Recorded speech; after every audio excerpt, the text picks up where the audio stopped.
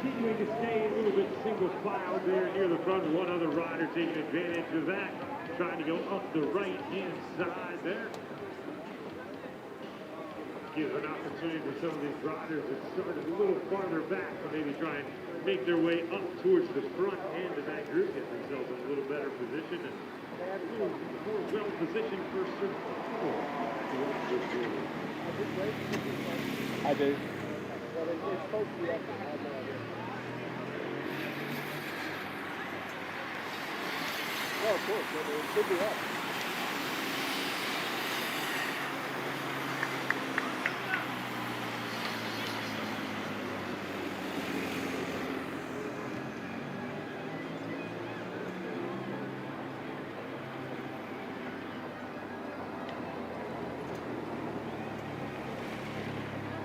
Good, thank you.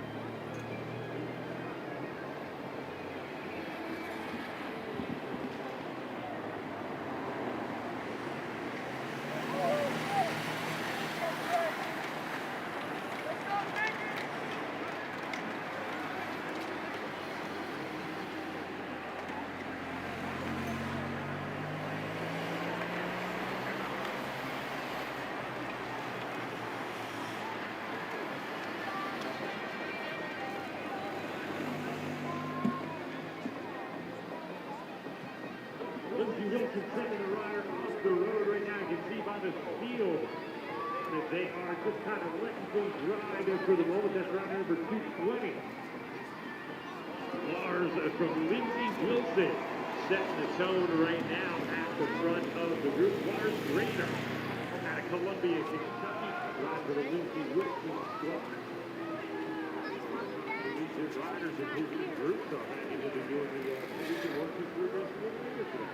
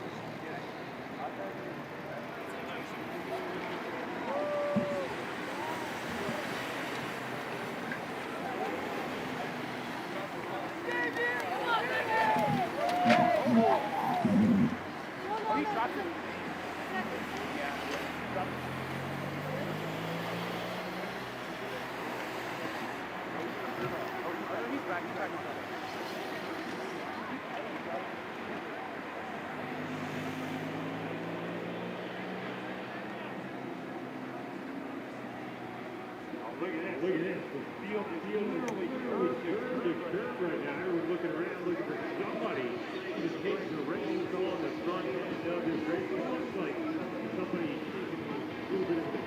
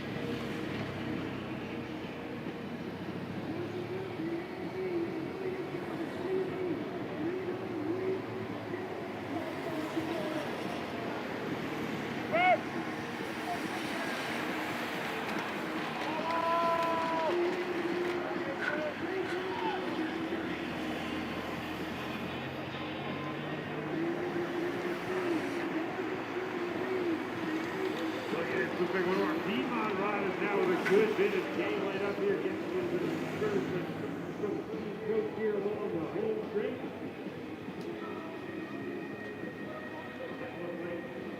Geronimo's Avellino for the Piedmont University squad.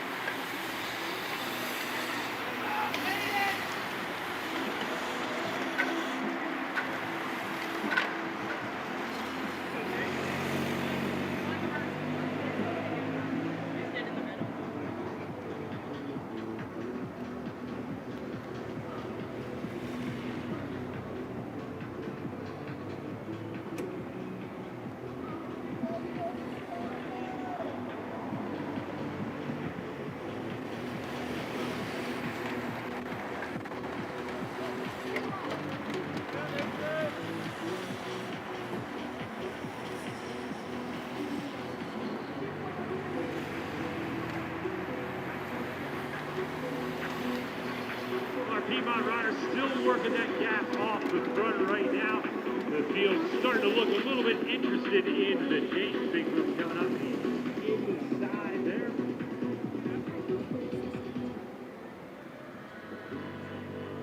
Looks like Matt McDonald right now on the chase.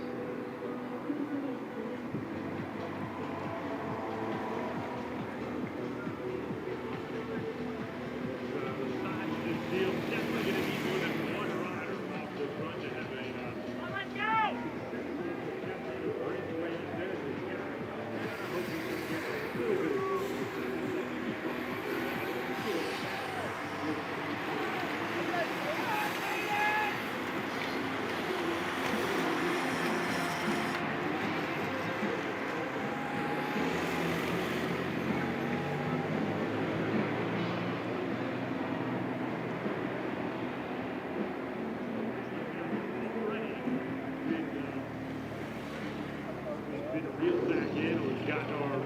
We've been on the chase now.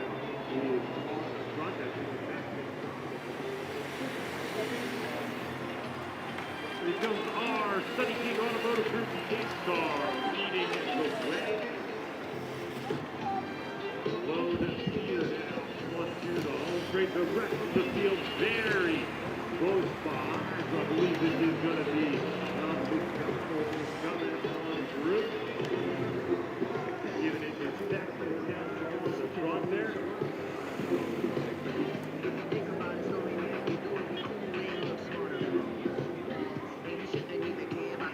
Noah Keel from National Local Cycling and lead our field group trying to put some effort into that chase. I'll tell you what, you can already see how hard the pace is run on this group while they start to get the riders to come into the pace, start to move off the back just a little bit.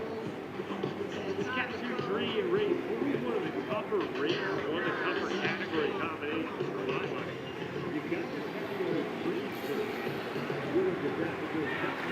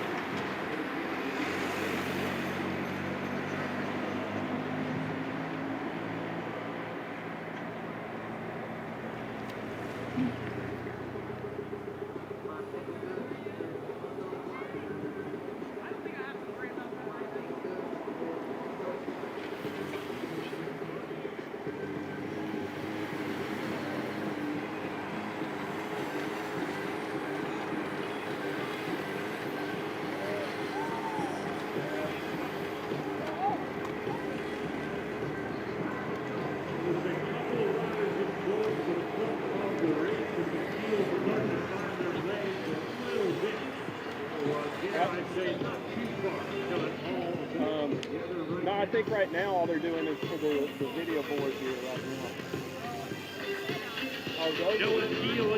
Well, I did hear them in the truck saying they were having some issues, so maybe I think they're working on it. The group before it was the big 10, 15 riders in that Hey. at the back. That was 20 riders behind that group. Those are the riders that they're in for a tough road out there today.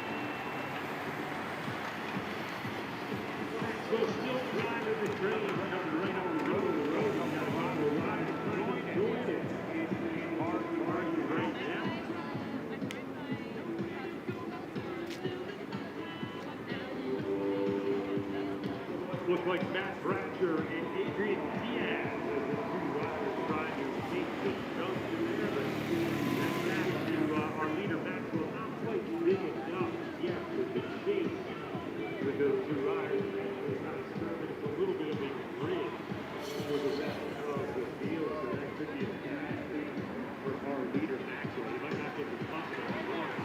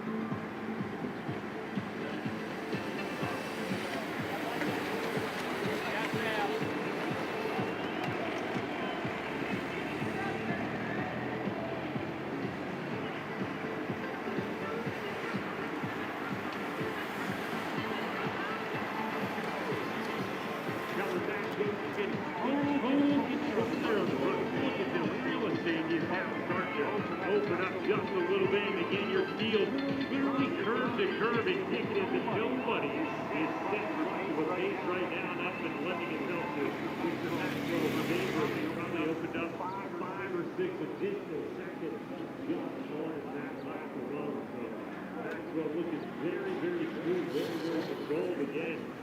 I can't imagine he's still thinking to try and run this one solo all the way down to the water. Probably still looking for a little bit of company out there. 2, 3, 4 riders in the front. Seems to be the pretty ideal recipe for us to shut down here on 46.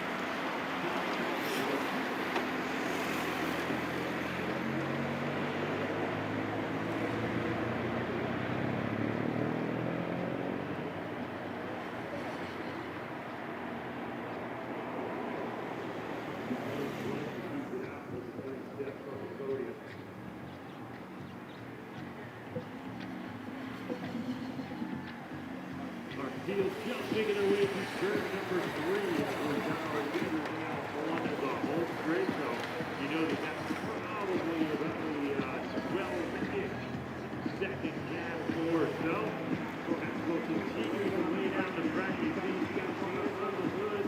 He's got those shoulders a little bit in time with the pedals. I wouldn't notch that up to any significant levels of fatigue at the moment, just trying to keep things rolling nice and steady.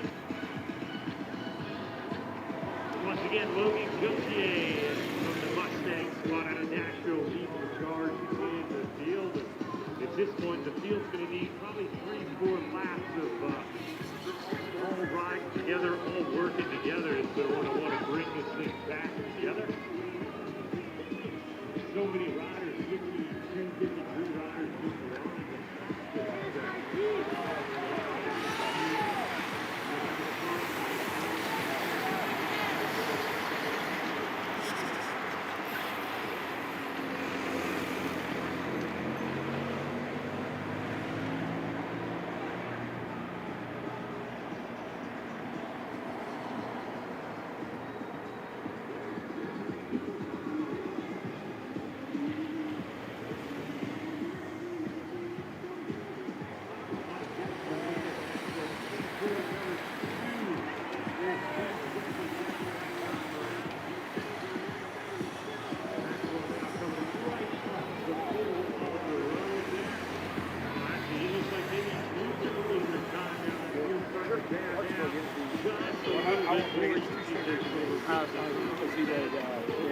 I got it.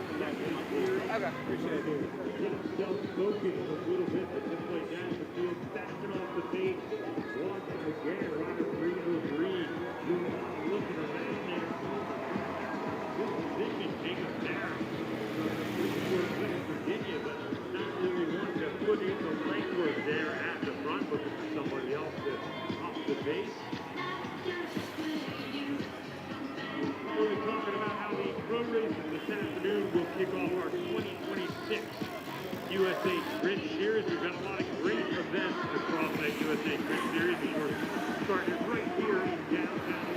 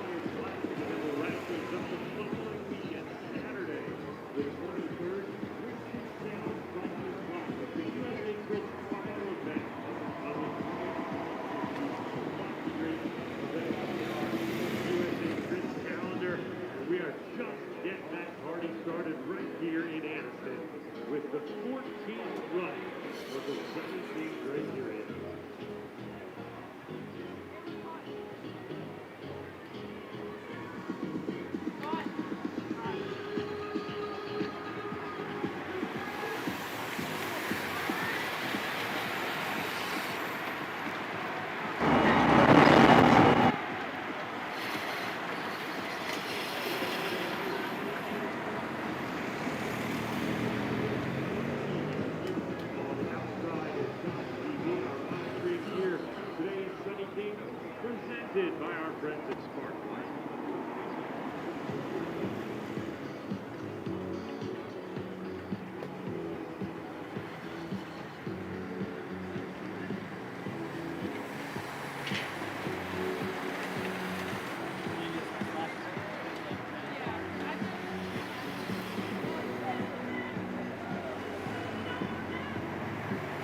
Here comes our leader. Still getting it done out there. That's Bill Golden.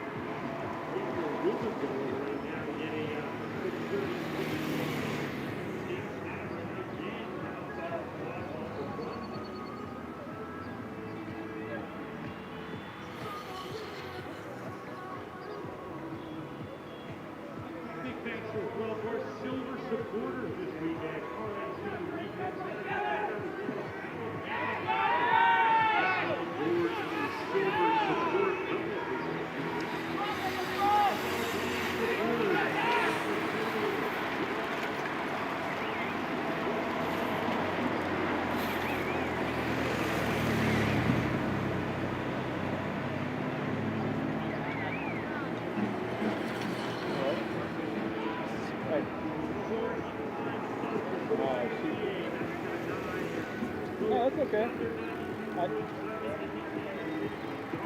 Well, I kind of am. It takes some. I literally get this for like 3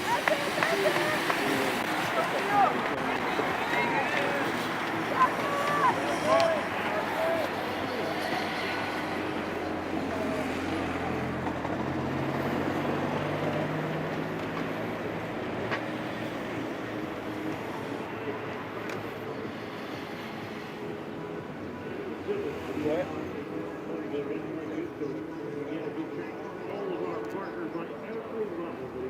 Yeah.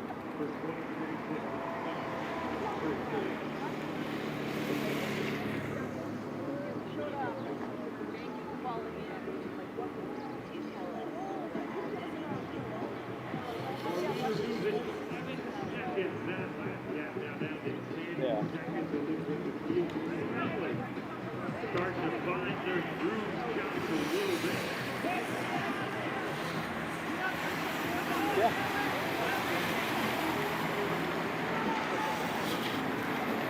Okay.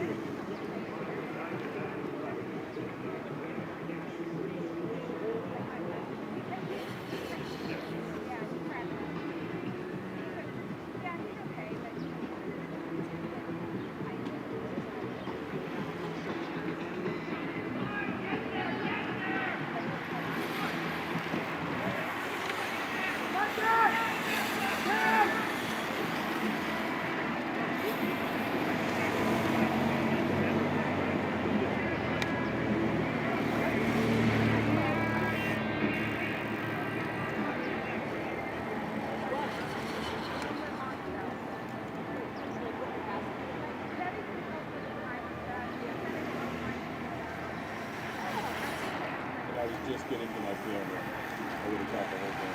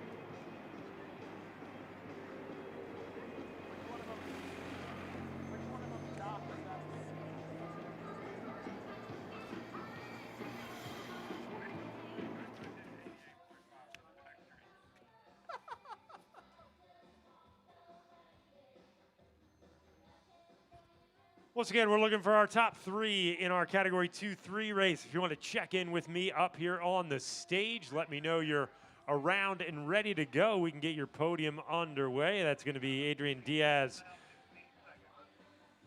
Q May, and Sam Fraunholtz. Also looking for our top Alabama-based riders, Zeke Lockett and Alexander Montoya. If y'all want to check in with us here on the stage, that way I know you're present and accounted for, we can get your podiums underway. 19-second gap.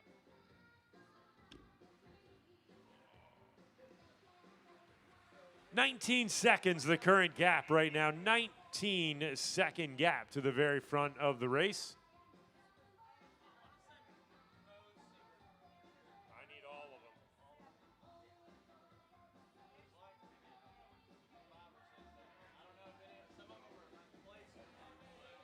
Let's check it.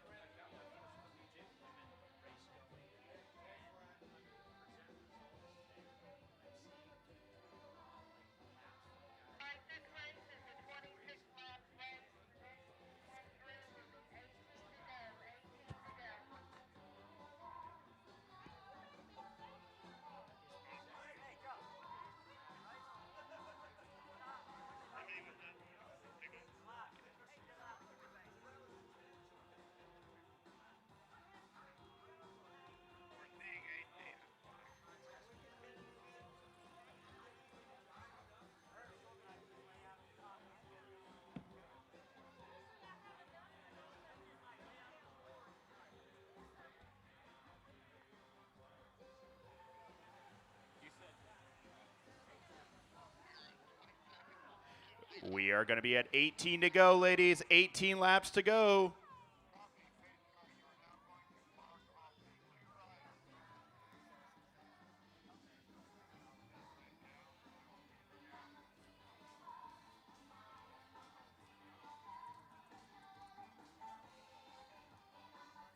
And here comes our main field. We are at 18 laps to go, ladies. 18 laps to go.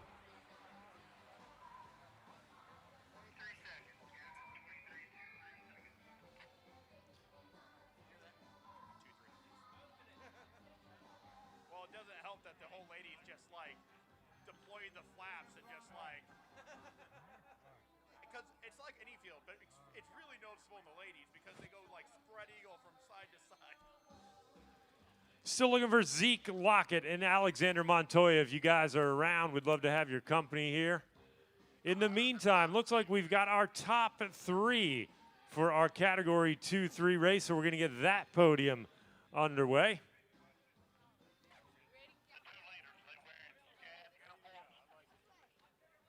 All right, so our Category 2 and 3 podium in 3rd place. Please welcome Sam Fraunholtz.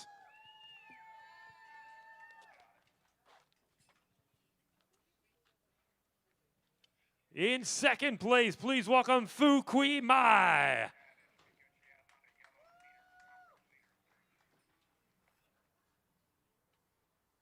And to the top step, your champion riding for City Bikes, this is Adrian Diaz. This time around, they're at a 25-second gap. We'll see if it holds or if it goes down.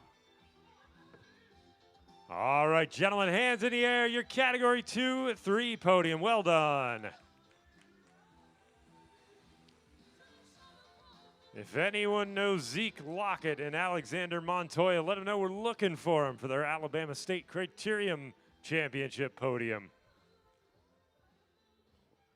We are at 17 laps to go, ladies, and they are at a 26-second gap.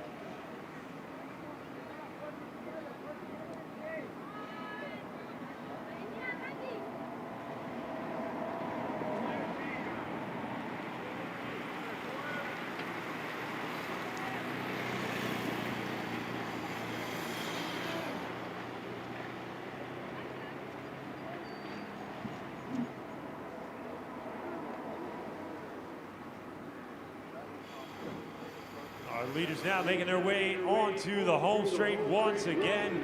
Obviously, they've settled into a good rhythm. I'm sure they've been chatting a little bit. They know each other because they race lots of collegiate races together, so they know each other's skill set pretty well. Oh, look at this, a from the front attack there by rider 142. That's going to be Tess Edwards from Savannah College of Art and Design, really lighting it up. Maybe not liking the help or lack thereof that Munoz is giving her. I can't think of another reason why she would want to try and attack quite this early in our event here. Still not even at the halfway point just yet. They've got a great advantage over the rest of the group. So an interesting tactical decision there by Tess Edwards to throw down such an acceleration on the home straight. We'll see, I'm sure we'll see in the next lap or two if that was an intention to try and go solos. We see our pace car on the back straight, our field making their way on through here. Oh, look at that, our SCAD rider with a bit of an advantage. So she has worked a little bit of an advantage up, and it's going to be about 7-8 seconds or maybe a little bit more. So that's actually almost a 10-second gap right now, which is kind of interesting over our series leader in second place.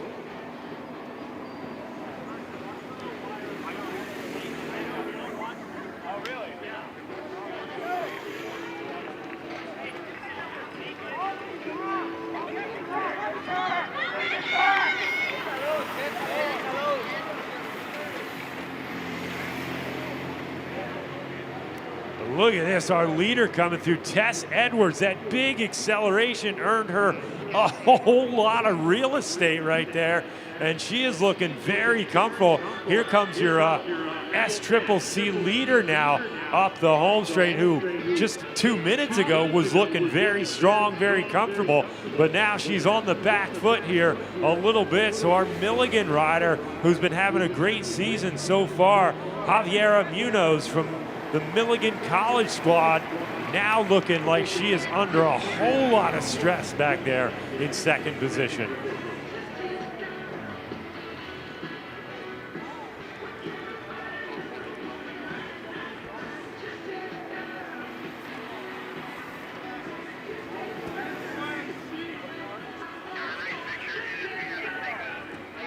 Here comes the rest of our field. Still a spot left on the podium, so still somebody is going to get up on the boxes.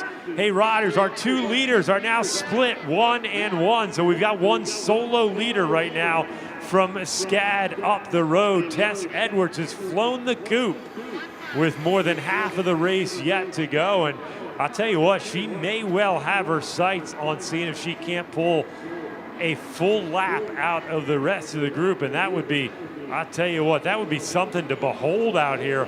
One rider, if they're able to lap the field by themselves, that is an absolutely Herculean effort.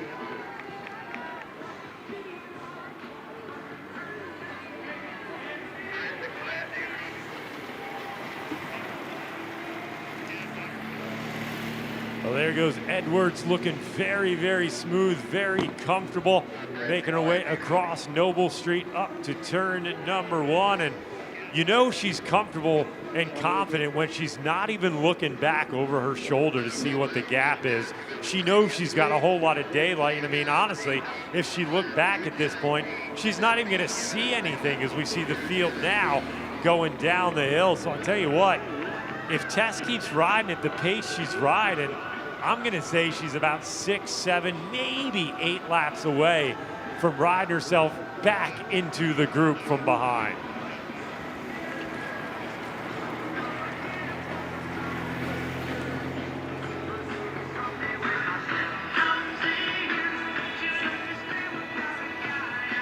So Tess, a creative business management student, grad student rather, at Savannah College of Art and Design, and choosing to go to SCAD all the way out of California. That speaks to the great curriculum they've got at that school.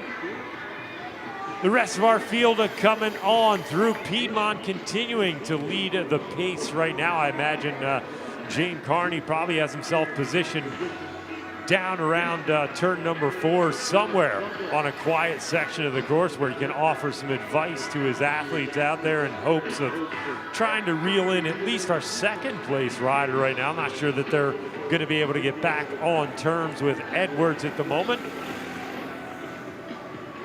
13 to go, 13 laps to go for your leader.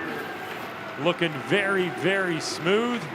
Taking a big drink out there. I'll tell you what, we're getting a little tricked up here in the shade.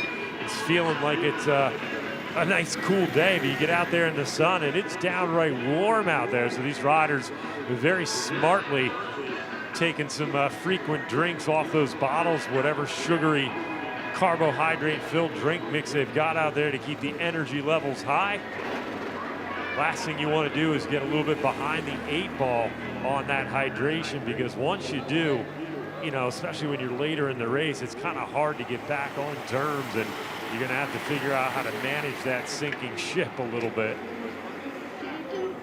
Here comes our second place rider on the course right now. Again, that's Javier Munoz, your SCCC leader so far this season, riding for Milligan College.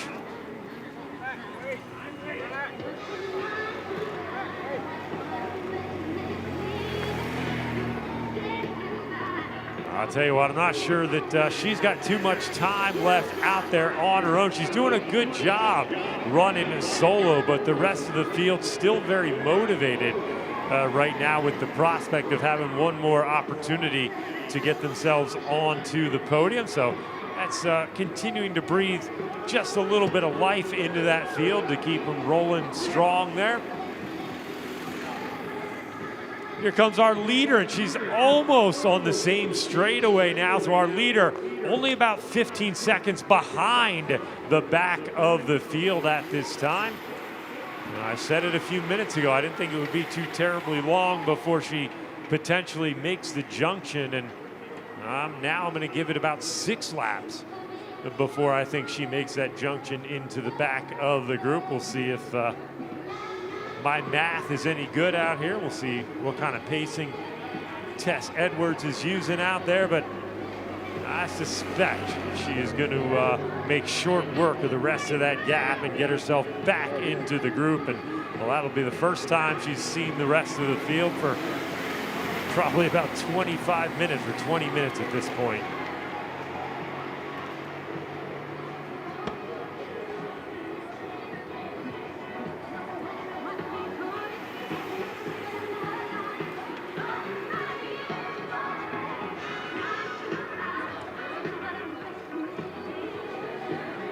Here comes our second place rider on the road. Again, that's Javier Munoz, and she's a multi-time Pan American champion out of Chile, who came to the U.S. here to go to school. Very good points racer on the track. She's actually your reigning collegiate points race champion on the track, so a very accomplished rider.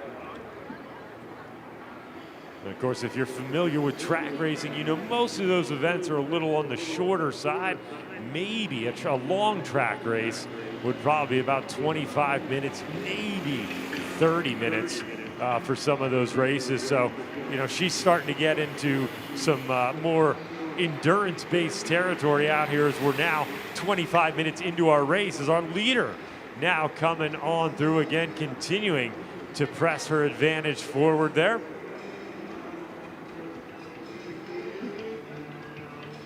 Our leader was getting 11 laps to go that time, so not quite down into the single digits just yet.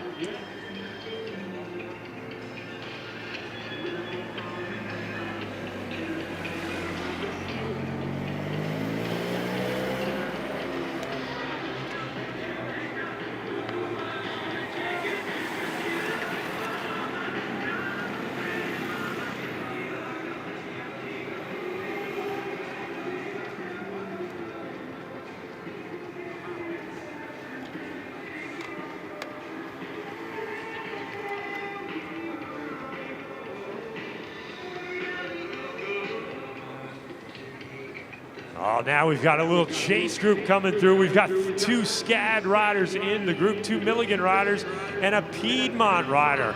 And our rider, Munoz, who had been in second, now sitting on the back of the bus, desperately trying to recover a little bit. And I'll tell you what, the rest of the group absolutely single file right now. They realize they can't let a group this big get up the road, because that'll be all the marbles rolling away from them, all the podium spots sneaking up the road, and that's the last thing you want to do.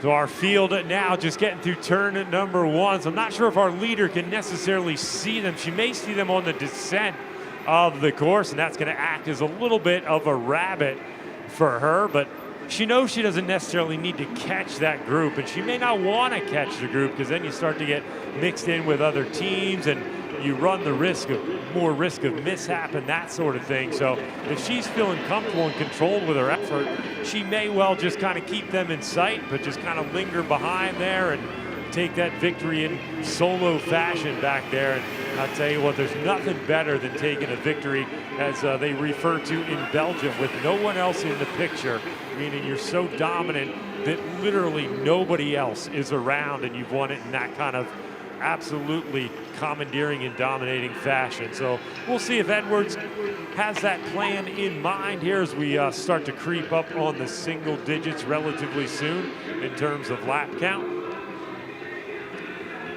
Milligan riders having a little bit of a powwow there at the front, trying to sort out how they want to play out the rest of this race.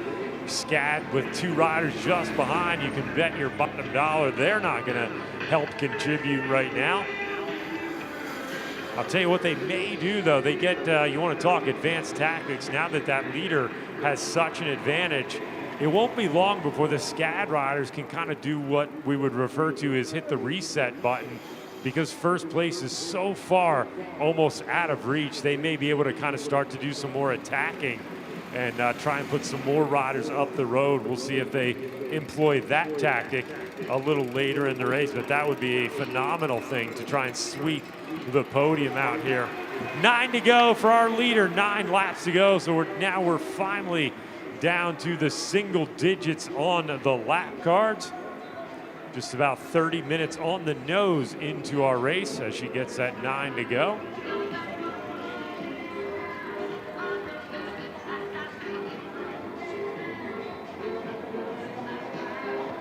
So our leader right now, 40 seconds is the gap from our leader to the back of the field. So she's only got to make up another 40 seconds if she wants to lap the field. But again, I wouldn't be surprised, looking at her body language and looking at how good she is, that she decides to just go ahead out there and maintain her pace behind the field.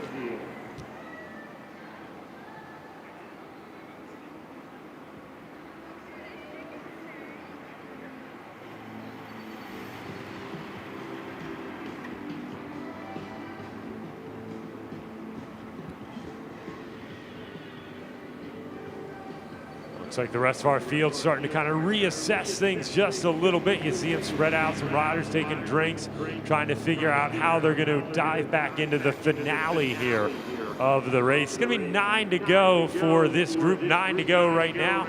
9 lap to go, SCAD and Piedmont with a bunch of riders on the front, all having some conversation about tactics, what they want to do to work out the tail end of this race. They've been racing very, very hard. Our solo leader, Edwards, I'll tell you what, she didn't get that gap by accident. She had to work real hard to get that gap. A lot of chasing going on from the field out there, but Tess Edwards running them down right now on 8 laps to go. And again, looks like she's gained a few more seconds in her bid to close down on the tail end of that. Of course, now we're inside of 8 to go. The free lap is now null and void for this event, so hopefully none of our athletes have any kind of mishap or mechanical, anything of that nature. Once that free lap is over, the rule is you've got to make up lost time on your own. So if you crash somewhere on the course, you'd have to get up really quickly. Hopefully there's not a whole lot of damage, and you'd have to just get back up, clip in, and do the best you can to try and reconnect with the field. You've now lost that opportunity to roll into the pit, have an assessment of things, have the opportunity to fix a flat, change a wheel, something of that nature. So yeah, that free lap done and dusted at 8 laps to go.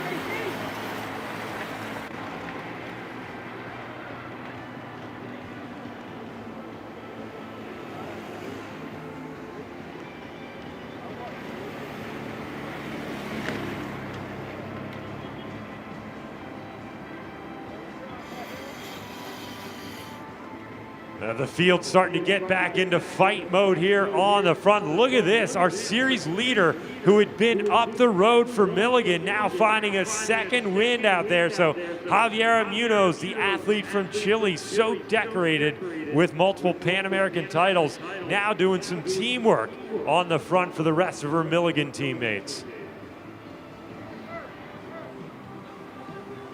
But just like that, our leader continuing.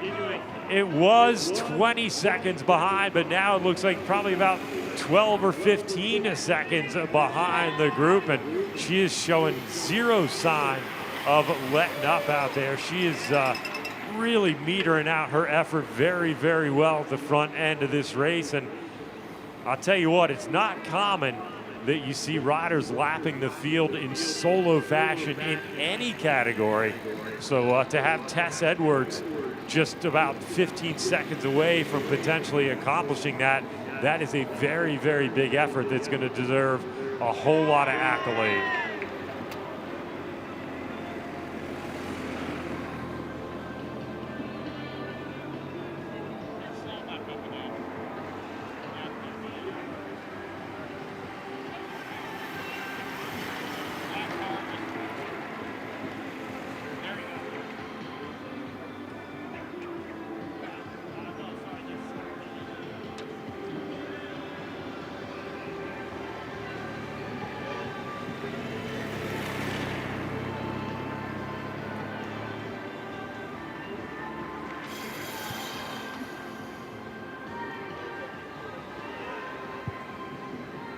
Our field now all spread out across the road, trying to take that last sip of water before they get down to crunch time here.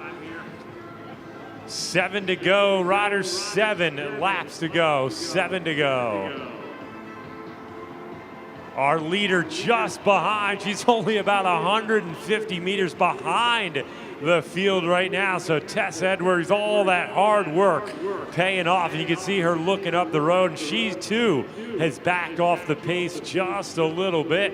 So I think that tells me that she's not really interested in completing the job of lapping the field. She knows that, well, there comes a little bit of risk with that, so she may well just stay a little bit behind, safe and out of trouble, especially again, now that that free lap has ended. We wouldn't want anything to happen, so Tess Edwards very smartly backing off the pace, taking the opportunity to kind of savor the hard work she's put in over the last 30 minutes.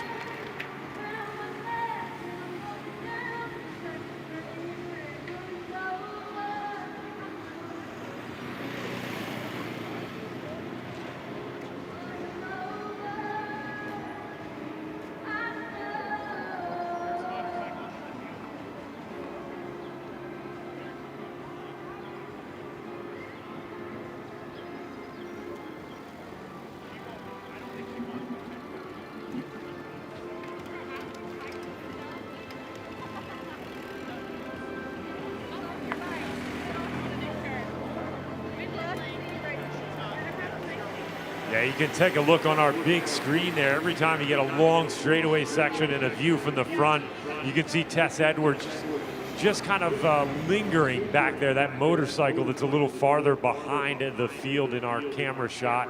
That's the lead moto with Tess Edwards, and she is intentionally staying about 150, 200 meters or so behind the rest of the group. You see Edwards now on the home straight here.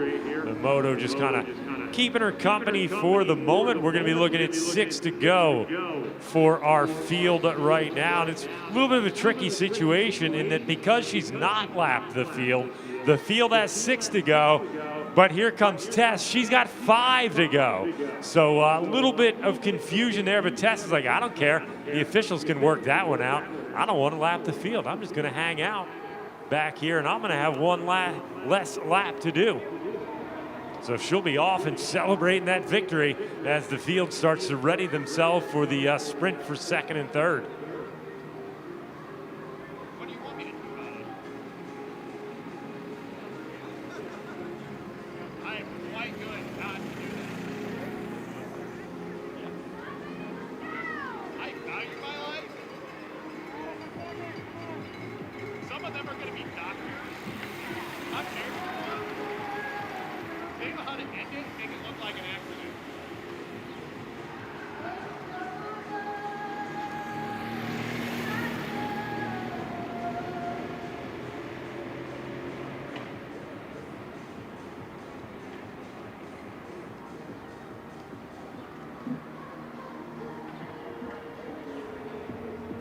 We'll see our field going through straight across our vantage point here, so it should be just a couple of seconds.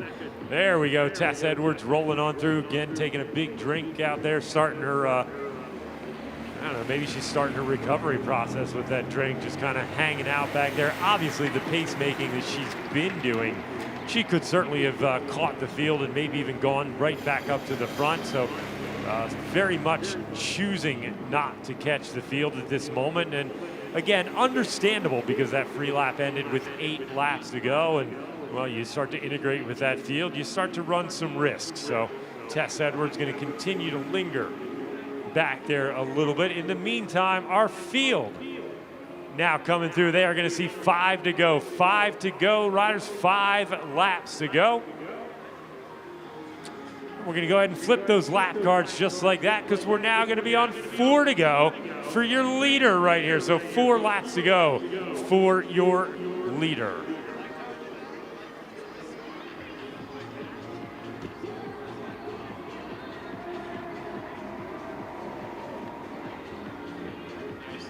She dialed it back. She's got another race after this. I'm sure she's going to make another race after. She's on the new track 15. Yes. Morgan, attack, Morgan!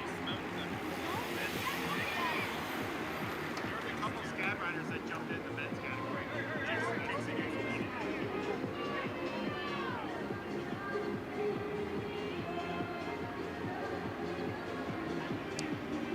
Coming up next at 3 o'clock, we're going to keep the collegiate theme in full effect. We're going to move to our men collegiate 1, 2, 3 final at 3 o'clock. That'll be a 60-minute race for those young men.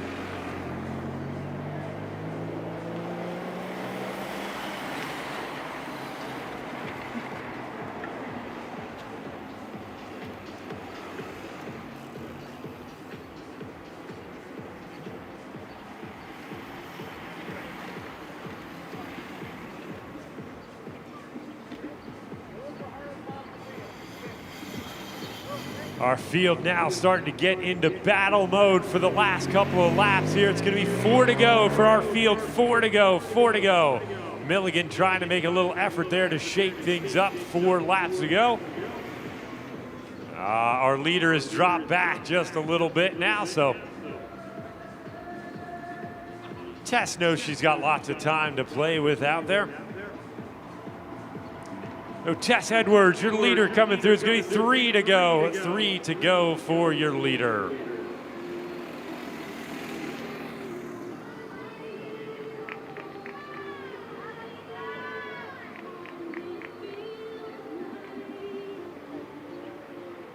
Keep hitting them, Morgan. No let up.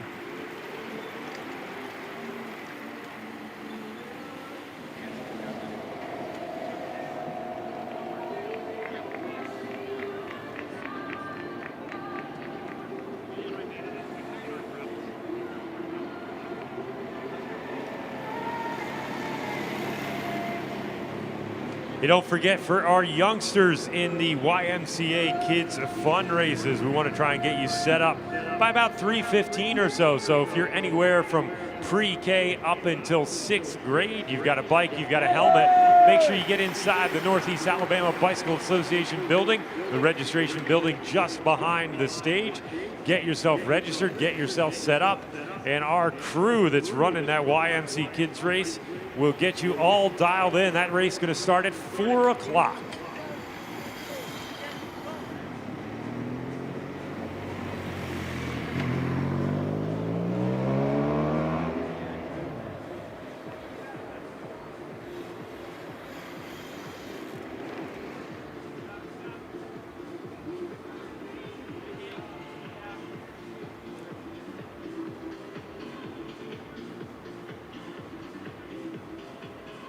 Here comes our leader taking another drink. She's going to be looking at 2 to go on the lap board. 2 laps to go for Tess Edwards.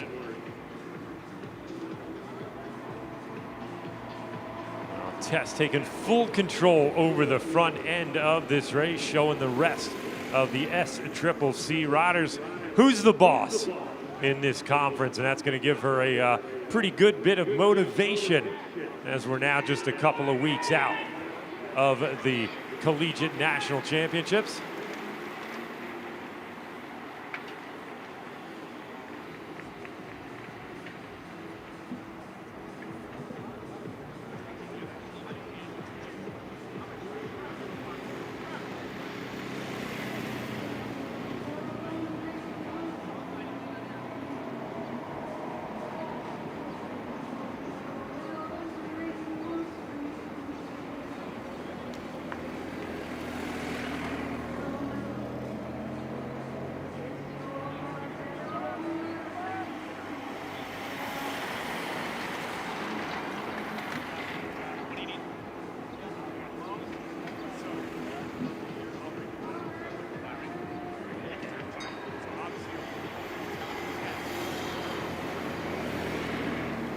Our fielder coming through, looks like Scad on the front. Single file back behind him. They're going to be looking at 2 laps to go. 2 to go for your field right now. 2 laps to go, riders. 1 rider off the front. 2 to go, 2 to go, 2 laps to go. But just like that, we are going to flip the lap cards. It is now 1 to go for your leader, Tess Edwards, all by her lonesome out here. Could have lapped the field if she wanted, but she wants to win this thing with nobody else in the picture. So 1 to go for your leader, Tess Edwards. Looking awful comfortable right now after a hard bit of racing.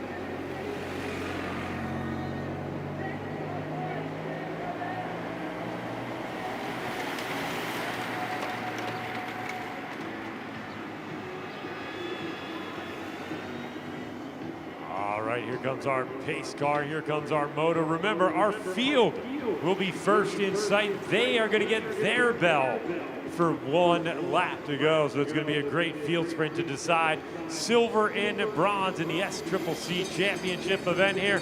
Attention riders, 1 lap to go, 1 to go, 1 to go, 1 to go. You're sprinting for second and third. 1 lap to go.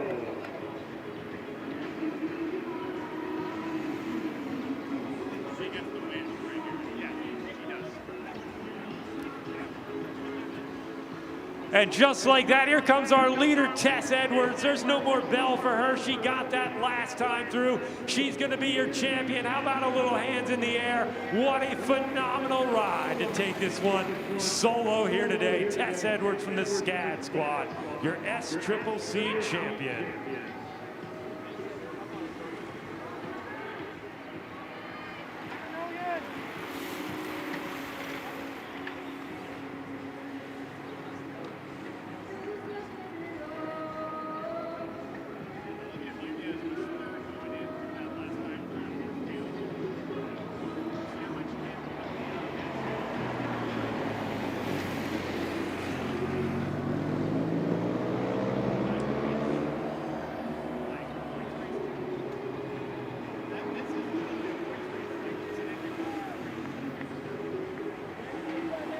Here comes our pit car. We've got a big field sprint about to unfold to figure out who is going to walk away with silver and bronze in our SCCC championship here today. We already know who the winner is.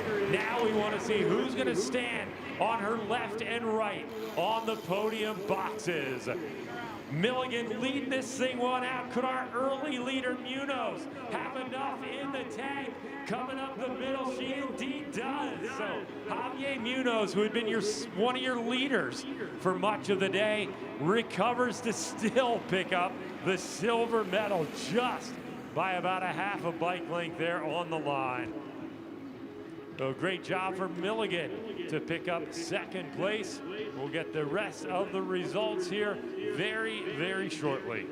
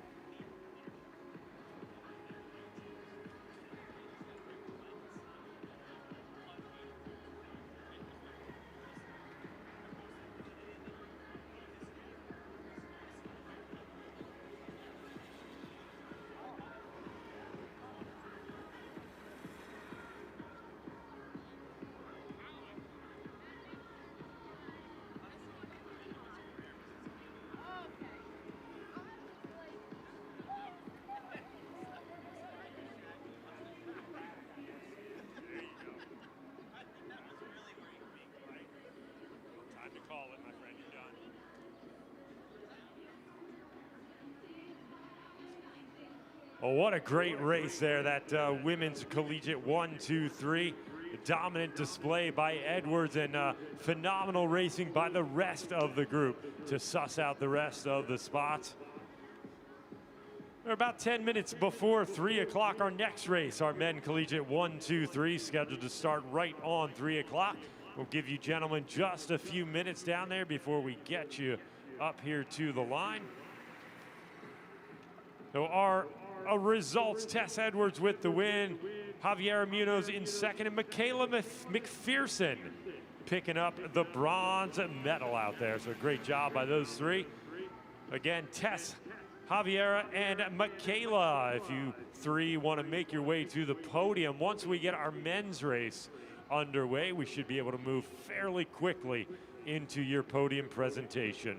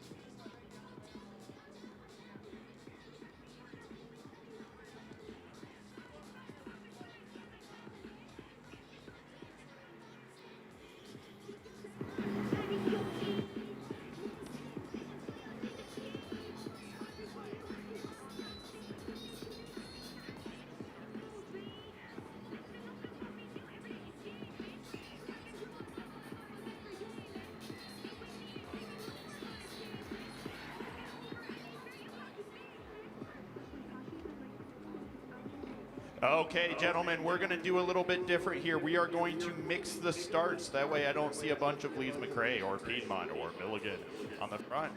Thank you for shopping at Mikey's House of USAC Shenanigans. Belmont.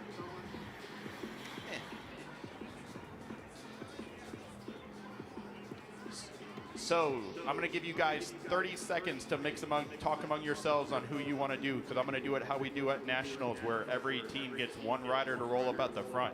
The exception to that is the SCCC champion, which he will roll up front first. Bueller. Bueller. Bueller.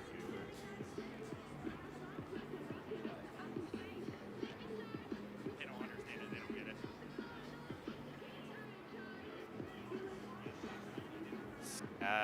Add.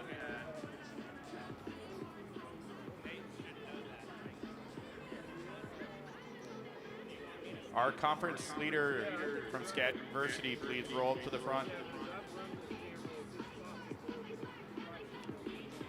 Oh, well, we're going to roll them to the front. Yeah. But I was thinking they moved it further that way, but that's not what they've done. You're right. Yeah, I was looking at that earlier. Down there where they're starting, Okay. there's more of an incline. When we call your team, you're going to roll up to Clay. Our conference leader is going to stay up front. That's your official call-up. Thank you.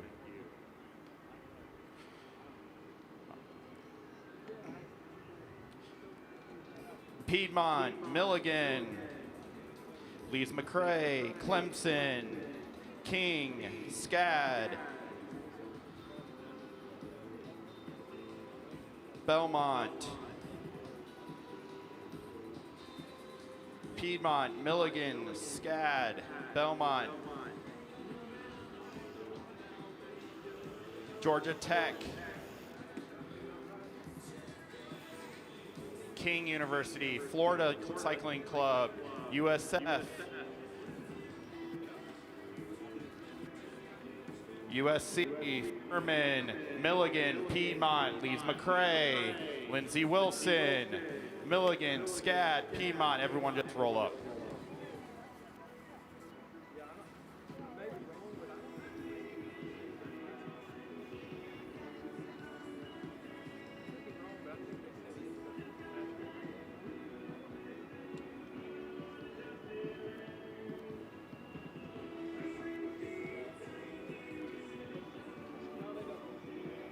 When you said that, I thought, well, I get you, buddy. This all I can do to stand here and do this.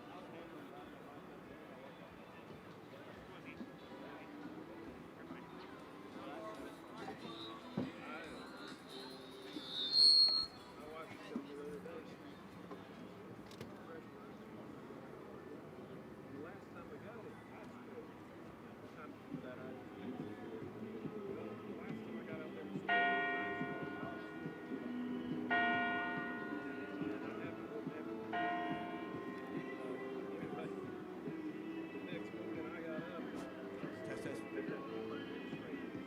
All right, collegiate men, 1, 2, 3.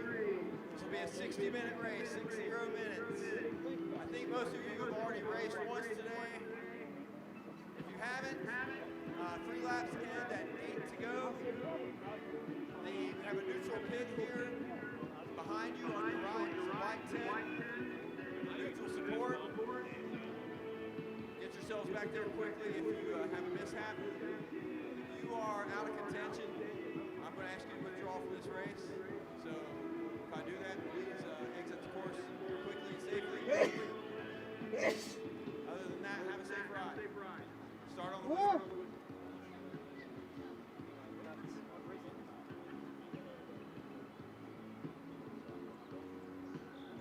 One more thing, if for some reason I miss you and you're about to get overtaken by the pace car or the leaders, I want you to neutralize yourself, let them come through, and then clean.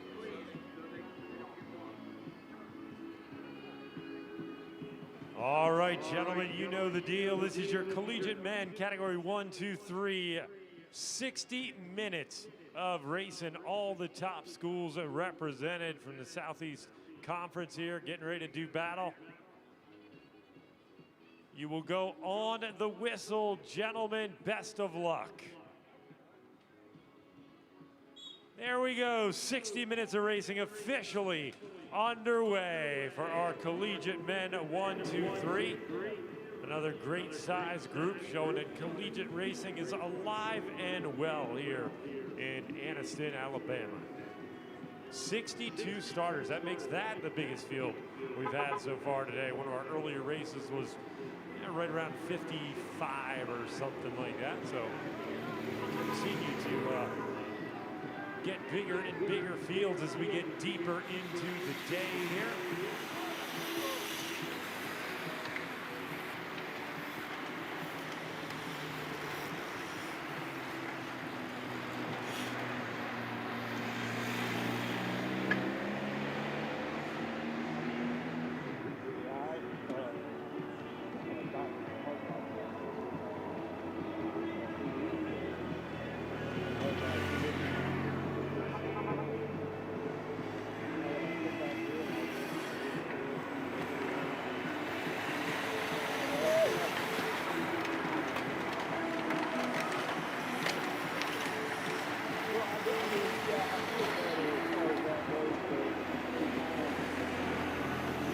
Looks like our collegiate men paid close attention to the women. They're starting off just as aggressive as our women's race was.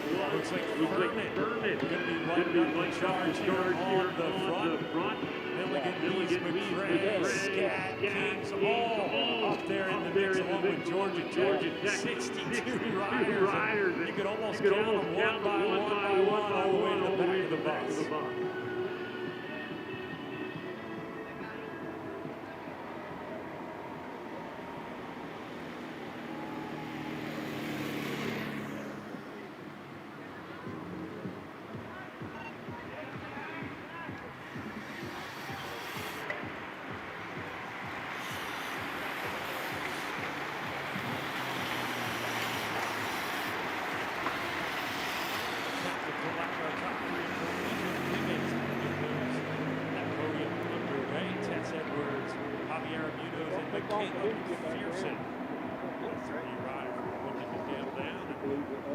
Get them up on the boxes. We've also got a couple of gentlemen waiting to get on the boxes.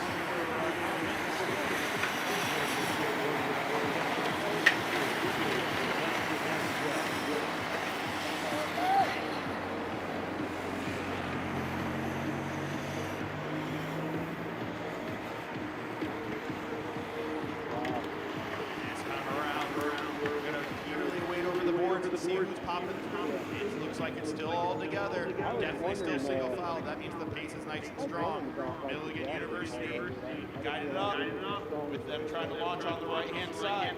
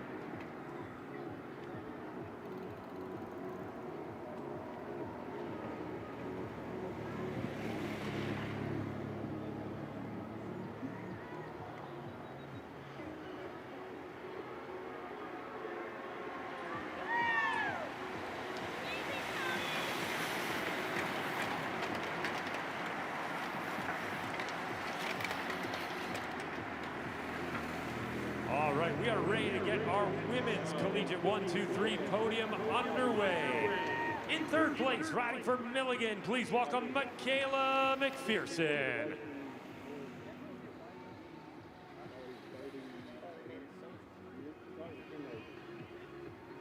My best friend growing up. Oh, we're doing 5 deep. All right, we could do that.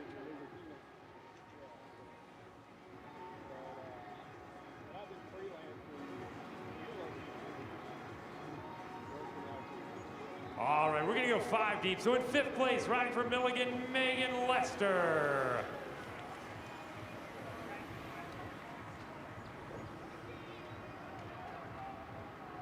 In 4th place, also riding with Milligan, Valentina Ferreira. Scad, oh man, hey, I was told, don't shoot the messenger, man. All right, now we're going to go to our bronze medalist riding for Milligan, Michaela McPherson.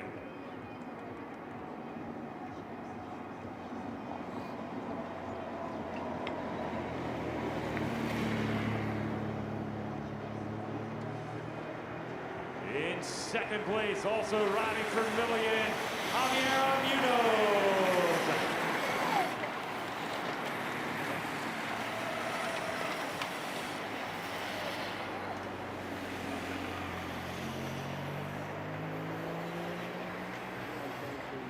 And please join me in welcoming to the top step your champion riding for SCAD. This is Tess Edwards.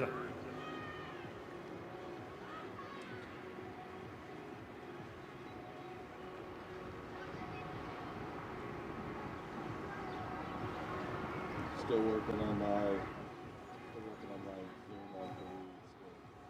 Don't forget the crown, Tess.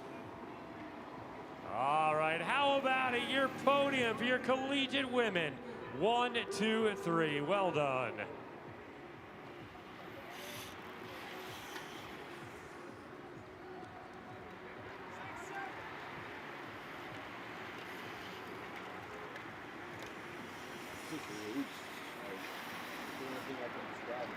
All right, we've got one more quick podium to do. This is our Alabama State Criterium Championship podium.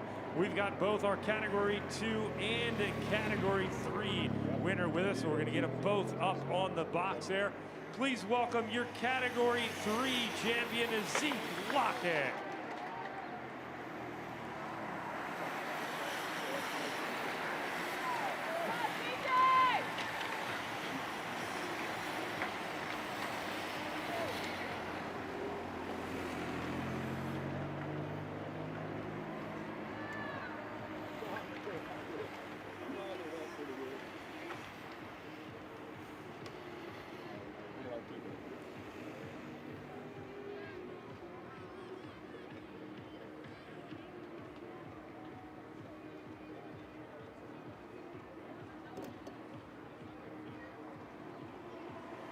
We got some excitement going on in the 1, 2, 3 collegiate field. They're definitely all still strung out. I think we're seeing about a 4-second gap. All right, now we're going to welcome to the top step of the podium our Category 2 Alabama State Criterium champion, Alexander Montoya. And the crowd goes wild. There we go.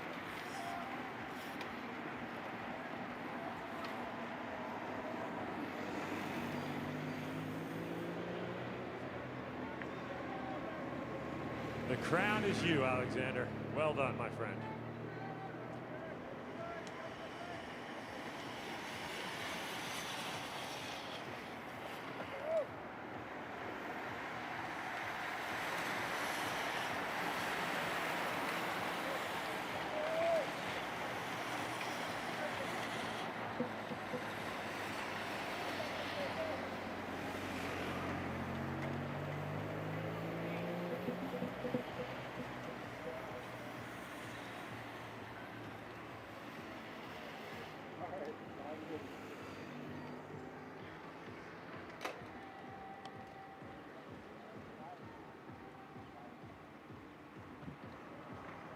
Just 10 minutes into our men's 1, 2, 3 race, and already a whole lot of damage going on there on the front. Lots of separation starting to unfold up there.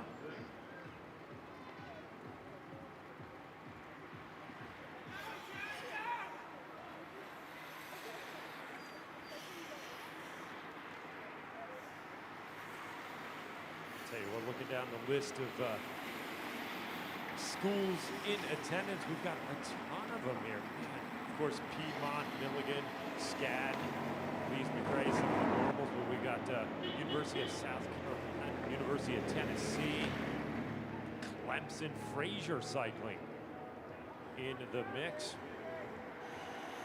University of Montevallo, Belmont Abbey, University of Florida, Lindenwood. Lindsey Wilson, of course, in there as well.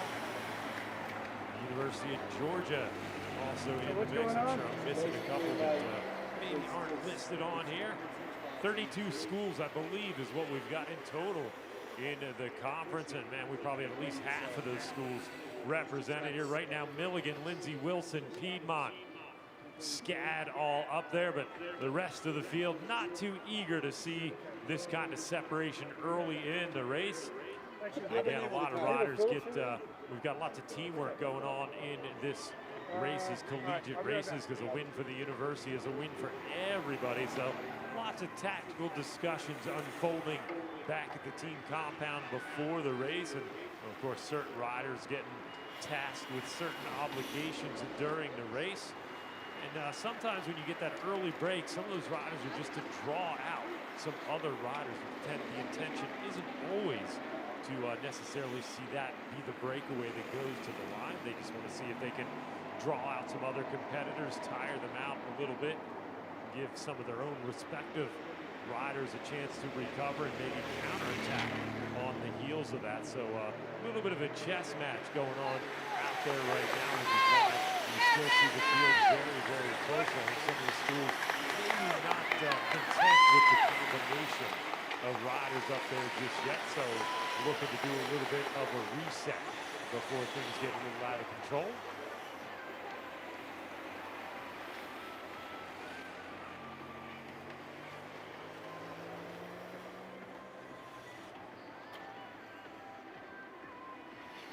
I'll tell you, I was starting to wonder if everyone here in Anniston realized it was a weekend, but I think finally they are. I'm starting to see folks over at the Raymond James VIP area celebrating as they should. It is a wonderful Saturday here in Alabama, and I'll tell you what, if I wasn't on the mic, I'd probably be over there. That's where you'd find me celebrating a little bit. We've got a great street festival going on, the Noble Street Festival just up the street. Lots of great food trucks, lots of great vendors. We've got the wonderful VIP area here, courtesy of our VIP presenting sponsor, Raymond James. And we're just getting started. We've still got a lot of great racing yet to go. I'll tell you what, the biggest race of the day, that's coming up next at 4 o'clock. That's our YMCA Kids Fundraise. And we're probably going to have a lot of future talents out there in the race. Our older athletes, our 5th and 6th graders, they're going to get the opportunity to race an entire lap around the course here. Our younger athletes, well, they may start a little farther back, maybe near the final turn or a little closer to the start-finish line. We'll have a special distance for all of our respective ages in that YMCA Kids Fundraise coming up at 4 o'clock.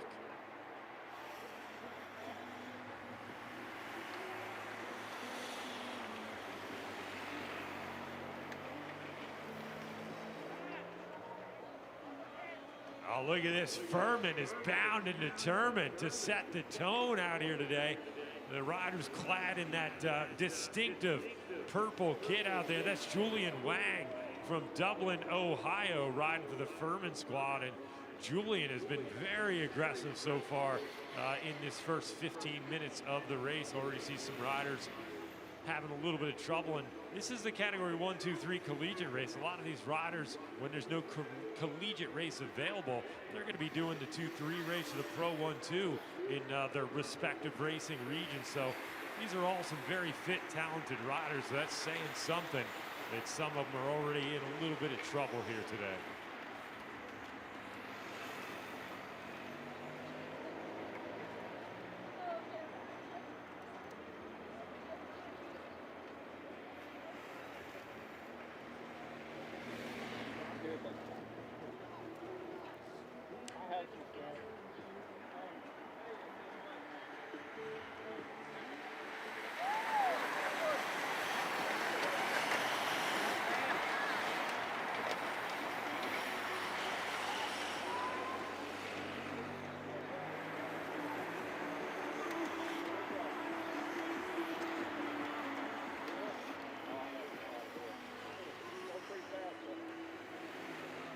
Looks like we've got one Piedmont rider that had a little bit of an issue now, getting pushed out of our Comp Edge Racing neutral support area and back into the mix.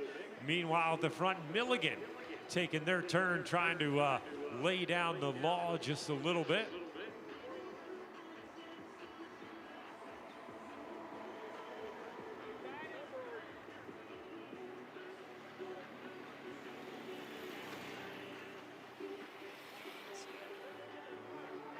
Now keep your eye on rider 64. That's going to be Carlos Perez Calzada. He's riding for the Savannah College of Art and Design. He's your current SCCC leader.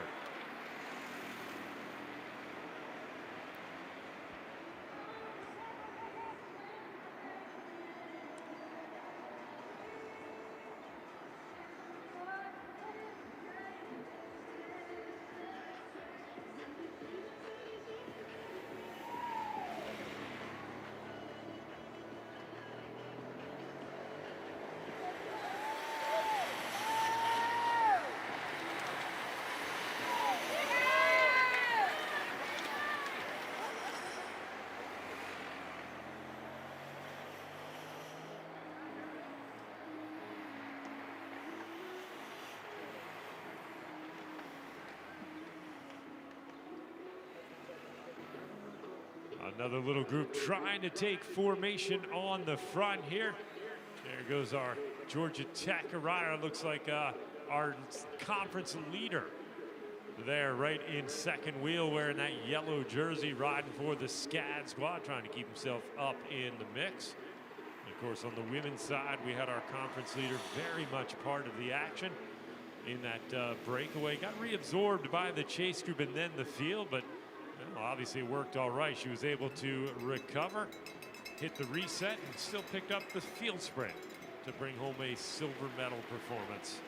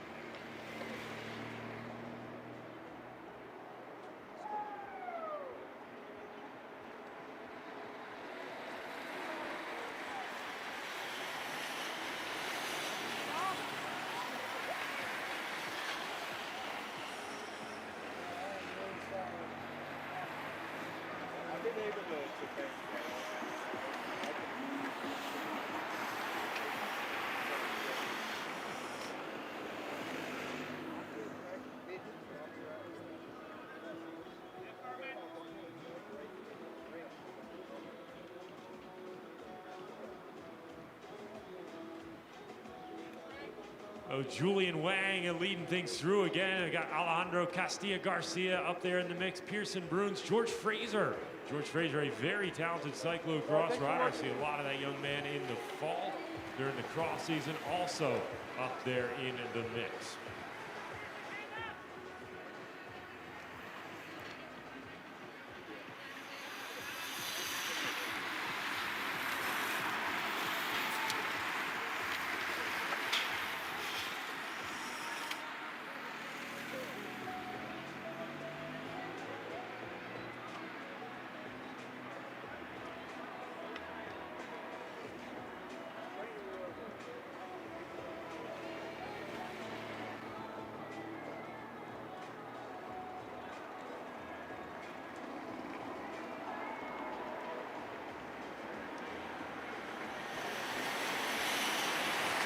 Whoever's driving our Sunny King Automotive Group lead vehicle out there, they're getting the most laps turned out here today. Getting dizzy out there in our pace car.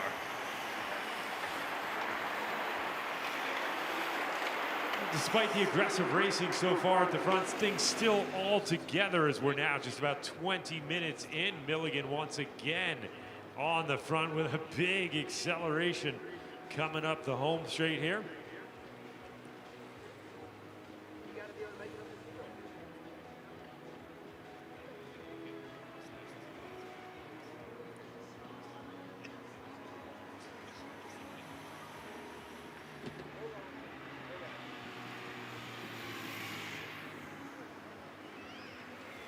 Milligan having a great race so far out here today, and I'll tell you what, talk about the depth of talent on that Milligan squad.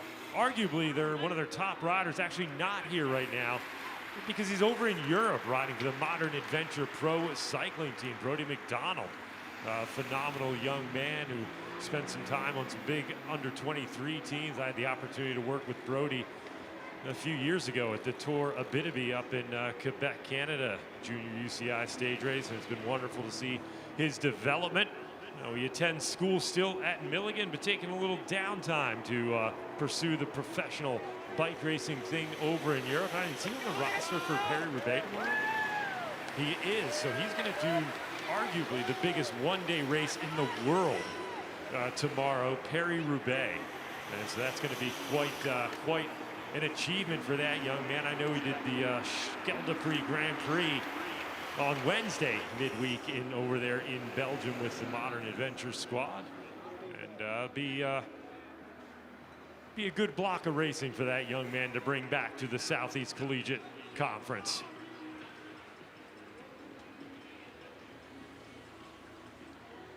Our riders spreading out across the road. The first indication so far during this race that they've eased off the throttle there just a little bit, giving an opportunity for some of those riders to try and recover a little bit. We've had probably 4 or 5 different riders really doing the yeoman's bit of the work at the front, so that's going to give them the opportunity to just catch their breath for a brief moment before they strike out again and try and make things happen on the front.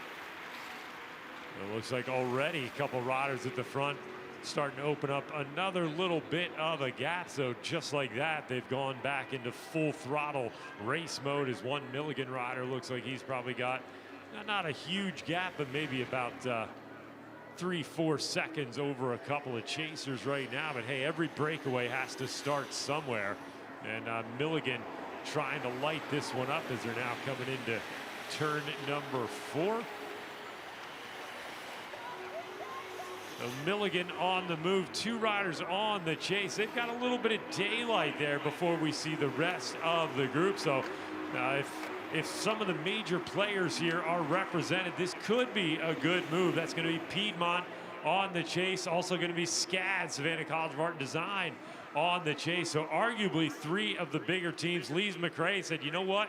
Hey, we're a big team too. We missed the boat, so we're going to do a little concerted team chase up here because we don't really like the complexion of that breakaway. We're going to try and shut that one down rather than try and send a rider across to it. I think if they would have had a little faith in that combination, instead of chasing, they might have just set up one of their riders to attack and get across, but instead they put 2 of their riders on the front to very calculated and deliberately pull that gap back.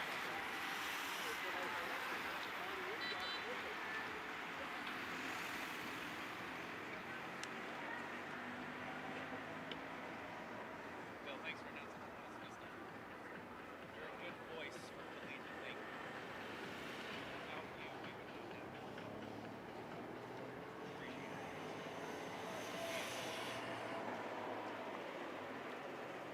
You said you worked with them up in Quebec?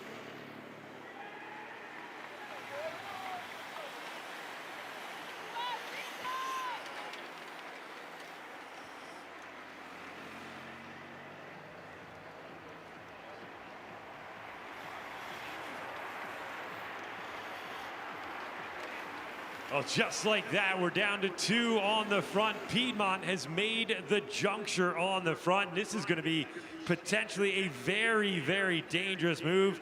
That is going to be Shannon Himstead, who has now made the junction. So those 2 riders from 2 of the bigger schools now going to be able to settle into the rhythm, talk to each other, and see if they can't make this thing work.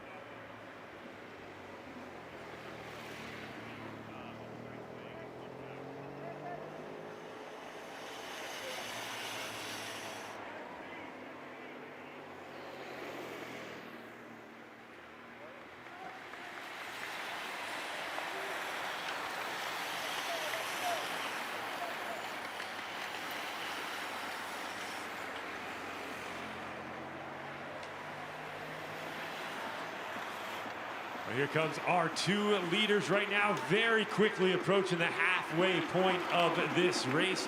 That's going to be rider 32 for the Milligan squad. That's Jura Gerlach from Heartland, Wisconsin, riding for the Milligan squad. And Shannon Himstead is the Piedmont rider.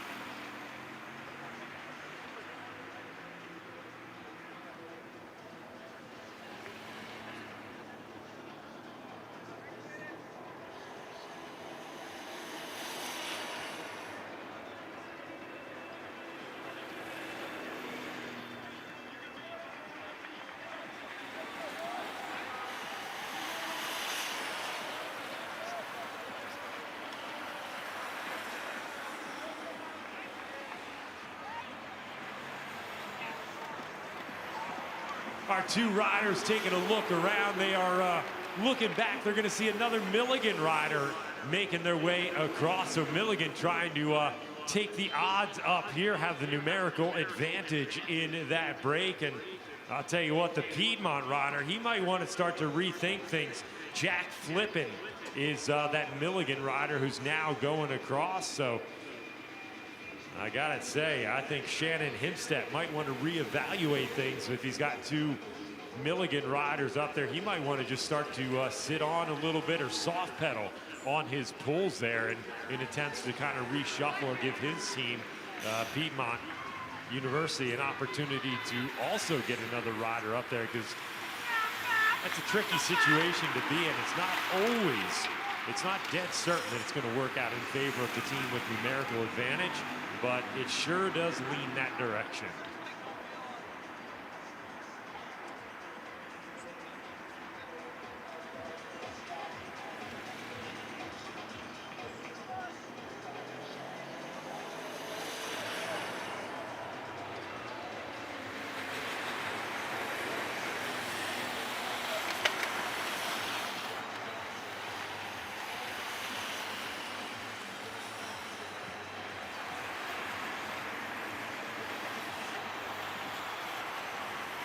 I'll tell you what, we talk a lot about the reshuffle and the reset, and it looks like we're about to see some of that into effect. Milligan now with two riders. Piedmont on the back of the group. Here comes Milligan with two more. SCAD in the mix as well. So things are really starting to break up now on the front. Milligan and SCAD starting to say, all right, boys, it's time to punch the clock and go to work. We are literally exactly at the halfway point of this race. And if you've been around bike racing for a while, you know that most of the potential winning action happens in the second half of the bike race, and we are literally on the cusp of that moment, just as we see Milligan and Savannah College of Art and Design go to the front and really light up the front part of this bike race. That Piedmont rider, I'll tell you, he thought he was sitting pretty up there for a while. Shannon Himstead, very strong rider out of Georgia. But the second one more Milligan rider came across, you could see the look on his face, kind of questioning what he wanted to do. And now that there's another Milligan coming across, I think it's pretty definitive that Himstead not really going to do a whole lot more work up there until things evolve a little differently.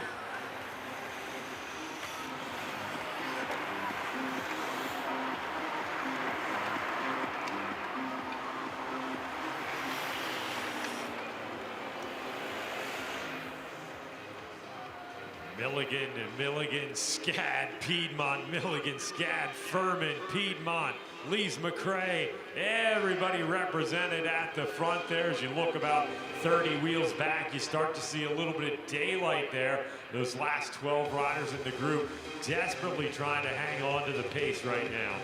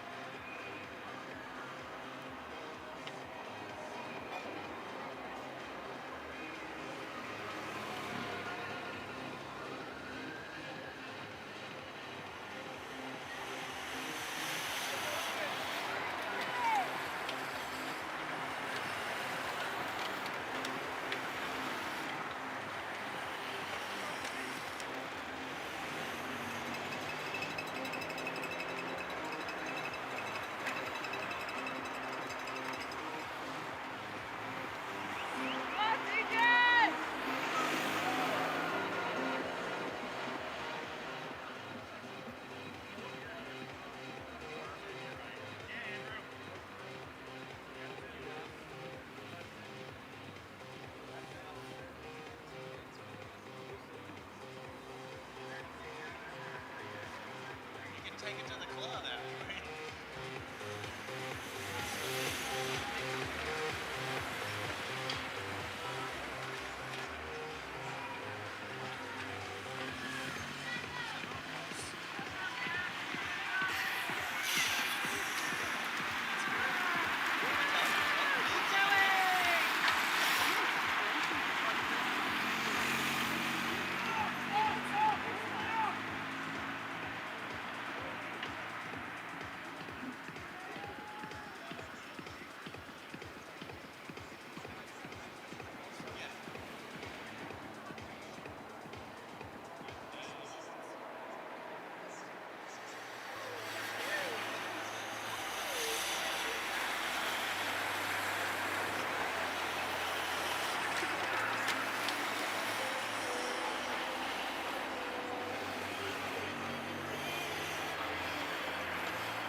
We are at 16 to go this time around, 16 to go.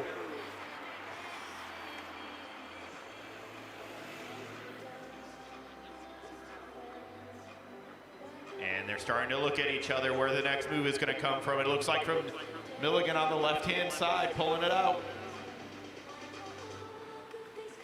About every lap or so, Milligan is going to keep throwing stuff against the wall to see what sticks. Until the right mix comes up, I don't know if it's going to happen, but it's going to have to represent most of the major players.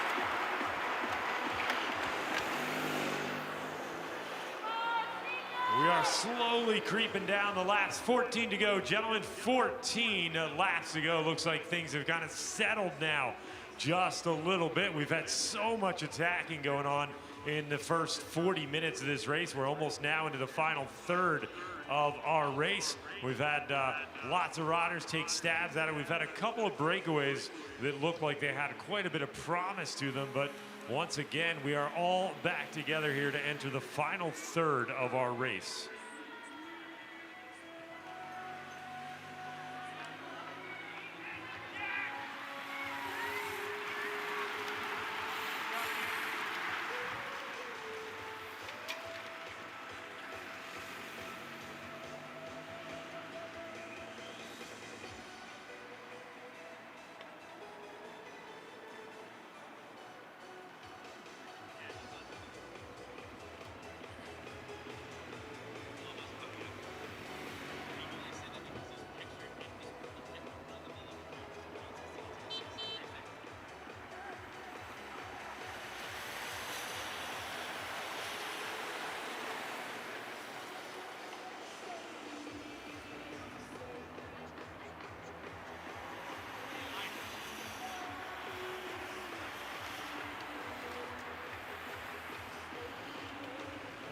Yet again, another breakaway attempt. I can see two Piedmonts on the back of the bus right now. That looks like it might be Georgia Tech and Furman in the mix. Lees McRae, Milligan doing their best to shut things down there on the front. Gavin Weinstein, another young man who I've had the pleasure of working with actually at that same tour of Bideby in Quebec, Canada back in 2022. That young man up there, very talented rider from the Midwest. Good to see Gavin still getting after it.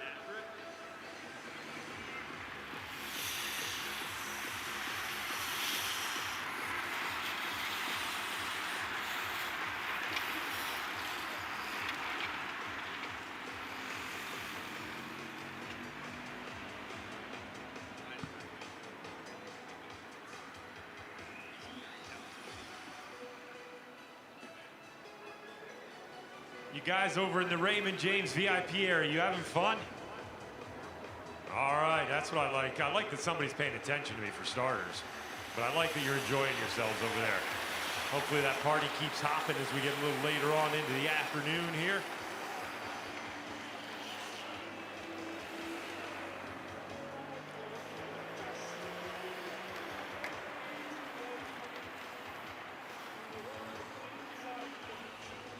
Piedmont driving the train, trying to do a little late race split here with the SCAD riders. 12 to go, gentlemen, 12 to go, 12 laps to go.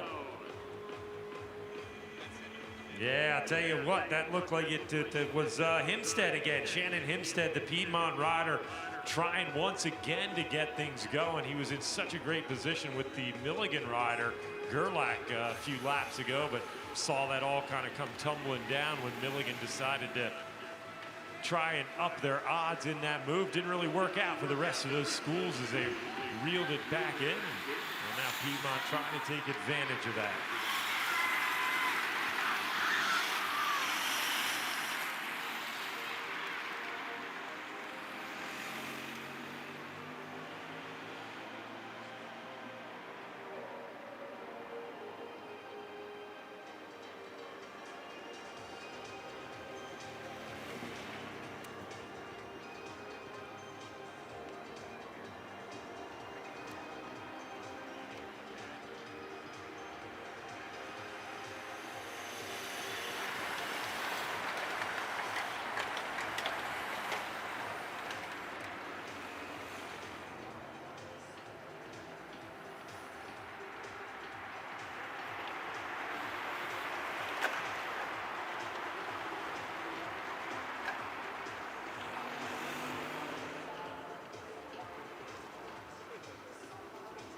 $11 to go, gentlemen. 11 laps to go. 11 to go. This is your collegiate men category 1, 2, 3 SECCC championship event out here today.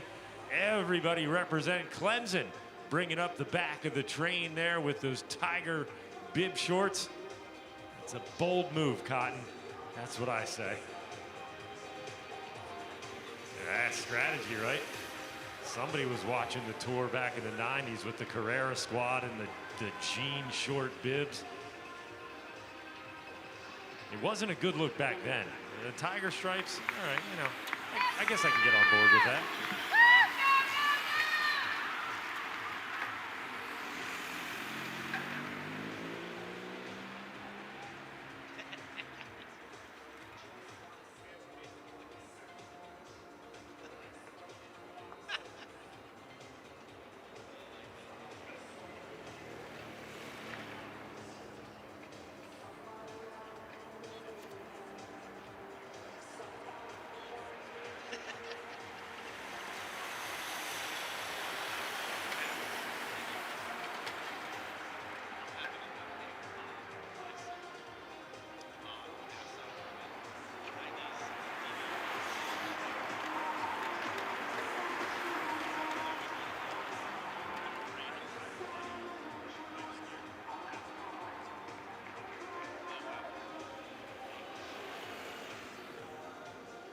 There we go. Lees McRae starting to get down to work at the front. Two riders now on the front trying to set tempo. That's going to be a tough call for them to try and maintain order just amongst themselves at the front. still very, very fast. Still 15 minutes yet of racing or so to go. But Lees McRae trying to maybe get ahead of things just a little bit, get set up a little early, get that position going now instead of waiting until things start to hit the fan a little bit later. Because once you get inside of 5 and 4 laps to go, it gets very challenging to start to move around in the pack on this course. You're uphill on the home straight, you're downhill on the back straight. You know, of course, going down that hill in the back straight, turn 3, and then of course turn 4, you're carrying a whole lot of speed back there. So very challenging to try and advance position too much in those areas. So maybe not the worst idea for Lees McRae to kind of beat everyone to the punch and try and set up shop near the front right now.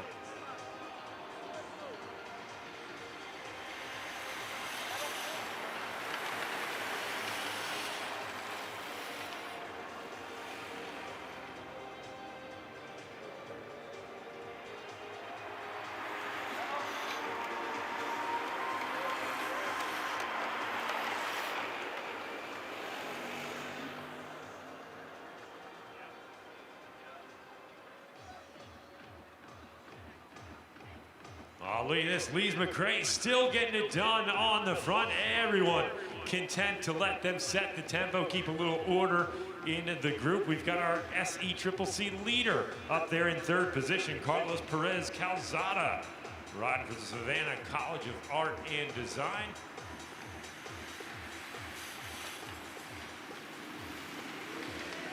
Look like Omar Wilson and Amari Santiago, the first 2 riders through. Dylan Geary up near the front. Julian Ojpatita. Shannon Hempstead, of course, still up near the front along with Owen Lloyd, both those young men on the Piedmont squad.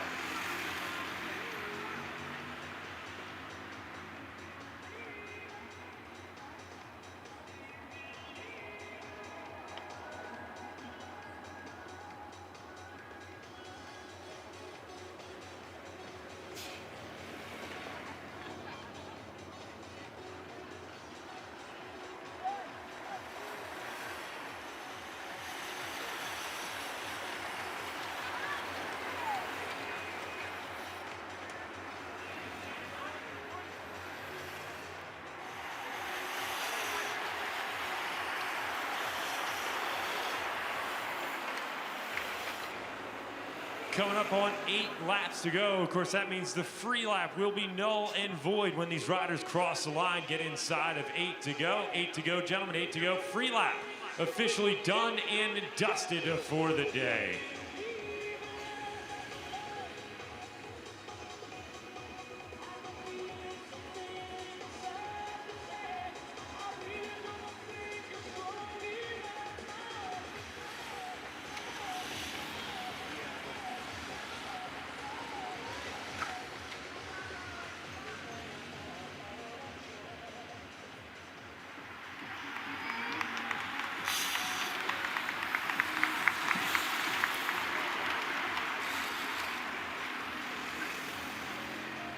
Don't forget, we're just about 10 minutes away from our kids' races, our YMCA Kids Fun Races. That's going to kick off at 4 o'clock. I believe we've got 3 different breakdowns. My man Steve will be joining me over here on the microphone, helping to call the action for that. We've got our wonderful staff here at the Sunny King Criterium. Already have our kids rallied and ready to go. My understanding is we've got almost 80 kids out there itching to race today across those various categories that we've set up. It's going to be some awesome action to watch, and if you're on the outside of the fence, you're obligated to make a whole lot of noise for those kids' races and cheer them on. 7 to go, riders, 7 laps to go. Scad, Piedmont, Milligan, Lees McRae, Furman all over the front right now. I see 3 Lees McRae riders together, about 30 riders back. I think they're going to start to make their way forward here momentarily.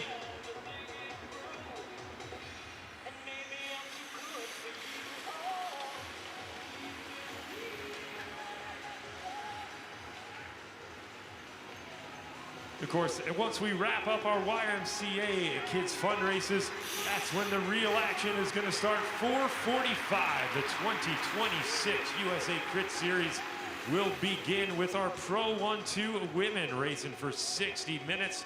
We've got lots of preems on hand. We've got lots of riders to call up.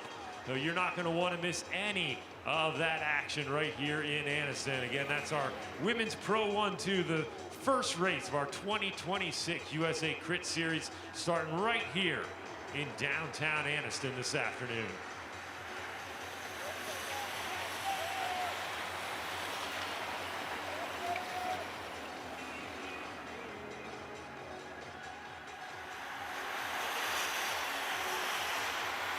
Lots of riders taking stabs at the front, but it's been a couple laps now since we've seen any real concerted effort to break away. So you have to wonder if a lot of these teams now are in field sprint mindset, field sprint mode, and they're starting to think about how to help out their respective teammates dial this one into the finish. It looks like about 7 or 8 riders there, and we've got just a little bit of daylight off the wheel. Not necessarily a breakaway, I think, to speak of, but just getting the lead out started maybe a little bit on the early side, catching some folks off guard just a little bit.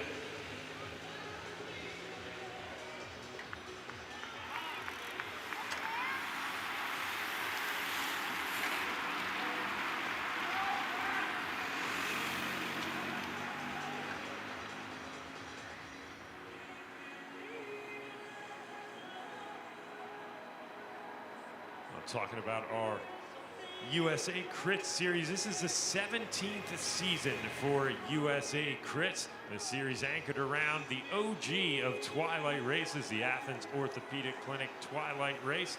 They'll be celebrating their 46th run next weekend. So amazing. Gene Dixon and the crew putting on one of the premier events anywhere in the U.S. That's going to be next weekend in Athens, Georgia. I'll tell you what, if you've never been there for that, I would highly recommend making a trip to Athens for that one.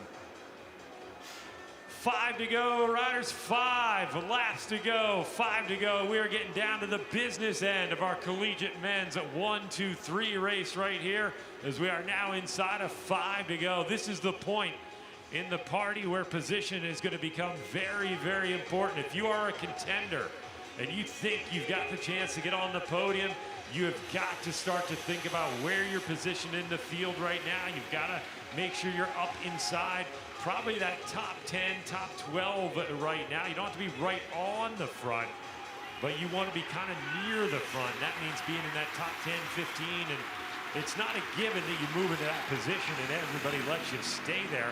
It's kind of like a washing machine out there where position constantly changes, riders moving up on the right, the left, all over the place. So you constantly kind of micromanaging your spot in the field out there, which kind of these little micro accelerations every now and then to maintain that spot somewhere in the top 10 to give yourself the best chance. And of course, when you come down to the final lap and a half, you better be up inside the top 5 or 6. And then we've seen it today countless times into that last lap. You better be in the top 3 coming through turn number 3 and turn number 4 if you want a legitimate shot at getting on the top step of the podium. So we'll see who's got all that positioning figured out here as we start to wind this one up. 4 to go, 4 laps to go, 4 to go. Lees McRae again assuming leadership at the front right now. They've got 2 riders, another 1 or 2 riders, maybe 8 wheels back. So not the most ideal situation for Lees McRae. You're going to be better off if you got all your riders kind of in a row there. And, you know, if you've got 5 or 6 riders, you want your best sprinter to be second from last in that group. And then just behind them, you would ideally have what you would call your sweeper rider, who kind of their job is to protect the sprinter by kind of maybe moving left and right just a little bit to try and discourage folks from passing or getting on your teammate's wheel. And that's a very, very important job. So we'll see if Lees McRae has that one dialed in, if they get all 4, 5, 6 of their riders together and try and execute a professional style lead out here in our collegiate event.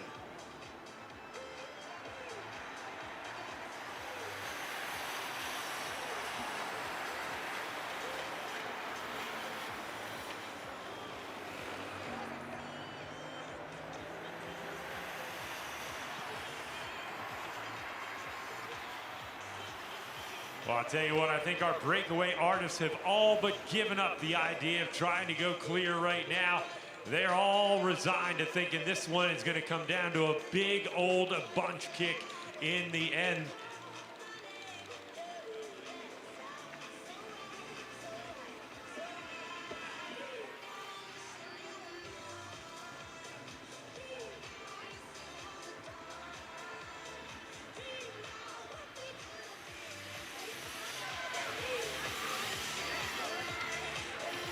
So the riders now inside of 3 laps to go. Inside of 3 laps to go for our riders.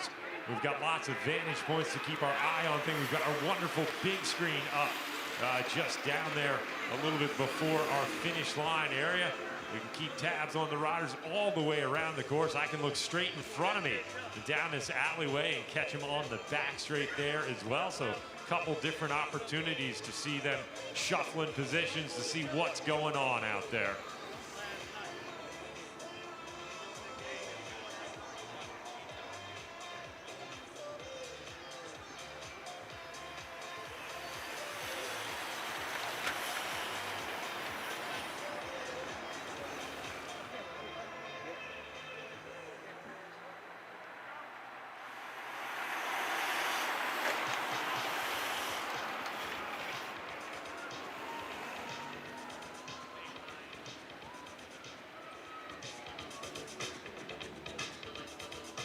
All right, gentlemen, 2 to go, 2 to go, 2 to go, 2 laps to go, 2 to go in the bike race. Savannah College of Art and Design, Milligan at the front. This is crunch time. You've got about another minute to figure out your positioning before you're gonna kind of finish where you are at the moment, because it is gonna get so fast out there that the opportunity to move more than maybe 2 or 3 or 4 spots is gonna be very, very limited and very challenging out there.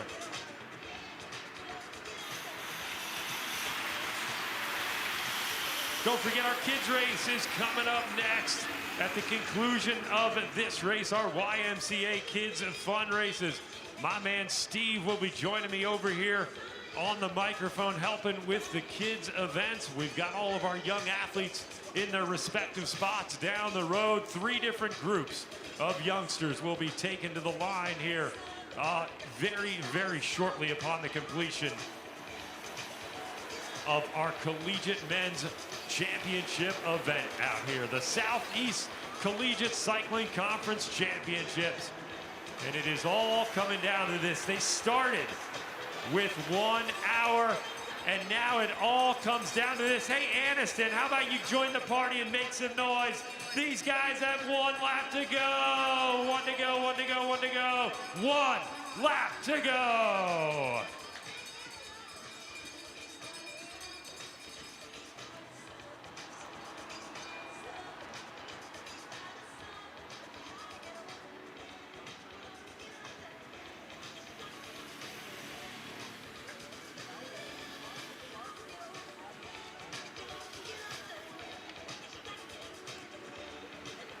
That looked like Yura Gerlach right in the front there with Shannon Hempstead, Carlos Perez, Calzada up there, Gavin Weinstein, Javier Lopez, Philip Nade, Ron Schindel, all in the mix up there.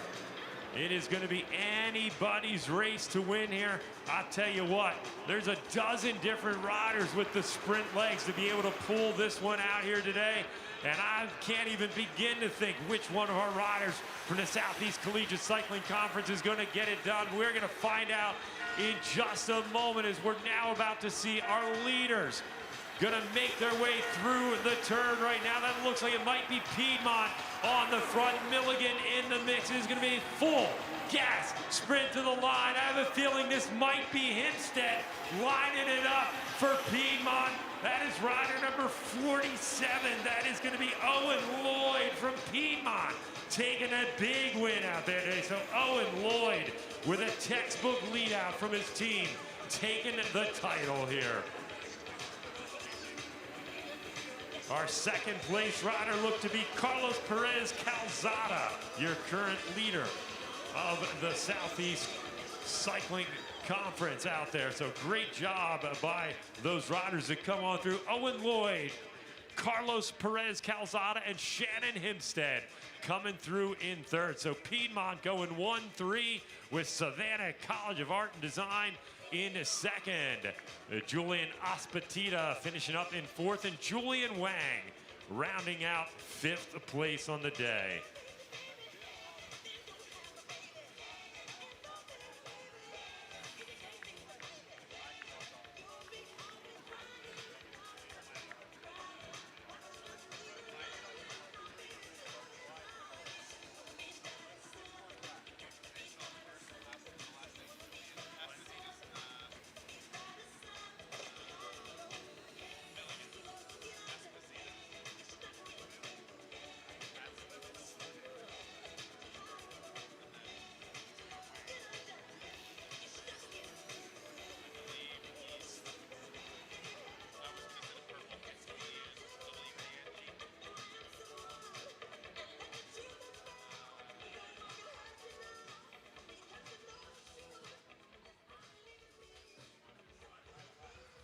What a wonderful finish to that race today. My man Steve, are you ready for some action here? I got a microphone just for you. Look at that. All right, Bill, what an amazing talent you are, buddy. I appreciate you, man. Hey, everybody, give it up for Bill over here doing a great job. Yes. All right, I believe I've got to get out here. Let's go ahead and make our way out here. Is it safe to go? It is? Okay, all right. No, you come on. All right, let's see here. What's up, buddy? How you doing, buddy? Good to see you, man. All right, is everybody having a good time today, huh? Oh, come on. Is everybody having a good time out here today? That's better. That's better. All righty. Well, my name is Steve Stevens from the Big Steve Morning Show on 97.9 VOK. My wife, Stacy, also here. She's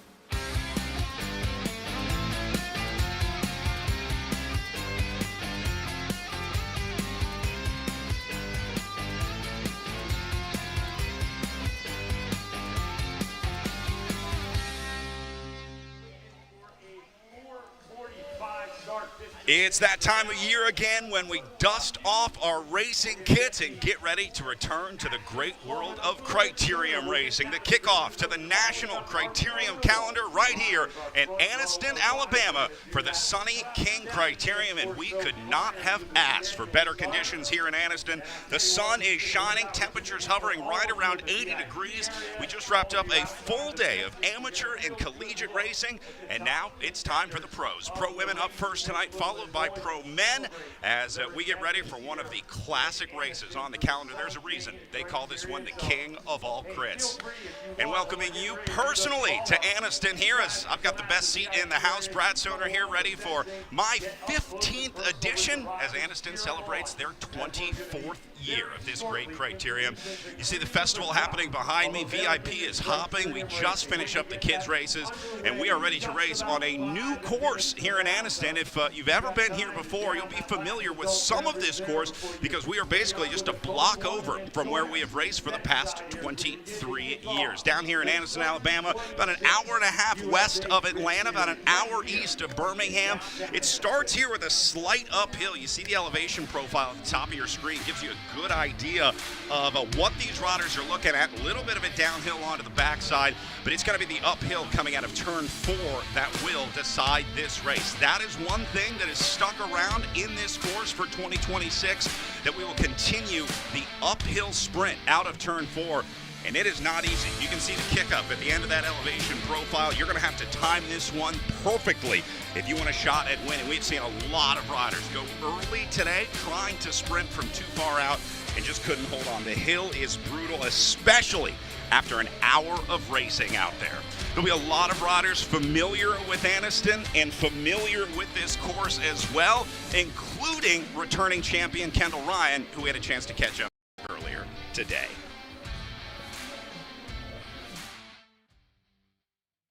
Similar course, tighter piece. I think that uphill and downhill is a little bit especially towards the end of each of corner 1, or going into corner 1 and going into corner 3.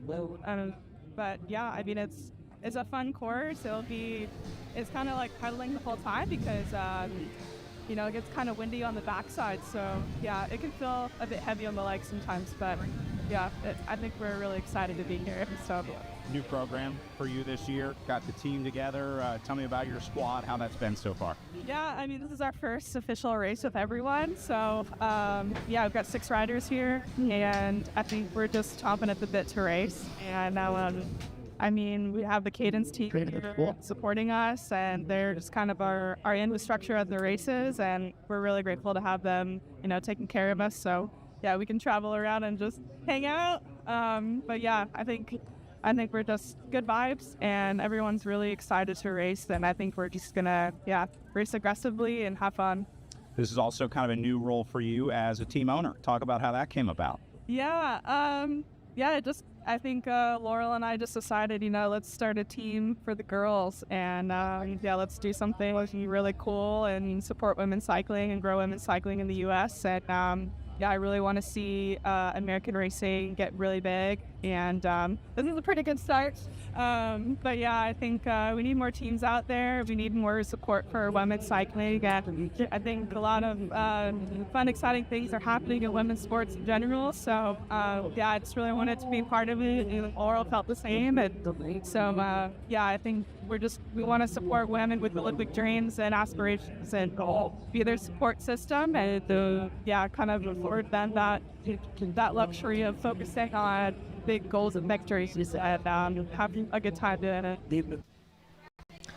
It'll be interesting to see how that new team dynamic plays out now that Kendall and Laurel are going to be running the show on their own, as Kendall looks to repeat her victory from 2 years ago. Was not here last year, so she is hungry for another win. See a lot of familiar names on here, including names like Ruth Allen, a perennial favorite here at the Sunny King Criterium. Legends like Erica Carney also on this start list. We're number 136 today, racing for Piedmont University. You're going to see a lot of familiar names out there, as this is one that once you come to and kind of figure it out, it becomes a lot easier in the following years. Name like Shannon Koch at the bottom of this screen. She was all over the front with her Kingdom Kingdom Elite team over the last couple years. She'll be back with her squad and a full squad again this year, including Alina Quevedo, another big favorite coming into this one, has had some great results here at the Sunny King Criterium. So really that entire Kingdom Elite Racing team going to be one to watch. They have been super aggressive here at the Sunny King Criterium. And then you see Kendall Ryan and her squad from the Caldera Medical Area Racing team, including Esma Taylor on this group, with plenty of 1 and 2 off riders out there as well. So it'll be a great field, a lot of talent here in Anniston. Now we just wait to see how this course plays out and whether or not it's that same uphill sprint finish that we have seen for the past few years here at Sunny King Criterium. So they are just about ready to start introducing riders here. We are about 10 minutes away from race start, but before we get into this year, I want to take you back and talk a little bit about what happened last year. Again, on the old course, so it won't quite be apples to apples here. We'll call it apples to oranges, but pretty close. It really started with some pretty calm racing early on. It wasn't long until we talked about that Kingdom Elite team getting to the front, starting to set the tempo. But the real story was the collegiate riders last year. We saw Samantha Johnson have a great ride on the front as she was able to get into a select group of what became 5 riders going to the line together. Check that, 6 to the line together. But Samantha Johnson out-sprinting them all for a huge victory. That is formerly Samantha Clark, getting married just a few months ago, actually a few months after last year's Sunny King Criterium. So now Samantha Johnson, Michaela McPherson second last year, and then Jet Elkin into third. Again, another collegiate rider for the Savannah College of Art and Design squad. 3 riders on the podium, all collegiate riders. So it's very impressive to watch from that Milligan University squad. Did an awesome job. And of course, Samantha got to pop the champagne. One of the best parts about racing here at the Sunny King Criterium. And of course, the crown on her head as well, which has become one of the great traditions of racing here for our champions.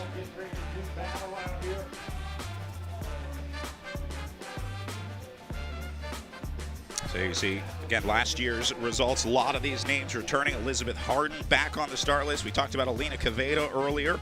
Heidi Praderas, Erica Carney also back for more this year. So, again, it is a stacked field, and it's going to be really interesting to watch which riders came to play this year into the 2026 season, whether it's a change in the team, a change in the course. There's a lot of new information to be had at this year's Sunny King Crit. Well, there you go. A lot of riders on the front row, including your national champion, Kendall Ryan, getting ready to do battle out here as she looks for another victory here at the Sunny King Criterium. Looks like they are ready to start introducing riders here shortly. In fact, they're going to start right now with Alina Quevedo, first rider to get the call up, the overall champion of the USA Crit Series last year. This will be the first stop of the 2026 USA Crit Series, opening up that kind of Southeast focused series along with pretty much the entire Criterium Series. This is widely considered to be the opener of the season, whether you're following the USA Crit Series or not. It is certainly one of the most important early season races out there. Next to her, the national champion in the Stars and Stripes jersey of Kendall Ryan out of Ventura, California.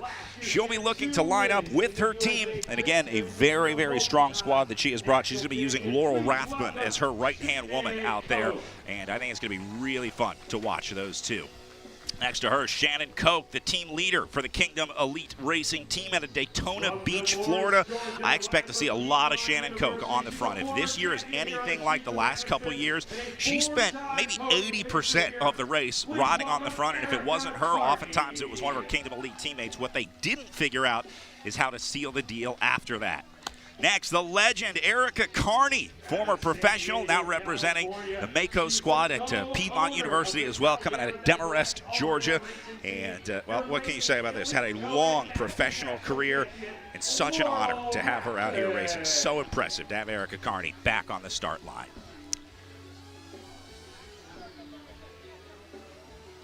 From Harvard United Cycling Women's Squad, she's your reigning U.S. and welcome Leslie Kim.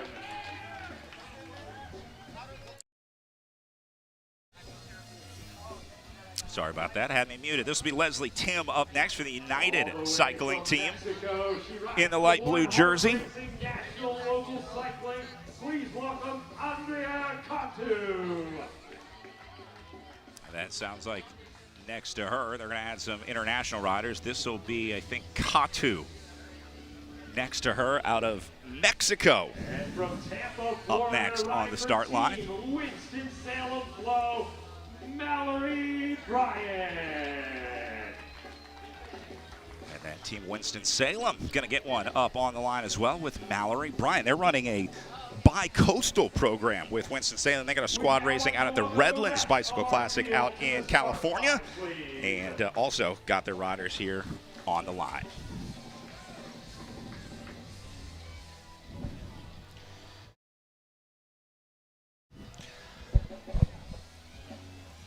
All right, well, looks like they are on the line, and with that, that means it's time for a national anthem. So let's go down to Bill Elliston to introduce our national anthem. All right, ladies and gentlemen, it is my pleasure to introduce a local singer-songwriter here to sing our national anthem. So if you would please remove your caps and remove your hats, Mr. Dalton Jones.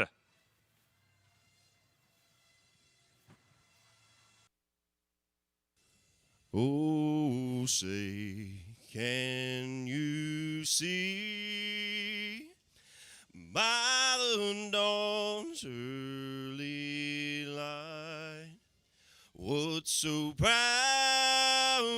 we hailed at the twilight's last gleaming, whose broad stripes and bright stars through the perilous fight o'er the ramparts we watched were so gallantly streaming in rocket's red glare, the bombs bursting gave proof through the night that our flag was still there. Oh, say does that star-spangled banner yet wave o'er the land of the free in the home of the brave.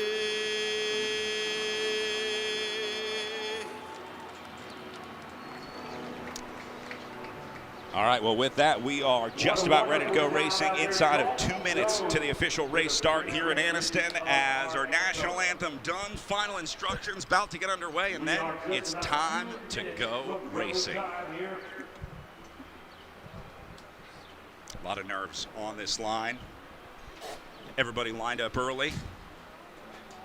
We'll see if they're going to release them early. It is hot here in Anniston. The sun beating down on these riders. I have to imagine they're going to try and get them moving sooner rather than later here. Once you get a little wind over you, things start to get a whole lot cooler. We will have a preem to the winner of the first lap. A $250. They're announcing a first lap preem on this one for $250. That'll make things interesting into the opening lap here. They're going to keep it fun, doing 60 minutes of racing out there. They work on a time-based system here at the Sunny King Criterium, so they will start the clock once they start racing. The official's going to average those lap times, and once they figure out a good average lap time, they'll start showing them laps to go, and we will bring that to you as well. Are you all ready for this? All right, final countdown is on. Crowd getting ready to send these riders off as the 24th edition of the Sunny King Criterium kicks off here in Anniston, Alabama, in our new home, just a block over from where we've raced the last 23 years.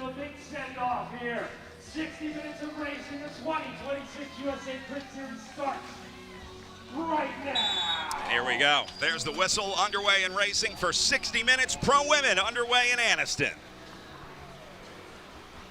I'll tell you what, so many talented riders up in that field. I have no idea how this one is going to shake out. We've got the defending series champion. We've got past winners here, reigning national champions, former champions. We've got Pan-American track athletes. We've got riders from several. Early on, things already starting to string out a little bit. They're setting tempo up in the front and into the downhill section here. This will be our first look at how they're going to ride the backside of this course, which is mostly downhill. It's kind of a valley in the middle, so there's a little bit of a kick up there as well, but looks like they're going to take this one pretty calm. Look at Caldera Medical up on the front. They're going to take the role of riders in charge out here early on, with a lot of those white jerseys up there. To be expected. This is the way that Kendall Ryan, Laurel Rathbun have always raced their bikes. They're aggressive riders. They're not afraid to take control. They're good, and they know it. And so that's how Caldera is out there today. Let's see the Savannah College of Art and Design squad out there in yellow jerseys. So the collegiate riders doubling up, did their collegiate women's national championships for the Southeastern Collegiate Conference earlier today. Try their hand in the pro women's field. $250 cash on the line to the first rider across, and looks like Caldera gonna dispatch Chloe Patrick up there to handle things. So that's the other dangerous part about this Caldera squad, is that they have so many different riders that they can play in this scenario. Like Chloe Patrick, former national champion. They're going to be able to send her up into a breakaway. She's a great power rider, long-range effort rider. So she can make some of these preem sprints. She can maybe go for some of the points. There'll be USA Crit sprints in 5 laps in, midway, and at 5 laps to go. It'll be interesting to see if they chase those as well. Kingdom Elite going to take over on the front. They'll let up on the gas a little bit. No need to hurry this one along. They realize they're going to have their chance to battle. Former champions here, we talked about Erica Carney on the line. Her husband, Jamie Carney, racing the Masters races earlier. Also, he's the head of that Piedmont University team. Erica, originally 81 degrees out there right now. This is also one of the first years where there really isn't much wind to speak of. A lot of times we have pretty stiff tailwind on the backside of the course, usually a headwind on the start-finish stretch. It's only about 4 miles an hour out there right now, and I'd say that's a 4 mile an hour gust. There's also times of pretty much no wind out here, and it almost feels like a midsummer day out here, but not too hot in the spring down here in Alabama.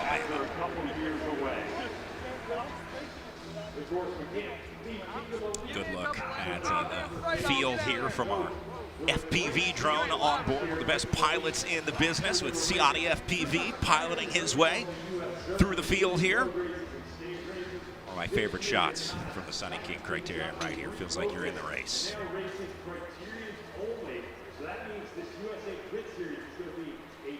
It's a great shot from up above as well. Really gives you a good look at just how compact they're going to race this one. And really, this tells me no one's in charge yet. Caldera got up there and kind of put their stamp on this one, but I think they realize that there's no reason to put the entire team up there. There's no reason to burn matches this early. So we'll see who else takes charge, whether it's Kingdom Elite, Caldera, maybe the Savannah College of Art and Design squad gets something together. I wouldn't be surprised after watching Milligan's performance last year. 1 and 2 on the podium in the Elite race. Oh, yeah.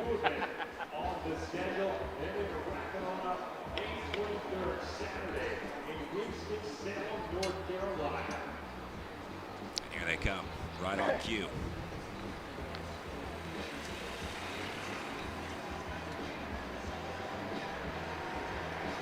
Such an undertaking for Kendall Ryan, Laurel Rathbun, co-owners of that Caldera Medical team, and also racing. It's a role that we see more and more often as an owner-operator on the team, let's say.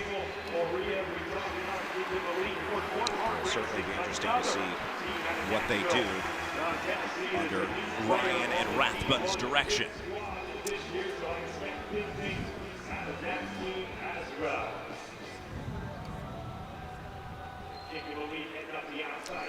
Lead back up to the front. It's going to be Heidi Praderas out of Tampa, Florida. Set tempo. And look what she's done to this field. Single file, first 5 or 6 spots. I'm going to say this is a big jump in speed, but it is starting to draw it up here. More importantly, it shows that Kingdom Elite is willing to ride the front, even in the presence of Caldera Medical here when they've got the squad that they do. Kingdom Elite happy to go toe-to-toe with them and try and put some power on the front here. So Praderas going to lead them through here, but you see Caldera waiting in the wings right behind them.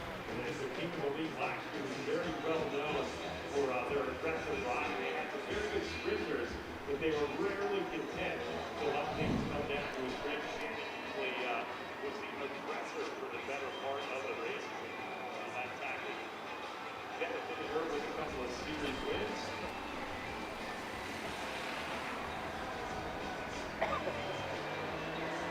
Abel Rosado. Ryan to the right. Now, no reason to be up on the front. She's right where she wants to be.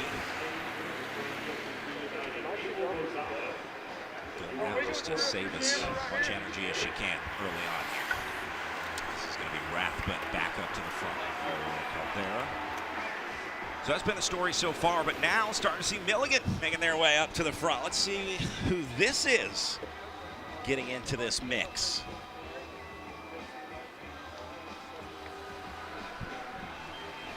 Looks like Laurel Rathbun on the front there for her Caldera Medical squad, trying to get a little something going on.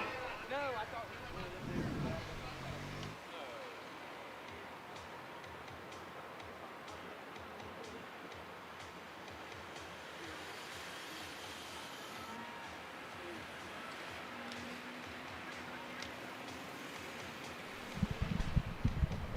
We've got several dreams we're going to be going out throughout the race. Leicester going to go off the front of the group. Now, a little bit of a split that Rathbun's going to let open up here. Sits up just a little bit. Nice little show of teamwork there.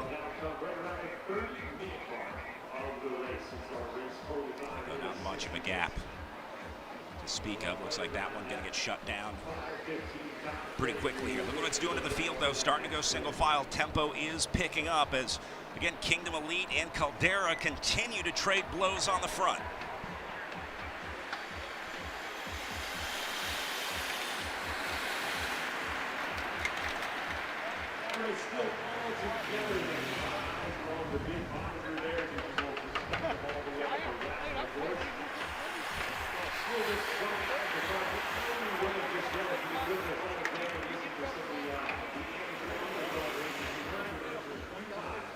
Monitoring, looking over the shoulder, constantly waiting to get jumped.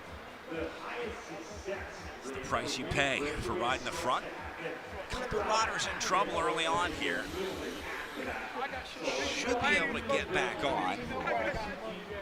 Throw the slot in. I just watched Madeline Rodriguez from the City Bike Squad in that white jersey just off the back, trying to get back on. Looks like she will do so as they slow up a little bit in front of them.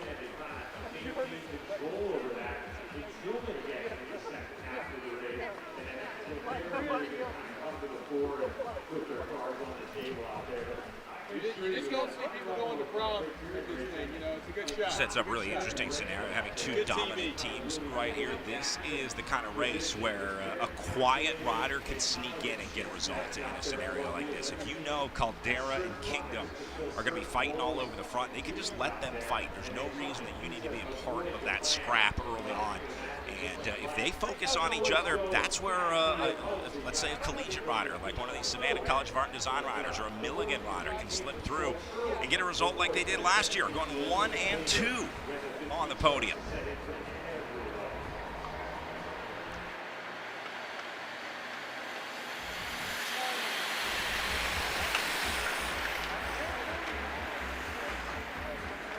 Tempo picking up again, coming up to 10 minutes into this one.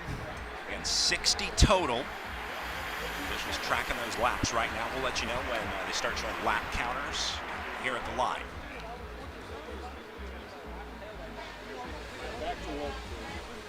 They're going to spread out all over the road. Coming up the hill now. Part of it on the start-finish stretch with the uphill. The drafting obviously not as important. So riders can afford to move up if you want to put a little effort in. Makes it a little easier.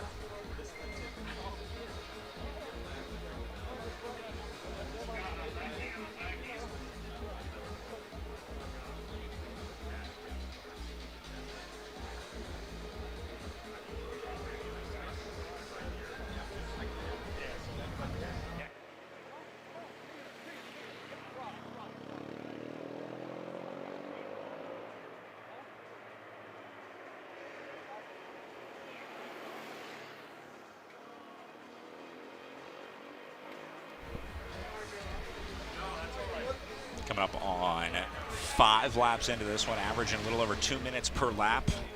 So this should be our first USA Crits point sprint here. They do USA Crits series points 5 laps in, midway through the race, and then again at 5 laps to go. So there'll also be points obviously awarded at the finish for the USA Crits series. Next time through, we're going to ring the bell for the first of those point sprints. First 5 riders cross the line next time through. They get those points, 10 for first, 7 for second, 5 for third, 3 for fourth, and 2 for the last rider to score points. Caldera stacking it up on the front. We'll see how much they're going to focus on these points. Certainly looking like they're going to get ready to do a fast lap here with points on the line. They know that we do these point sprints throughout the series. But ladies and gentlemen, we are going to ring the bell. The first point sprint of the night. 5 places for points. 5 places for points. So there's the bell. See, first thing they do, everyone looks around, takes inventory with their teammates. Make sure you know where your sprinter is going to be. Point sprint of the 2026. I would guess most of these teams probably have a designated rider for this. In fact, I think I just watched one of the Caldera riders wave their own up to the front saying, it's your time to shine, get ready.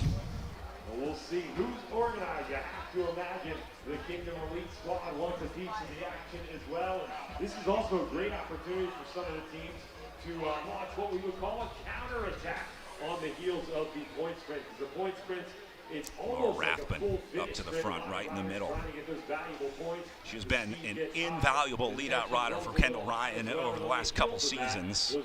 And it looks like they're going to try and set Ryan up again. You see her sitting third wheel in that national champions jersey. They got a sweeper behind her to try to protect this lap. So it's looking like we're going to get a sprint for the national champ on this one. But Kingdom Elite going to try and get in the mix. Right now, Caldera Medical still setting the tempo. They've got the white jerseys, the red helmets. Very easy to identify in there. Carney coming up with one of the Piedmont riders as well. See if they can launch anyone. Out of turn 3 and into 4, still in control. So a little bit different than the rest of her team. So Caldera 1 through 3 through that turn. Remember, they're making this look easy. Kendall Ryan does have a passenger on the wheel. Kingdom Elite has locked on to the Kendall Ryan heat-seeking missile. Here they come, trying to come around, and they're going to do it. Kingdom Elite will beat them to the line on the wheels of Heidi Praderis. What a sprint from Praderis. Timed that one perfectly. That was all about tactics and strategy. That's how Praderis did it. Followed the wheel perfectly. What a great sprint from Heidi Praderis to pickpocket Kendall Ryan on the line. And it looked like Laurel been looking back over her shoulder and got really surprised. She thought she was going to see Kendall Ryan, the reigning national champion, but Praderis broke out a little. Caldera's going to have to figure out what to do about that because Heidi Praderis can do that all night long. She'll be able to do that time and time again. They had a sweeper on Kendall Ryan for Caldera. They had one rider behind her. I'm not sure if she lost the wheel or pulled off, whatever it was. But that allowed Praderis the space that she needed to slip in there and pick up the first USA Crit points of the season. So she'll put 10 into her total. Little split forming here. One of the SCAD riders made it across. That's going to be the last one on this train. We'll see what the response is from the rest of the field. SCAD rider made it across. Not seeing a ton of other effort here. Just like we thought, that sprint Looks like several riders have been able to break clear of the peloton. We've got 4 riders. Now, Field's starting to worry about this one. They see the riding on the wall here. One more rider going to try and come across from Caldera here. That's going to be Laurel Rathbun going up to try to either shut this one down or support the breakaway. I'm going to guess the plan here is to shut it down. Things starting to fall apart at the back of the group. Look at this, single file front to back. Not a good time to be sitting on the back of this one. When Laurel Rathbun starts cranking up that tempo, you do not want to be stuck at the end of that whip. She's going to bring pretty much the whole field up with her. Look how calm Kendall Ryan is. She knows she's in good hands. She knows she's got one of the best teams in this race behind her. She knows that this will be taken care of by her Caldera teammates. She doesn't need to do any effort. She's saving it for the finish. As the team constantly works to keep this one in.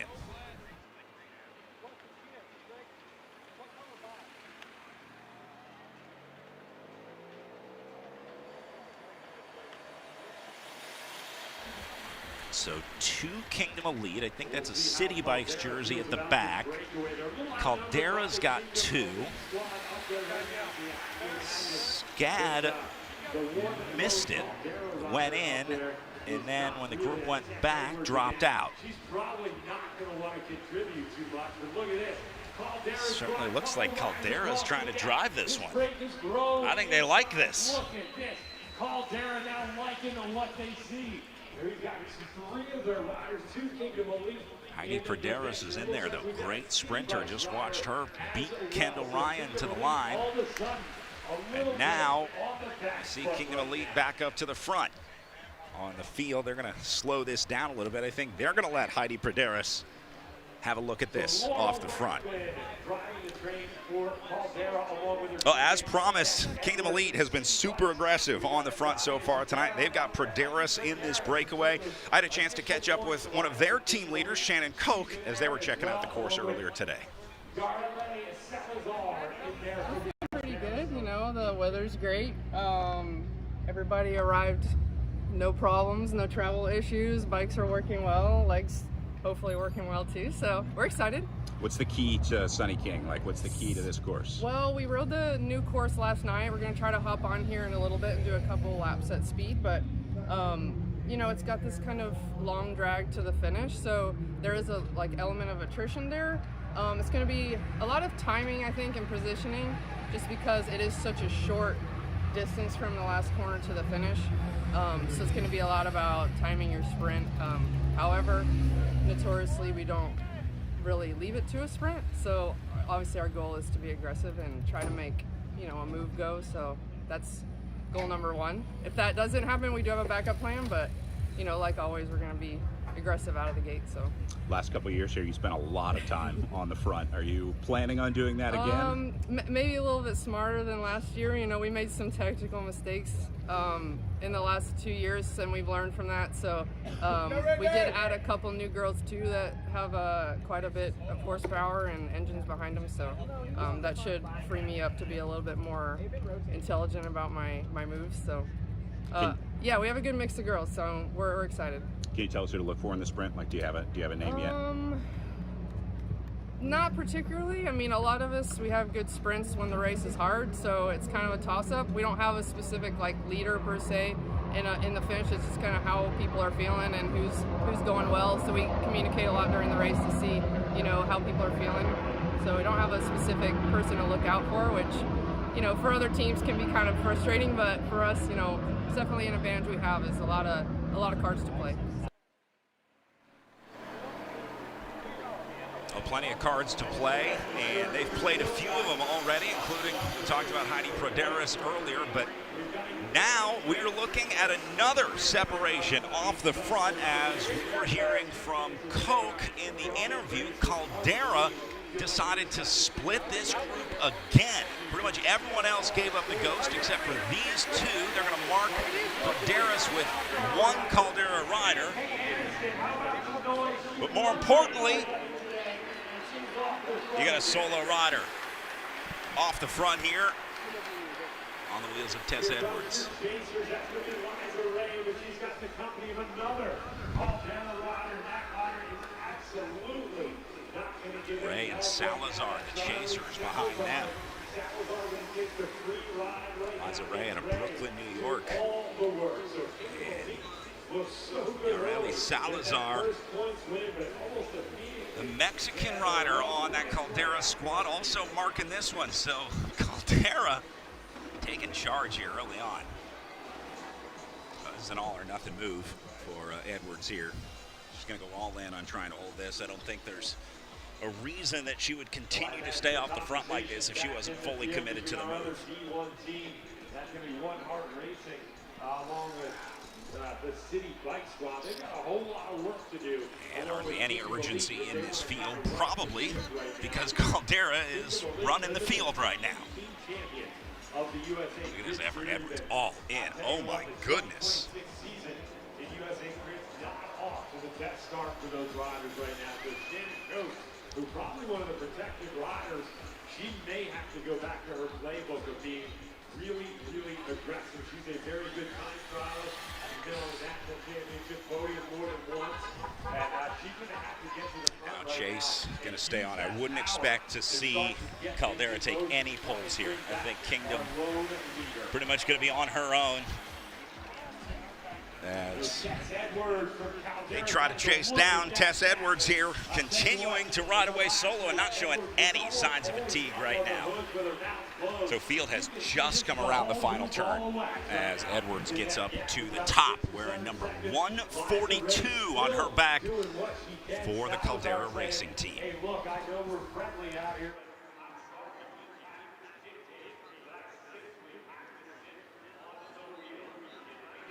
Now coming to the front, they're going to put their hat in the ring to see if they can't real.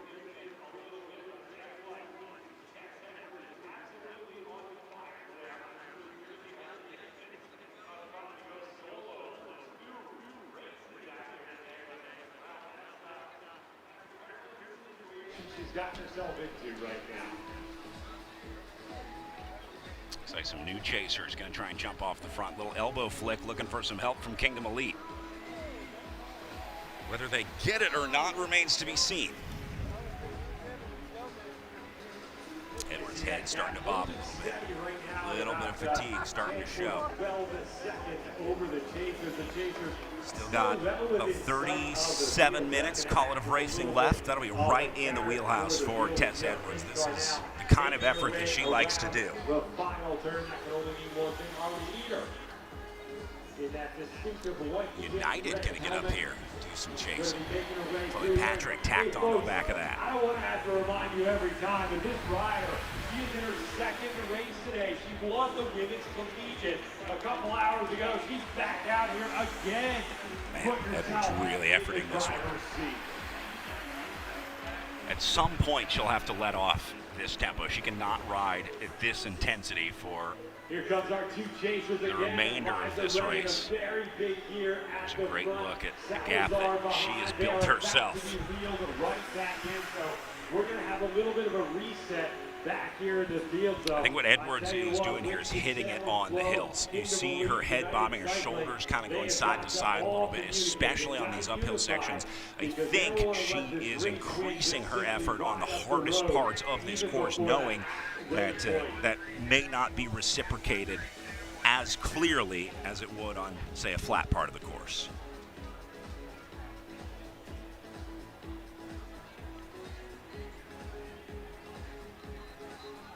If Edwards continues to put time into this field, Kingdom Elite going to have to get organized and put everyone that they have up on the front here. Otherwise, they're going to be racing for second place tonight, because Tess Edwards can do this. She can do this solo, absolutely. She's got the legs to do it. The race is now in the hands of these riders. It's up to them whether they can work together to bring Edwards back. Certainly on paper, this group should be able to catch a solo rider who left the field about 20 minutes into a 60-minute race over a 40-minute effort. In theory, this field should be able to catch Edwards, but that is if and only if the field cooperates, and that's not going to happen if you start letting Caldera riders get into the mix here, like the second wheel right here. As soon as this Kingdom Elite rider... As hard as it was on the other side. See, Kingdom Elite's Jason. They got this one strung out single file. But watch what happens when they come off the front. I have a feeling this shape changes a little bit once Kingdom Elite loses control.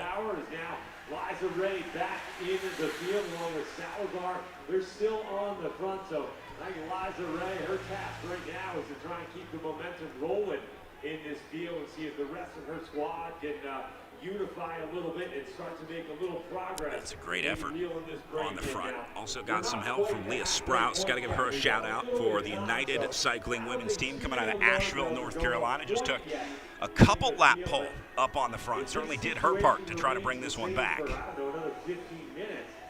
Then people are going to be scratching their heads if we're getting into the last quarter of the race. And we've still got our leaders out there getting it done. But I think we've still got a little time. I don't think any of these teams are just yet willing to have much cause for alarm.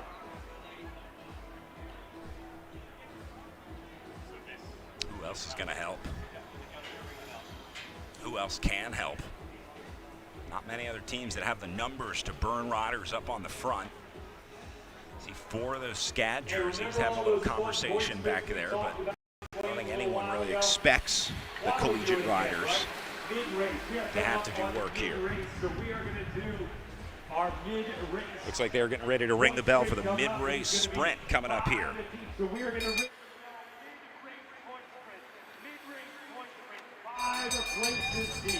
So Edwards right now is going to try and hang on for those Well, Tess Edwards in good position to pick up maximum points next time. But remember, these points go 5 deep, so 4 riders out of this field going to pick up some points. So right now we've got 4 spots left in the field. Edwards at about 14 seconds up the road right now. We'll monitor that gap.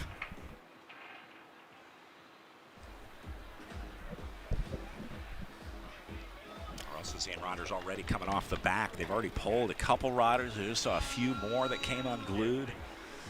Once you're out of this one, it's going to be really hard to get back on it. So now this field going to be racing for the remaining 4 spots. They will take a lap off from chasing Tess Edwards here. But it looks like it might be coming back a little bit. Edwards on loan from the Savannah College of Art and Design squad to that Caldera team. She raced with her squad, but now changing kits up to support Kendall and Laurel. Here comes Kingdom Elite. They got a great organization forming on the front here. They're gonna, I assume, try and get Praderis up there. Went for the points earlier at 5 laps in, so we'll see if number 151, Heidi Praderis, gets to where she wants to go. Meanwhile, this will be Edwards back onto the start-finish line. She's going to pick up maximum points. We're going to ring the bell for a 3-place flat, 3-place cash green. And they're going to continue the bell ringing here, this time for cash. Meanwhile, point sprint on the line, going to be taken by Caldera, but they think Chloe Patrick.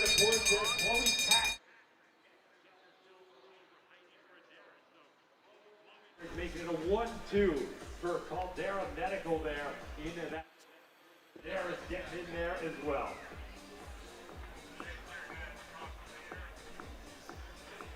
You heard us ring that bell again because we're going to keep this thing rolling right now. We've got now on the line, we've got 3 places for cash. 275, 150, and 100. They rang the bell for a 3-place cash premium last time through as they were sprinting. Doing back-to-back sprints here, so it was points last time, going to be cash this time, and surprisingly, looks like Tess Edwards going to come back into the fold here. Must have just been after those mid-race points. Got what she came for. Mission accomplished. Interesting.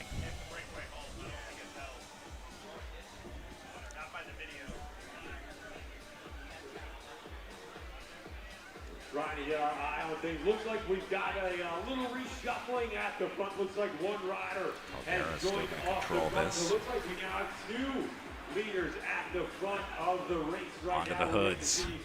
Come through that. Getting ready to go full effort for this one. Just like that, 2 leaders So it looks like Chloe Here comes number 3. Praderas have now made the catch. They're going to catch him and pass him. Patrick and Praderas Patrick coming through. We're going to see her picking up that get catch caught right there. and passed by Yareli Salazar. So Salazar getting the catch right there. Perfect example of how you can use a teammate to leapfrog, get away, jump off the front. Salazar just did it perfectly.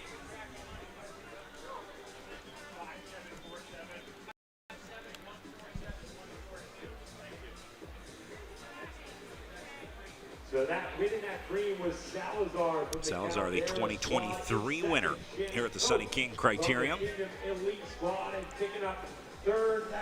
When Kendall Ryan was second place back in 2023. So Anniston has also been good to Yareli Salazar. But just like that, we've reshuffled the deck in our women's race.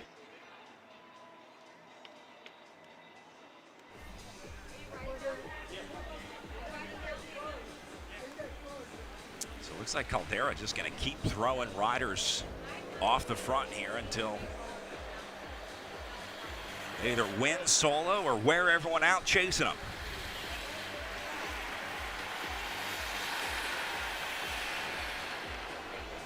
And once again, the responsibility falls on the shoulders of Kingdom Elite to bring this back.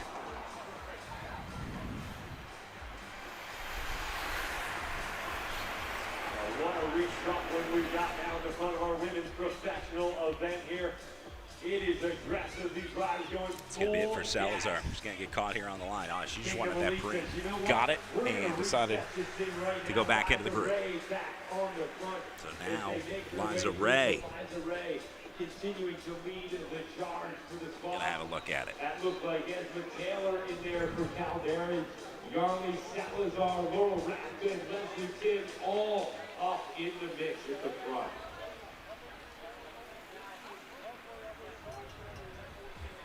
Another gap opening up halfway through. They burn a lot of energy closing those down all night if they continue to let those open up, especially in the corners. Another good reason to start to make your way forward.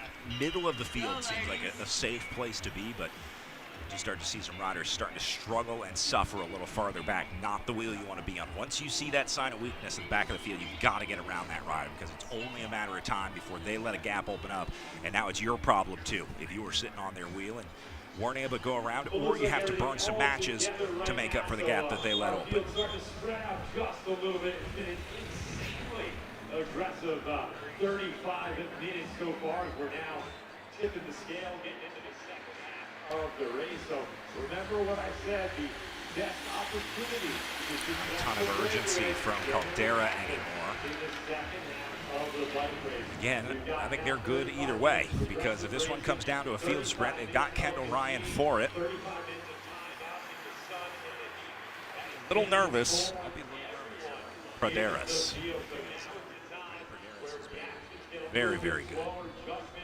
Saw her beat Kendall Ryan, timing it perfectly, so Ryan's got to have that in the back of her head right now.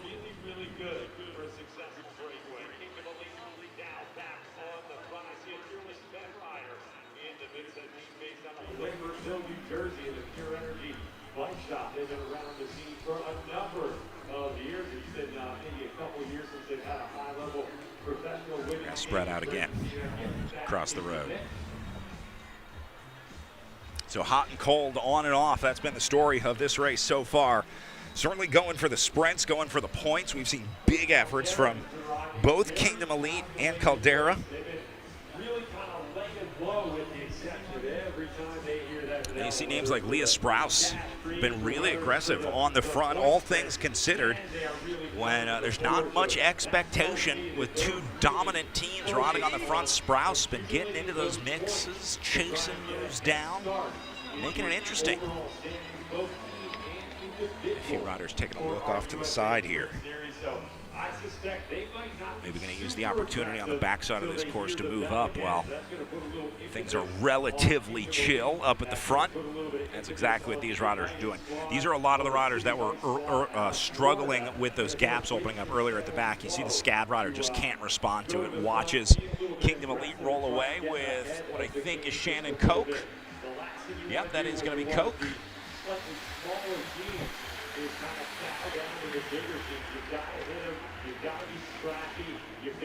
You see how Koch immediately monitors this effort.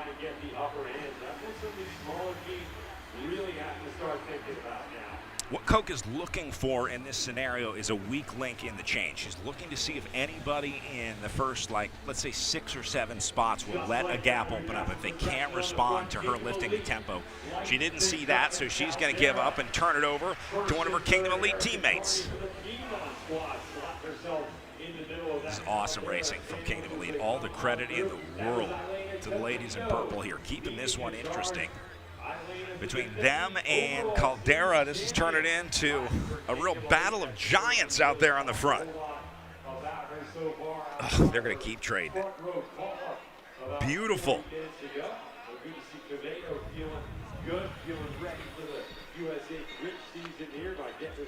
Got a little gap here.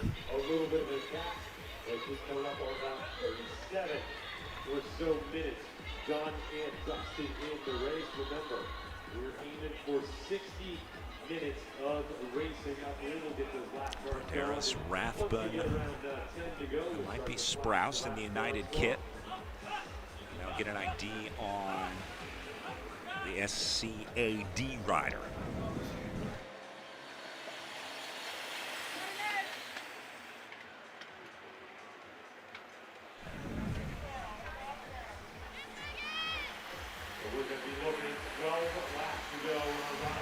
A good look at the chase. We've got another breakaway. Anniston, 4 riders getting a little bit of separation here off the front.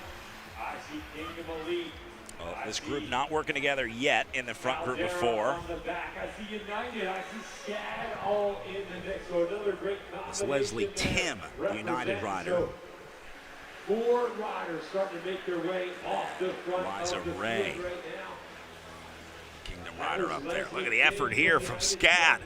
That's what you want in the breakaway. That's a contribution right there. That's going to add at least a few seconds to this move, and they need it. This is a crucial time right now. They've got to stay on the gas here.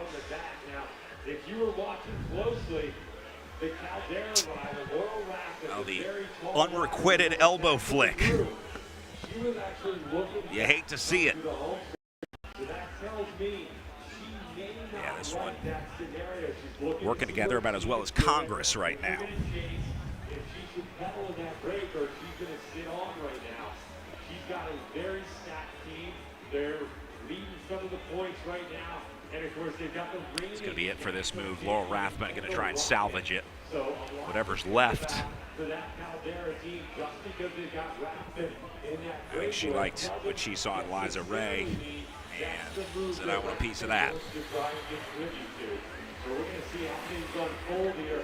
And if Rathbun contributes, well, then we know she's gotten a nod from her director that it's all in time.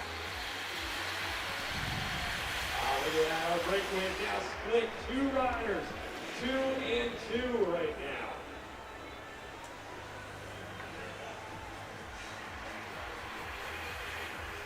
Well, that's going to be Liza Ray and Laurel Rathbun coming through. So Ray and Rathbun now have split off. Next question is, does Laurel Rathbun do any work in this group? She's sitting on Liza Ray right now.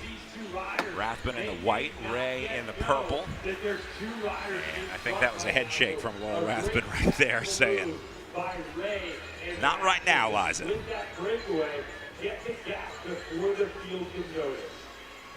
Leslie Tim chasing up at the front of the field along with Ina Mendez from the SCAD Atlanta squad.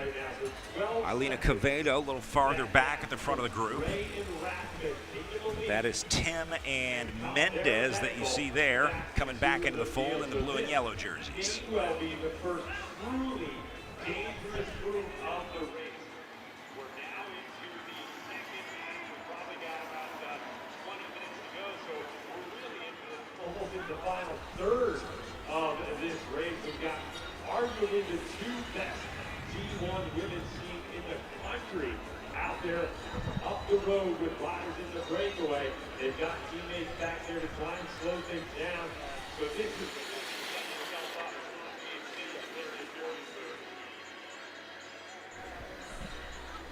Still working together. Well, Liza Ray's working. I don't know if Laura Rathman's working much.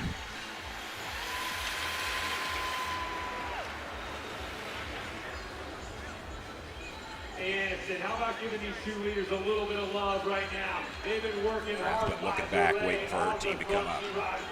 They'll be there soon enough. Laurel, hang in there.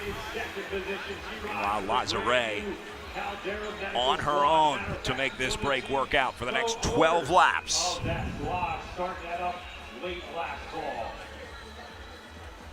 I'll tell you what, it looks like that gap starting to grow to the field right now. They are spread out across the road. I suspect that both this gap's growing.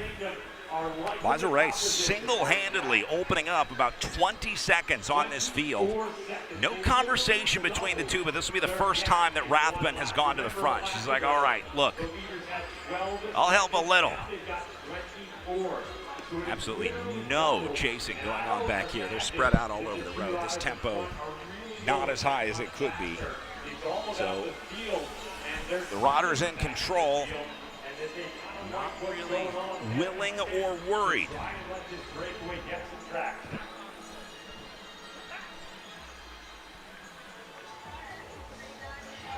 Rathman said, all right, I did some work. You got what you wanted. These two can absolutely win this race out of this scenario. 11 laps to go. Two really powerful long-range riders.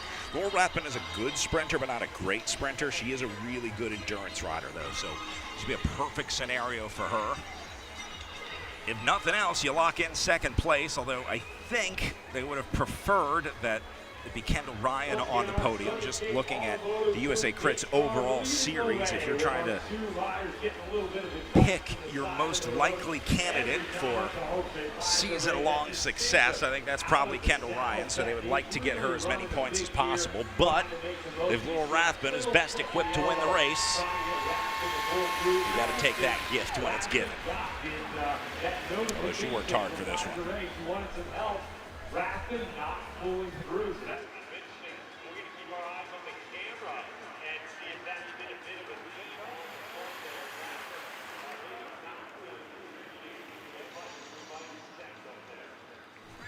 Oh man, Liza Ray still on the front right now, so this is very interesting. Zero panic out of this field.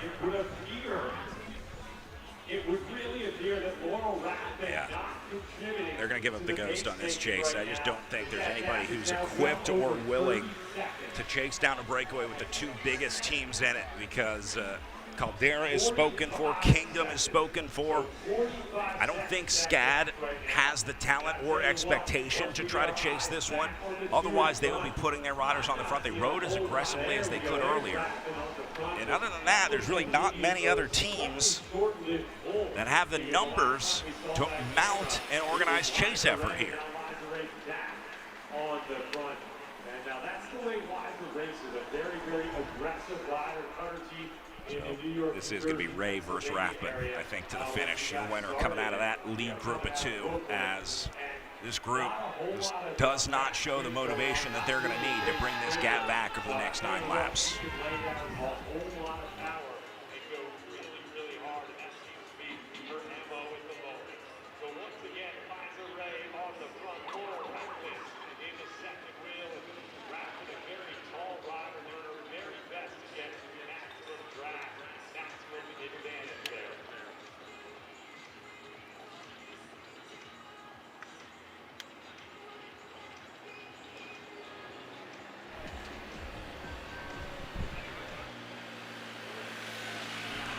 All right, well, 8 laps to go. Break going, gone, as Liza Ray and Laurel Rathman have put in the work that they need to do, and pretty soon they're going to start shifting their focus to how they can beat one another out of this breakaway. At 8 laps to go, we're going to take a quick break here from Anniston, and when we come back, we'll have your exciting finish for the Pro Women's Race coming up next. USA Crits series, hard to believe we are already Every year Jack Crew innovates. Working with Jack Crew has been so incredible for Project Echelon over these last years. As a team focused on aerodynamics and the speed of racing increases every year, not only do they take our feedback, they use and provide us real opportunities to test their products. That includes validating their top-of-the-line XPO fabric in the wind tunnel and real-time data using professional riders. XPO race suits is really at the cutting edge of anything in the market right now. Just class-leading aerodynamics, fit, comfort. I've just been really impressed with it so far.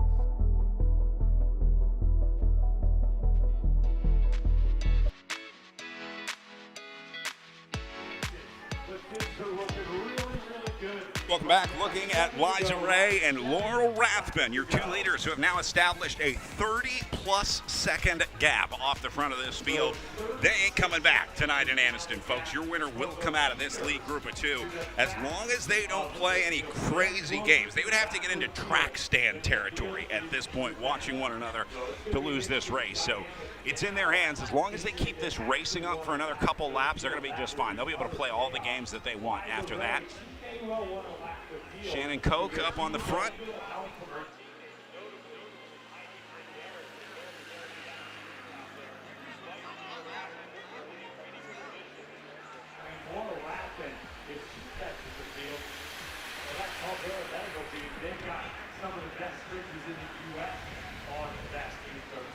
Looks like the field doing the same thing, trying to figure out how they're going to sort out the last podium position available for third here. I think that's the game being played back in the main group. No reason to chase at this point.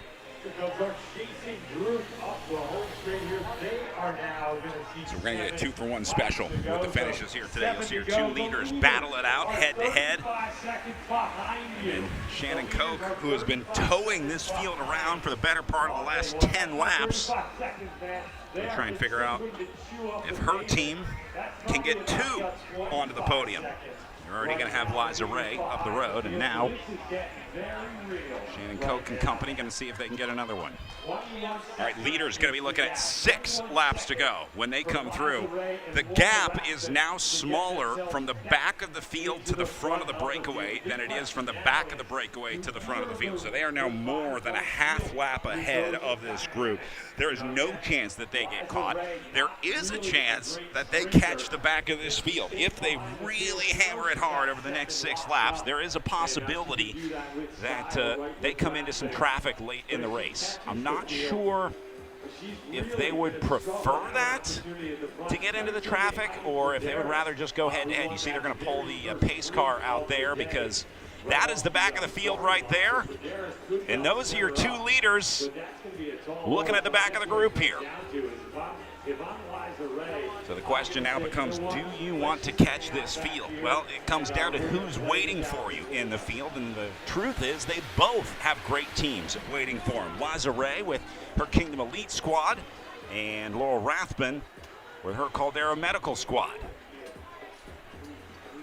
We're getting back into that situation where we're going to be flipping lap cars back and forth really quickly because our chasing group Certainly looks like they're continuing to effort this.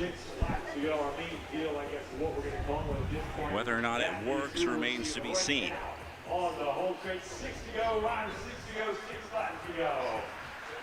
And hey, how about it? We're now going to flip to 5 laps to go. Clock on these riders as leaders going to be seeing 5 to go. So this will be our final USA Crits point sprint on the line. Next time these two leaders come through, they're getting the bell for the final USA Crits point sprint of the night before the finish at 5 laps to go.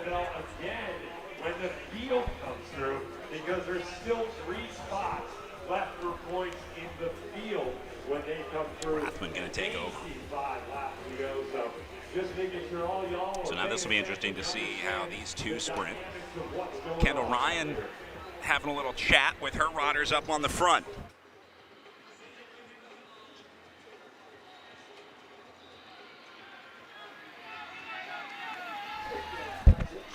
Looks like Rathbun going to try and drive it up here.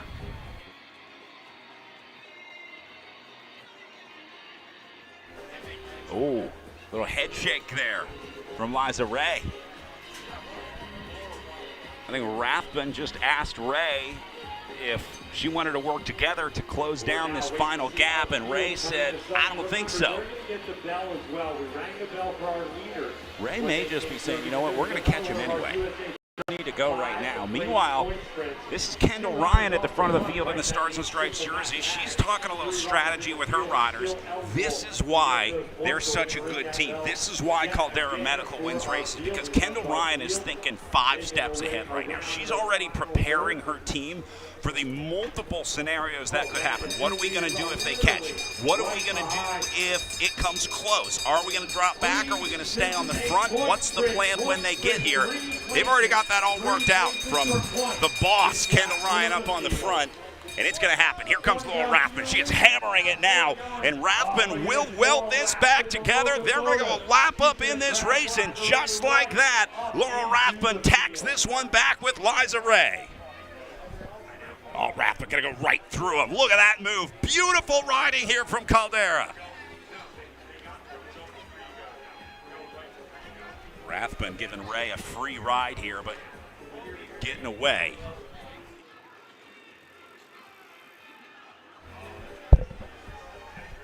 So in this scenario, everybody will finish on the same lap here. Once a rider goes a lap up, they all get back on the same lap. Obviously, first and second will be scored respectively of how they finish in relation to each other. And then the field will work out the rest. So now Kendall Ryan can link up with her Caldera team if they want to go that route, or they just keep hammering it all the way off the front and don't deal with a group sprint. If Rathbun believes she can take Ray in a head-to-head drag race, you might as well just keep pushing off the front, make this as hard as you can. But here comes Caldera. The support troops are coming. The cavalry is on its way for Laurel Rathbun. The first 3 riders across the line get those last couple of spots. We're looking at 3 laps to go on the counter. See who that's going to be coming up the line. And we're also going to be going right to 3 laps to go. And they're going to go over the top of Rathbun here, give her a little bit of help. Remember, this will be some USA Crits points available for the next rider across, because Rathbun and Ray picked up the points earlier. And now they're going to send even one more. This is interesting. Another reshuffle up on the front. I'm going to leave that to the highly trained professionals.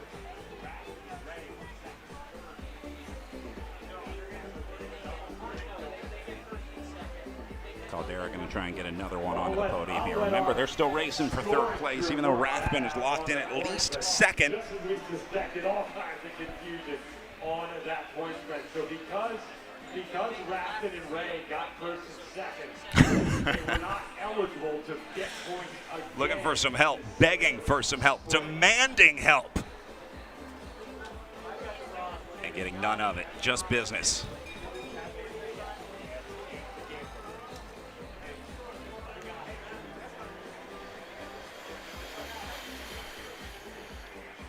So guess what, folks? We're going to ring the bell again. This is what we call the Gambler Queen at 2 laps to go, which is where we are at in the program. Leader's going to see 2 to go. And they're going to announce a $250 cash premium. This will be full race. Everybody going to be eligible for this one. As the leaders hit the line and the lap counter goes to 2 to go. Ringing the bell for $250 cash. 2 laps to go, 2 to go, Gambler Queen, $250. Caldera Medical, they are working this field Tessa over. Edwards onto the inside here. Off the front again with 2 laps to go. We rang the bell for $250. Gambler Cream on the line. With Chloe Patrick. And guess what? We're not done with that bell. We're going to ring it again because they're going to get 1 lap to go the next time they come through. Don't hold it over the bench. It looks like 3 riders right now off the front. We've got 2 of the Caldera riders obligated at this. Edwards and Patrick. We've got Liza Ray and Tess Edwards Tess Edwards, your collegiate women's champion, was up in that mix as well. So Tess Edwards and Trying to identify the King of Elite rider here. We'll get a number as they come back through the line, get the bell for 1 lap to go. By all 3 of these riders, 2 riders have left the field. They've now gone back off the front. Is The Praderis. 3rd rider is your collegiate women's champion from earlier today, Tess Edwards, who's now riding with the Caldera squad. So we're going to see them come into our sights right now. They're going to be sprinting for $250, but hey, Anniston, guess what? So this group going to get the bell for 1 lap to go again. They will all finish together. Now Laurel Rathbun and Liza Ray going to go 1 and 2. In what order remains to be seen. Then these 3 going to sort out 3rd, 4th, and 5th place. In that order. Oh my word, here comes the rest of the field. That is Heidi Praderis up in the front. To this race from Tess Edwards, picking up $250. Edwards picking up the cash. This group's going to come back together. It doesn't even look like Edwards can hold this one off. That's Rathbun into 4th position now, and I think she's got Liza Ray right on her wheel. So Ray is going to mark Rathbun here. The problem now is that Rathbun's lead-out train was just in a breakaway. Tess Edwards and Chloe Patrick spent the last 2 laps away. And I don't know how effective they're going to be in a lead-out here. Everything all together. We're looking at the riders. It looks like Now Kendall Ryan gets up there. that looks like it's going to be the That's Ryan right behind. Oh, Ryan is going to sweep for Rathbun here. And what a great show of teamwork.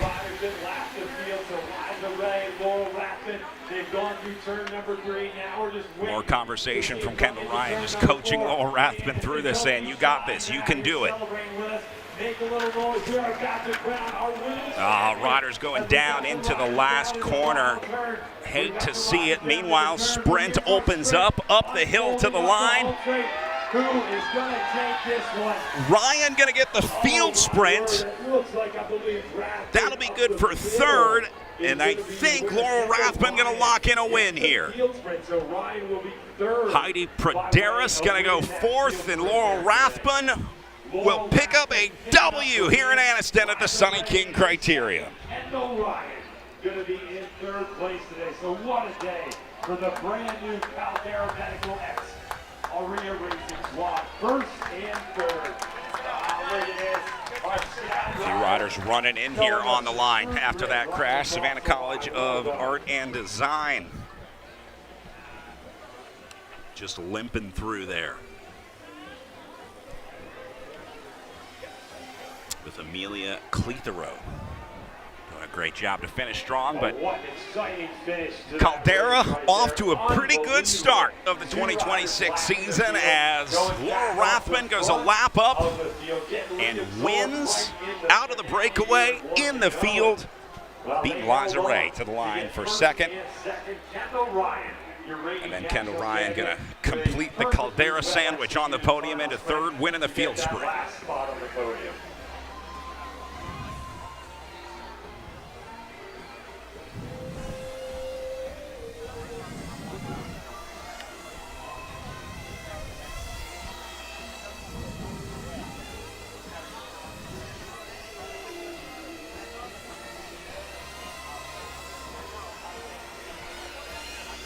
Meanwhile, attending to those riders down in turn 4 as the field completes their cool down. We'll see if we can grab a word with Laurel Rathbun.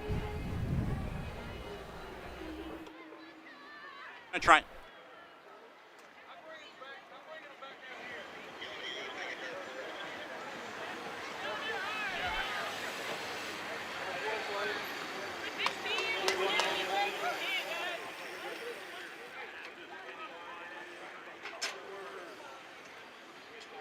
In here on the day.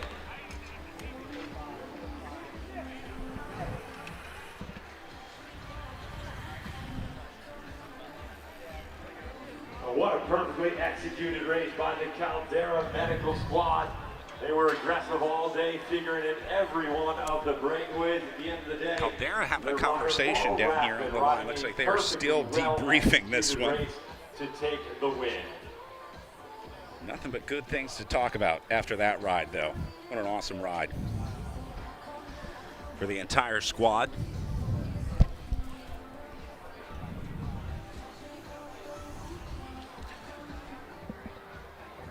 Wow. Starting to see some of our pro men making their way out onto the course.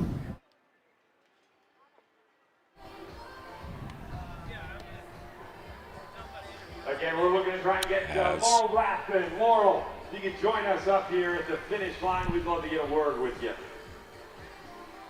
We await the return of the champ here on the start-finish line. Laurel Rathbun taking her time, celebrating all the way around the course. Certainly made some new Caldera fans tonight as she finds her teammates and gets ready to celebrate. Live coverage tonight brought to you by Sparklight, blazing fast internet here in Anniston, Alabama. They have been responsible for keeping us connected for the last 10 years here at the Sunny King Criterium, powering our live stream and allowing you to watch it live at home. They were out here early this morning, late last night, setting up our custom internet line so that we have blazing fast speeds to bring you these beautiful pictures from the race today. So big thank you to our friends at Sparklight, your title sponsor of our live stream today and the official connectivity provider of the Sunny King Criterium. Couldn't do it without them. Great group of folks over there, and we appreciate their support of the Sunny King Crit. All right, meanwhile, it looks like we've got our winner down on the line. Let's go down to Bill Elliston, who's got Laurel Rathbun on the finish line.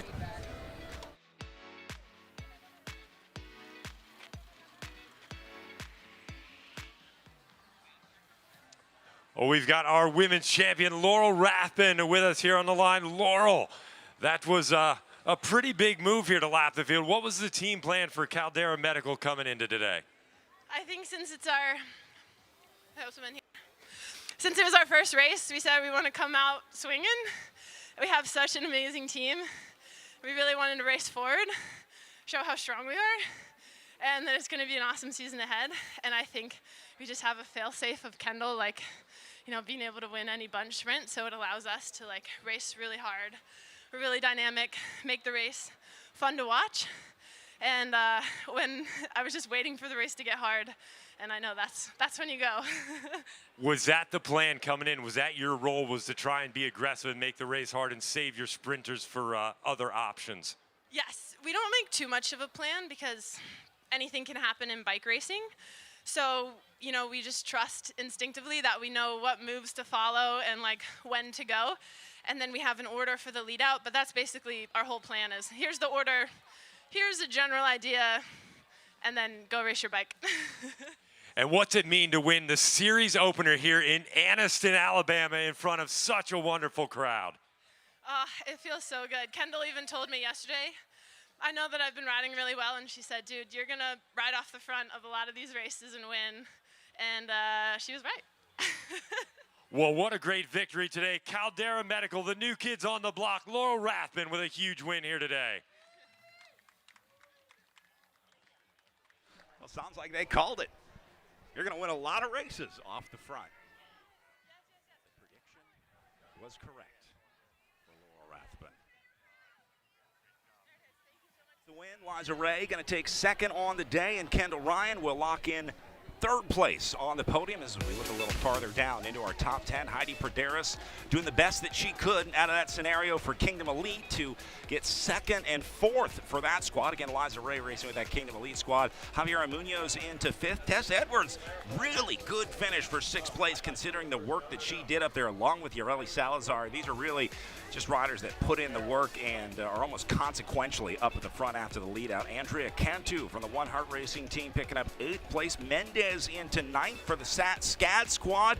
And Erica Carney pulling out a top 10 result. Awesome ride for the Piedmont University veteran, let's call it, in 10th place. Great ride for Erica Carney out there.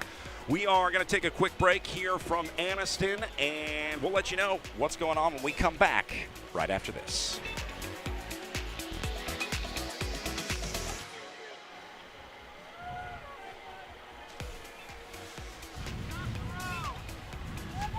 Sunny King Automotive Group is proud to sponsor the king of all crits, the Sunny King Criterium. Our award-winning dealerships aim for excellence every day, just like the amateur and professional cyclists competing for the crown. Sunny King Automotive Group. Every year Jack Crew innovates. Working with Jack Crew has been so incredible for Project Echelon over these last years. As a team focused on aerodynamics and the speed of racing increases every year, not only do they take our feedback, they use and provide us real opportunities to test their products.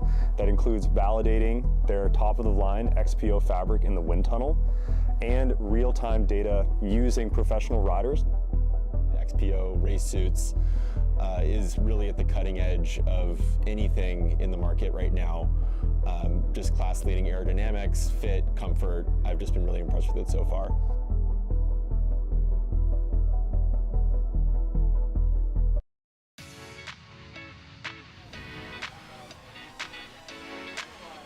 Welcome back. Looking at the finish line here in Anniston, Alabama, where the pro women have just wrapped up the Sunny King Criterium with Laura Rathman getting the first win in the first race of the season for Caldera Medical Aurea Racing Team. So very impressive ride from her. It was an awesome show of teamwork really from that entire squad, along with the Kingdom Elite team. All the credit in the world to the ladies in purple. They did a really great job of riding as well as they could, got Liza Ray into that move, and then Heidi Praderas did her best to try to win out of the field sprint. But she had to deal with the American national champ, Kendall Ryan, who ended up in third. But things started pretty calm a little over an hour ago when they left the start-finish line, but eventually we would start to see the big teams take over, as we said.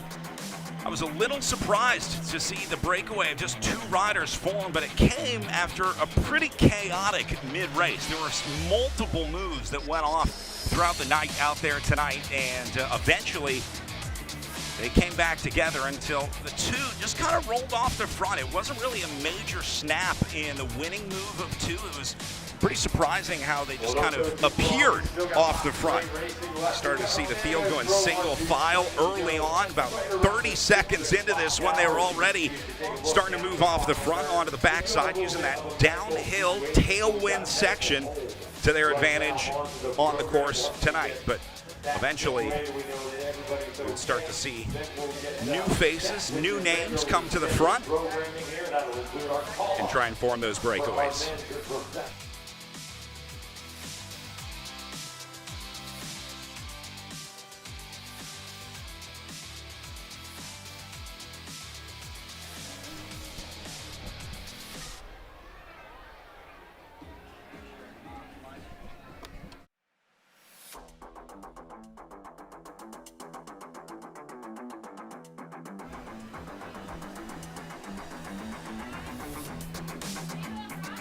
Saw after the first lap, things started to fall apart at the back as the effort continued on the front.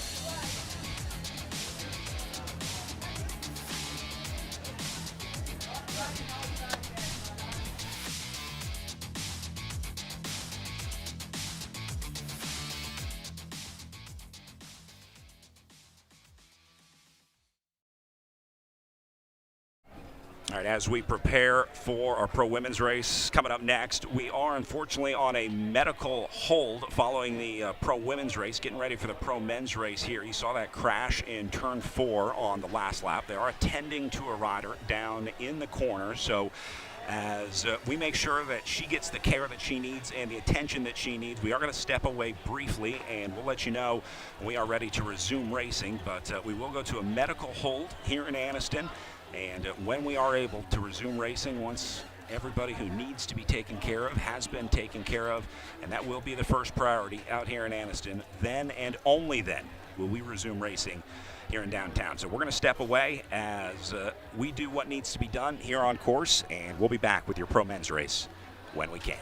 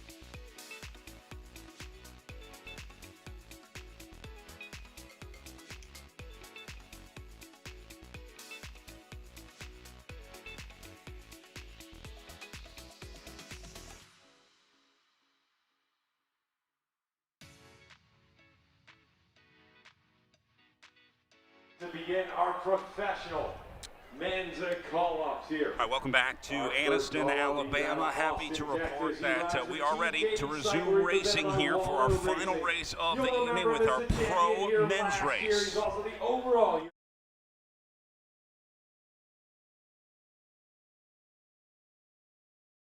Well, sounds like they are getting ready to introduce some riders up on the front row. And sounds like they're going to start with the reigning national champ, if they can find him, for Lucas Burgoyne. And in true Lucas Burgoyne fashion, he's going to make us eagerly anticipate his arrival.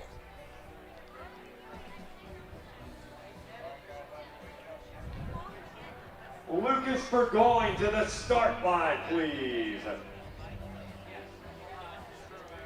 Burgoyne MIA here. Might miss his call-up.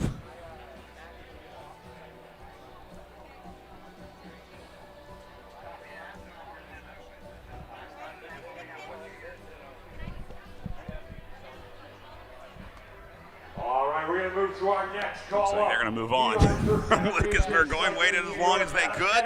Columbia. He's been a member of the Colombian National Pan American World Track Team. He's also a former Junior World Madison champion. On the Welcome, call-ups, Jordan Parra. as we go to the Colombian, Jordan Parra up next.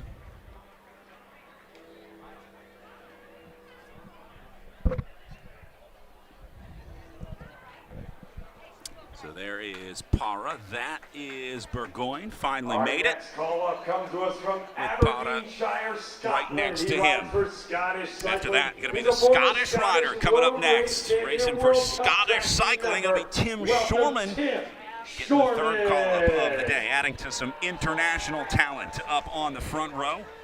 2023 Scottish Road Race national champion, was also on their World Cup track team. Out of Louisville, Scotland. So Colorado, Larry Shorman Team Caden Cycle represented by Waldo getting Racing. ready to bring He was your his champion flavor back in of racing to 2023. Anniston, Welcome, Alabama. Cade Bickmore. Next to him, a former winner here at the Sunny King Criterium. Top step of the podium in 2023, and now racing in support of Lucas Burgoyne's Caden Cyclery Waldo Racing team. It'll be Louisville, Colorado's Cade Bickmore up to the line next for the Caden Cyclery team. And Bickmore going to be a crucial part of the success of the team this season for Team Caden Cyclery. They brought on a lot of talent. Cade Bickmore, one of them, along with a few more riders that we'll talk about as the day goes on. Valdo Maldonado, Mateo Garcia up next at Guadalajara, Mexico for the One Heart Racing team. Getting the next call up.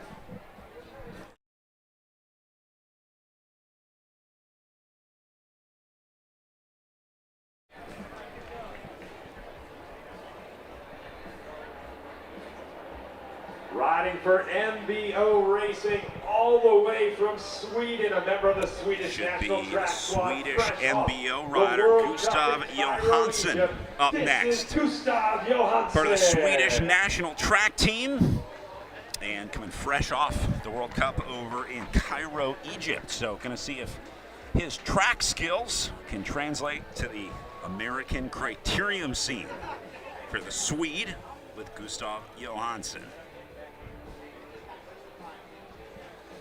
Out of Brevard, North Carolina, riding the racing division presented by After Pace him, Coaching.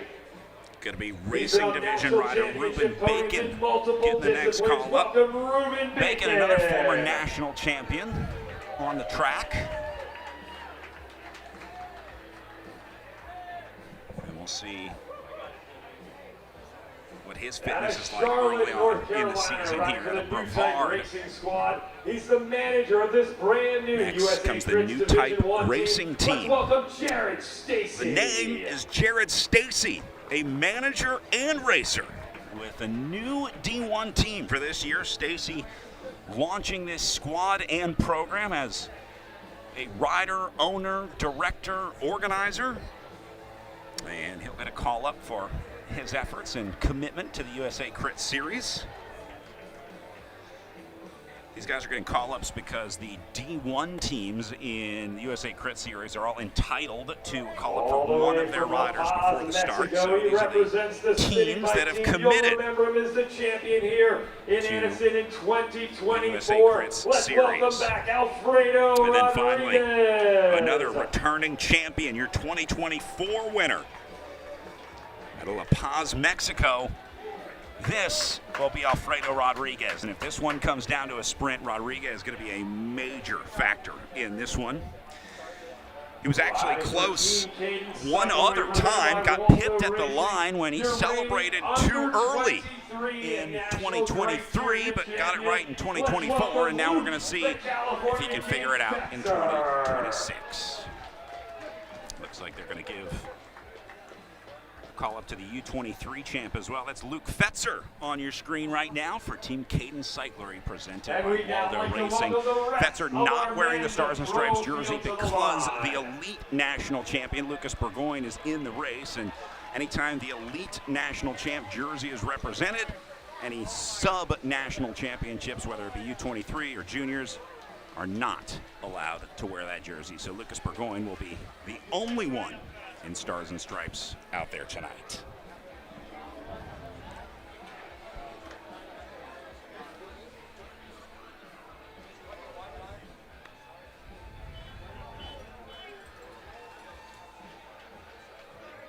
Looks like they're going to give them final instructions. We'll see what the Chief Com decides to do here, whether they're going to shorten this race or not.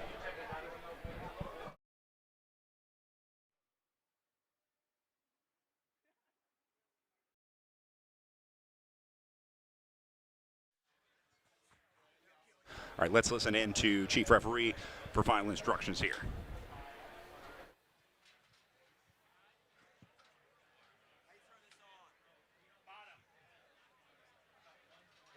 Here, let's take this one.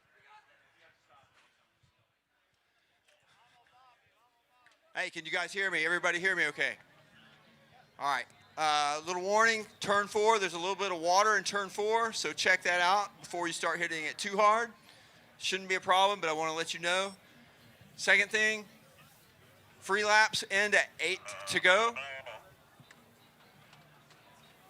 Free laps end at 8 to go. The pit is behind you on your left. Neutral support, they've got some wheels.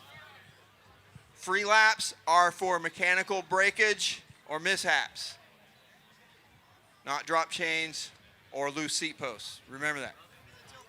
Have a safe ride. Excuse me? Free laps end at 8 to go. Let's get this. Are we doing the full distance? All right, sounds like those are all the instructions that they're going to get. Anniston, how about it? You ready for And that means we are ready to resume racing here in Anniston for the final one of the night at the Sunny King Criterium. We got a cream. They're going to announce a first lap cream here. The winner of the first lap, we're telling you right now. You're going to go on the whistle. Hey, Anniston, send these guys off with some noise.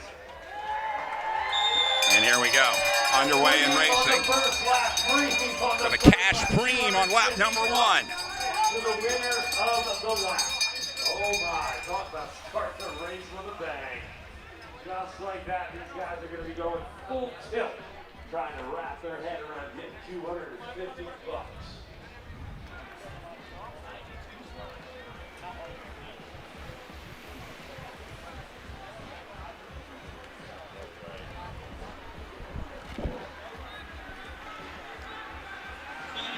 All right, so we'll see who takes charge early on. Again, same story here. You're going to only have a couple dominant teams in this field, and pretty much everybody going to be watching those teams early on here to try to figure out how they want to race it. This will be Cadence along with Foundation up to the front early on here. We've added another 30 or so riders to that, so this is going to be an absolute barn burner. Last year, Lucas Burgoyne winning on the streets of Anniston. He also ended up winning the entire They already got a little split going here. See who else wants to go with him. Looks like a couple more jerseys going to try to make their way up there. Overall last year. They bolstered the roster, so we're going to expect bigger things this year. Look at this. Team Cade's off to a I think fast just one start. more going to have a shot at trying to get across. Like that in the pocket.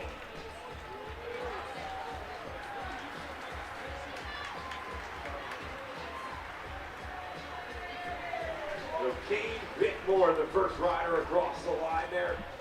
Cade Bickmore picking up. Bickmore going to drive away here, pick up some cash, and more importantly, get a little gap opening up here.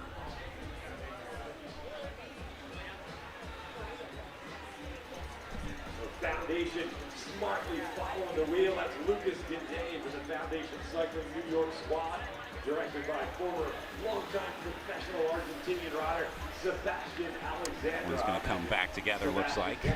Drifters sending one up here. It's a fun team. Always a pleasure to watch. Certainly an aggressive squad. And seem to have retained all the good things about the spirit of crit racing. Having fun, traveling the country, racing with your friends, seeing new places, meeting new people, and maybe winning some bike races along the way. Another split, about 10 riders back. They're hammering this on the front.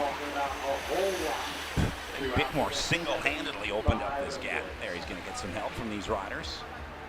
Well, I'll tell you what, we talk about positioning being so important. Could you imagine being at the back of this Bickmore wrapping up his effort. The way things are strung out right now. Tim Smith for the Team Windows and Doors squad leading things through Preston High. From Team The Flicker also into that mix.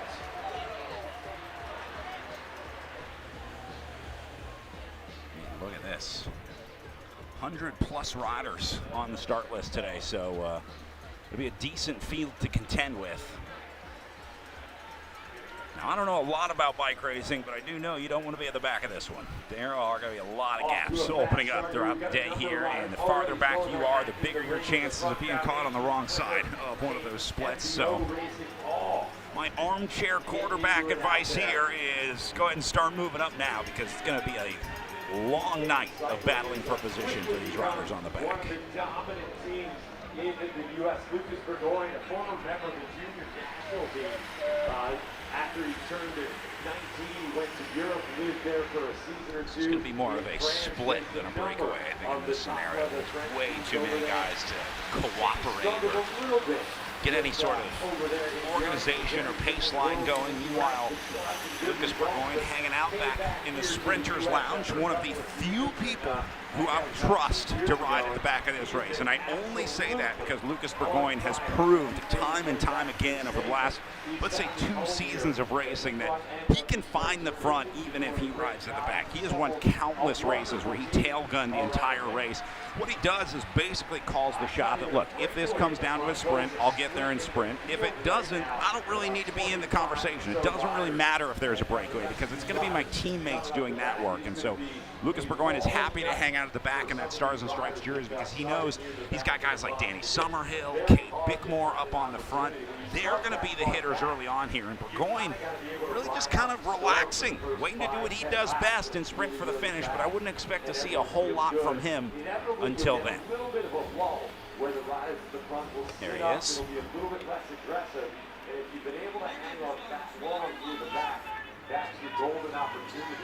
Really speaks to his natural talent as a bike racer to be able to get out of those situations, to be able to ride like that. There are 2 types of riders at the back of the bike race. There's riders that are there because they want to be, and there's riders that are there because they have to be. Those are the riders getting dropped and struggling. Lucas Burgoyne is there because he wants to. Lucas Burgoyne is there because he's comfortable there. He likes the draft. He doesn't want to put any pressure on himself to ride in front. So oftentimes last season we would see him at the back, not just sitting on, but handing out high fives to the crowd, waving to the cameras, adding a little bit of showmanship at the back of the field.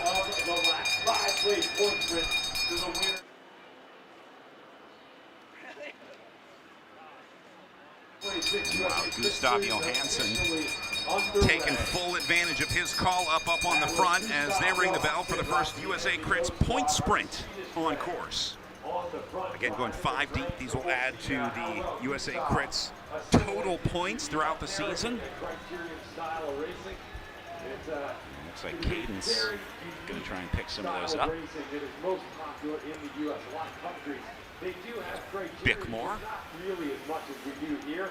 Outside of the U.S., it's circuit races that are usually on anywhere from maybe 5 to 10 mile loops where you do several laps. Or they have just Bickmore, super experienced bike racer as well, has a great racing IQ to kind of predict how the race is going to go. You see him looking over his shoulder, like at this point he knows somebody's going to try and come over the top of him. He just wants to make sure that, one, it happens safely, and two, he can respond in the way that he wants to when it happens. I can assure you, they don't have a whole lot of criteria in this week, so this is going to be very interesting to see. Here's the sprint. Up to the top of the hill. That forces a split as well, as maximum points going to go to Mateo Garcia Castaneda, the Colombian on that One Heart Racing team. And then the rest of the field about 6 seconds back on the other side of that gap.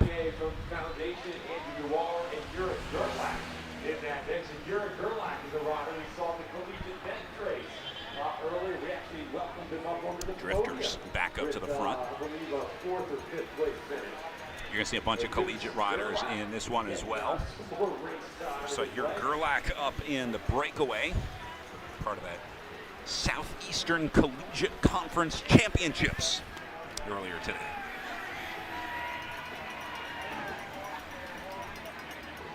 You can see this group is just way too big to get organized. They're spreading out all over the road.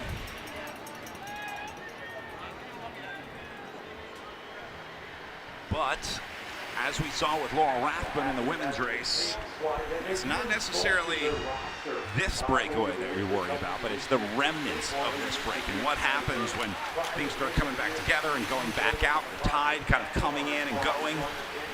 And if you can time that tide right, you can surf a wave out of the move like this one right here. He saw the writing on the wall, realized what was happening, and says, all right, well, it's not going to be a 15-rider break, but maybe we can turn it into a 5 or 6-rider break.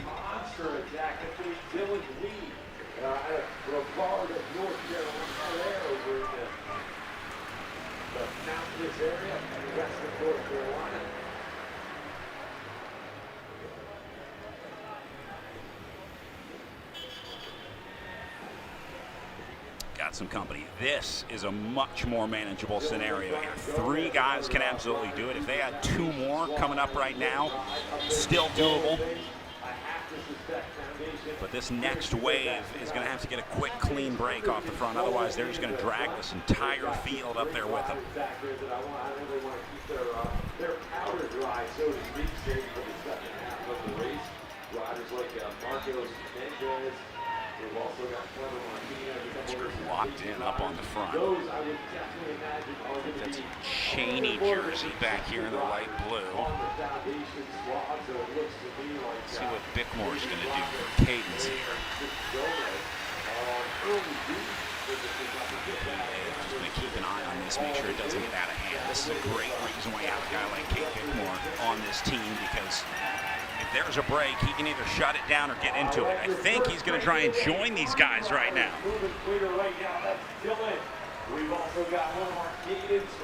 Field's going to go with him. Dylan Lee leading the group through.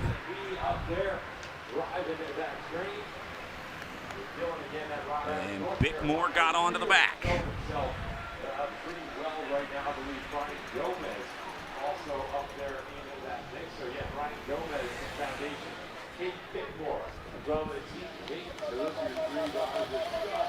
See Brian Gomez in the red foundation jersey up there. He was part of that initial move. Great sprinter in this field. If he gets a look at the line, he's going to have a real shot at winning this race tonight, but he knows he's got to be in it first.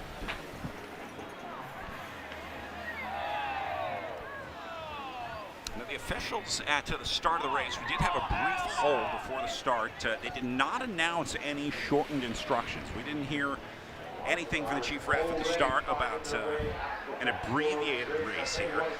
It is going to start to get dark here in Anniston as these guys finish up, so they'll be chasing daylight to finish this one on time. They are scheduled for 60 minutes, and 11 and a half into those 60 right now. Again, no shame for some of these riders, and this may well be one of their first high-level professional events, and that's a little bit of baptism by fire out there. Johan Gomez from Arias Racing taking his turn on the front right now. Tim Smith up there in the mix. Lucas Gade, Kate Bickmore. Gomez saw this group coming back together, just lit a match across the line. Hasn't been able to get a huge gap here, but the accordion was coming back together, and he wanted to change that. So that's Johan Gomez right there, the Arias Racing rider, and that's the split. That rider has been tasked with riding the front very early, covering a lot of these moves.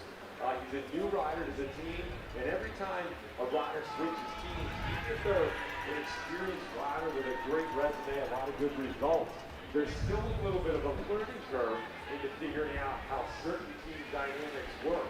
And Lucas Burgoyne, a very, very smart tactician. If you've ever listened to some of his... Looks like Marcos Mendez in the group as well, in the red jersey. We're number 58 for the Foundation cycling team. And I would implore any young up-and-coming Criterium rider to listen into some of their information, because that knowledge, those years and years of knowledge. Back around the final turn. This group's they got a shot at this. Relatively organized, I would say. We'll take full inventory as they come through. There'll be 11 riders in the front group, then comes 12, 13, and 14. Behind them being led by Justin McQuarrie in that small group of 3 trying to catch on. And then one more rider just left the field to try to join them. And that's Andrew Dewar of the Cliff Family Drifters team. So we'll see if Dewar gets up there. And he's going to be the last guy to try to go across. So Bickmore, Gomez, Tim Smith, Marcos Mendez, King Whitehill, Preston I, Lucas Gade, Lionel Rodriguez, Carlo Roche.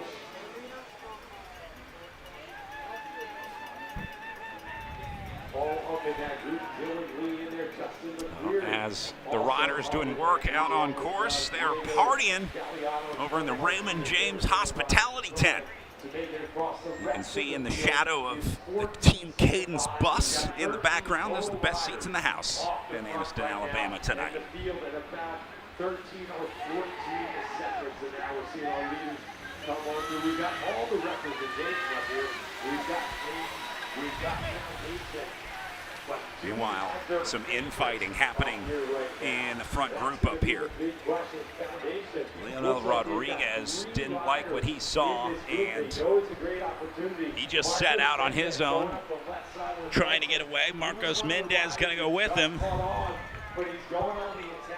And then poor Dylan Geary still stuck in the gap. Potentially too big. Inevitably, when you've got 13 riders, there's going to be at least 2, 3, maybe 4 riders. This front group has to split. There's no way these 13 guys will stay cooperative in this scenario, so it's only a matter of time before the stitching comes out of this one.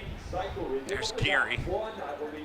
He's in a tough spot. At some point, you got to pull the plug and say, look, I'm not making it across. If you don't start making up 3, 4, 5 seconds per section of the course, you're not going to make it into the breakaway. So at some point, Geary going to have to assess the situation here and decide if he wants to stay on it. He's got guys like Kate Bickmore up in the front of his group, and they are swapping poles. When they turn it over, they do some work. Meanwhile, looks like someone in the pit here. About to get a reinsert. They're going to put him back into the field. Shouldn't go back into the breakaway here.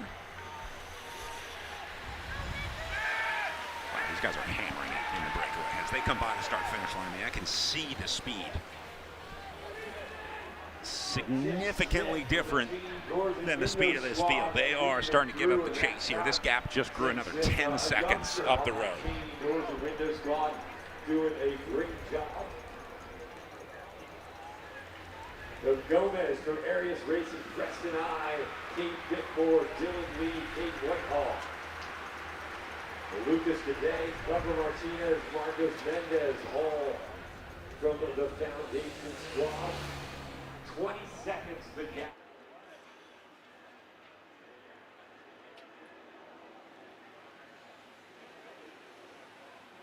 They're going to have to do a little maneuvering back in the little conversation up there. Setting up well for that Marcos squad. Mendez. Arguably the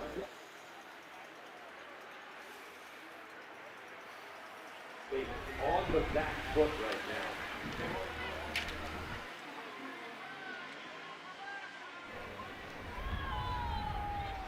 So far, we're looking at our big screen. It looks like most of the riders, can't say all just yet, but it looks like most of the riders are doing their share to contribute to the pace. And hit it again on the way up here. A big Definitely accelerating on the uphill, up to the line. Pretty much everybody in there responding. Rodriguez once again attacked that. What's going on here?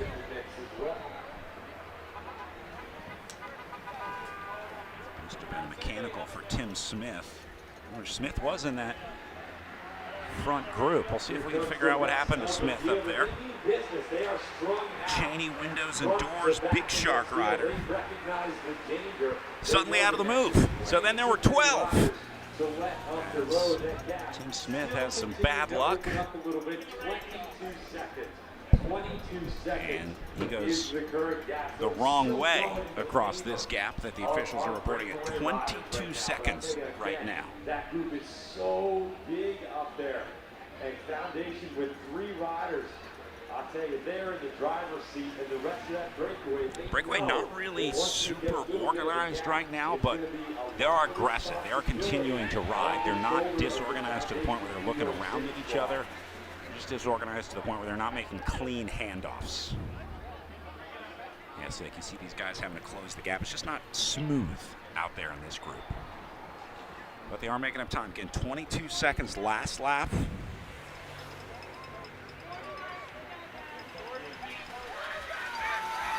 And report laps to go at 19 minutes in. They just gave them 40 laps to go on the counter.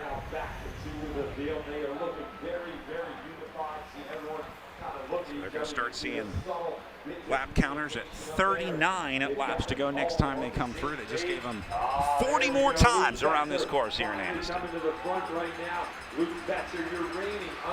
Another reinsert from the pit.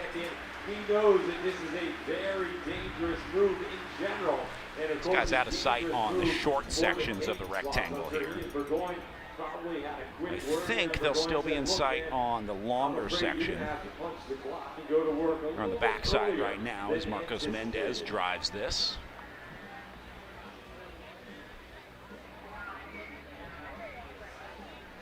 Yeah, and there's the chasers right behind him.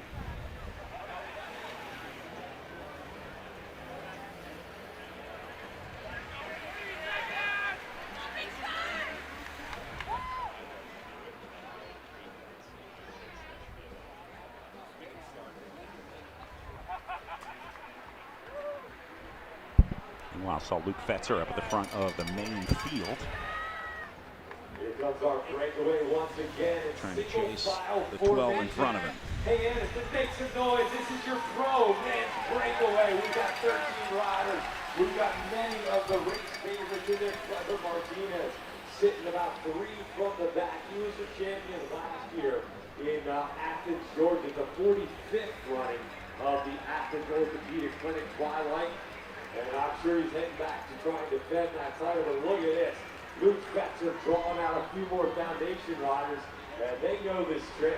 They're not going to let him go anywhere near that breakaway without a few little folks Looks like Tim Smith got a free lap. I think they put him back into the breakaway. Yeah, that's him at the back. So now we'll go back to 13 riders in the breakaways. Tim Smith has just been added to join Leonel Rodriguez wearing number 95, Diego Galenio wearing number 28, Marcos Mendez wearing number 58, Lucas Gade wearing number 27 for the Foundation Cycling Team, the second Foundation rider that we've talked about. They also have Clever Martinez wearing number 54. So 3 Foundation riders up there, and Martinez, Mendez, and Gade. Then we go to Dylan Lee from the Gravity Collective team. Justin McQuarrie made it up in there. We talked a lot about Cade Bickmore wearing number 7 for Team Cadence Cyclery, the only Cadence rider in this move. Preston I has also made it for Team Flickr, along with Johan Gomez from Arias Racing, Caden Whitehill wearing number 86, and Carlo Roach wearing number 70, and then we'll also add number 79, Tim Smith, back in to make it 13 off the front. Interesting note that Luke Fetzer has been chasing up on the front of the field, so I think Fetzer and the Cadence team a little unhappy with this setup. This is the Foundation team's race to lose right now. They got 3 guys in this breakaway. 2 of them are great sprinters that I know of, and they're going to have multiple cards to play in this scenario. We watched all 3 of these guys win races here in America, with Jordan Parra back in the field, but they're going to turn this over to, I guess, either Martinez or Mendez.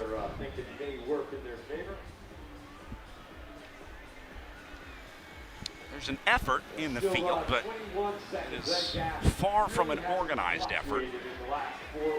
Luke Fetzer doing what he can to support his team. Fetzer has been such a loyal lieutenant for Lucas Burgoyne, giving him pretty much everything that he's got in support of Burgoyne's victories last season. And I think Luke Fetzer is doing the exact same thing right now.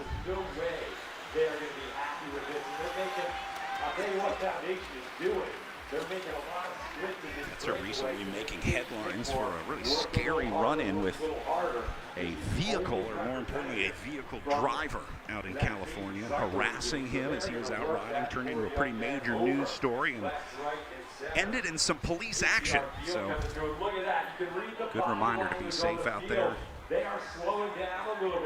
Luke did a great job staying as cool as he could under some really scary conditions. With one of his teammates, that's Danny Summerhill. Danny, one of the most experienced Criterium riders out there, racing on the road in Europe for a number of years. He's actually a silver medalist at the Junior World Cyclocross. Looks like they're going to get some help up on the front of the field. Fetzer obviously couldn't do that all by himself. Years ago, at this point, that Danny picked up that silver medal. It's great to see him still racing at the top of his game. He's a very experienced veteran out there. So he and Luke Fetzer exchanging some words there, trying to figure out. Again, this breakaway is not riding like an organized breakaway. They're just a powerful breakaway.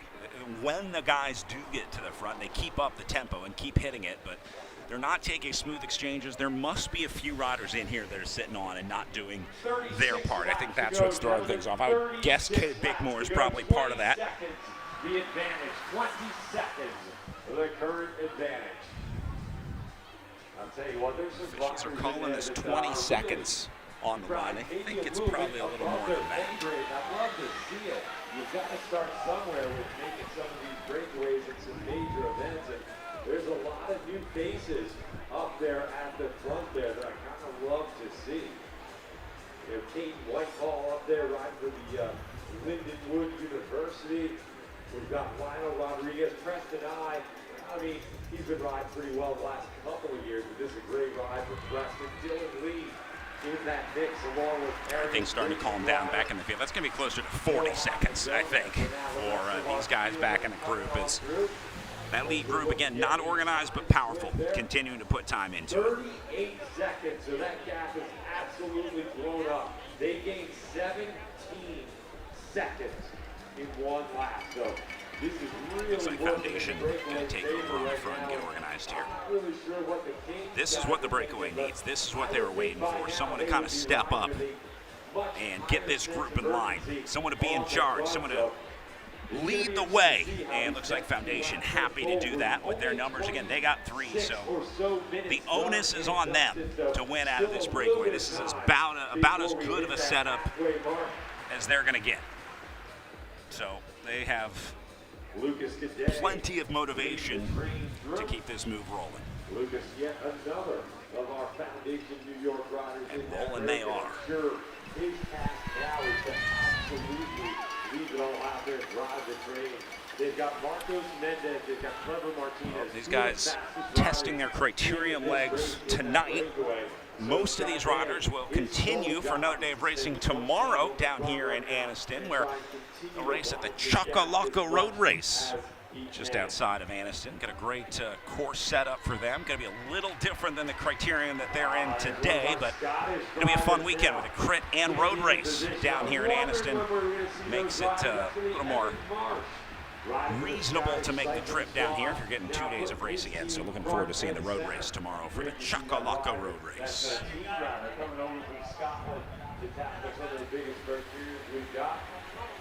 Coming up on halfway into this one, 27 minutes in.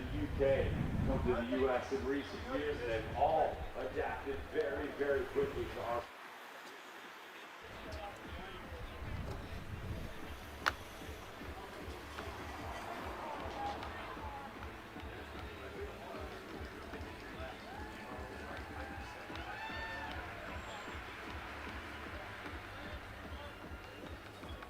There's an elbow flick. We'll see if anyone answers.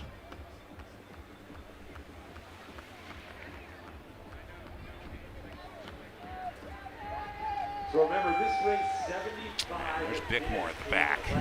So that answers that question. Looks like Cade Bickmore has gotten the message that Cadence does not want this one to roll, because they put both Luke Fetzer and Danny Summerhill up on the front of the field, and that's something you only do if you are serious about chasing this down. So I think Cade Bickmore's days of driving this breakaway are over. He is now a passenger along for the ride.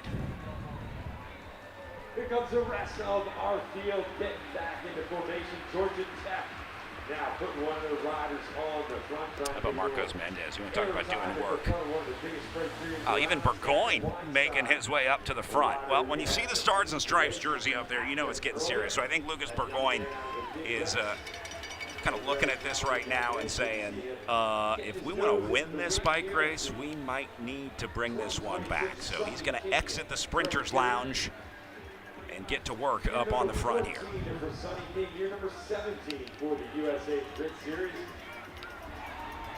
Always have to be back and start.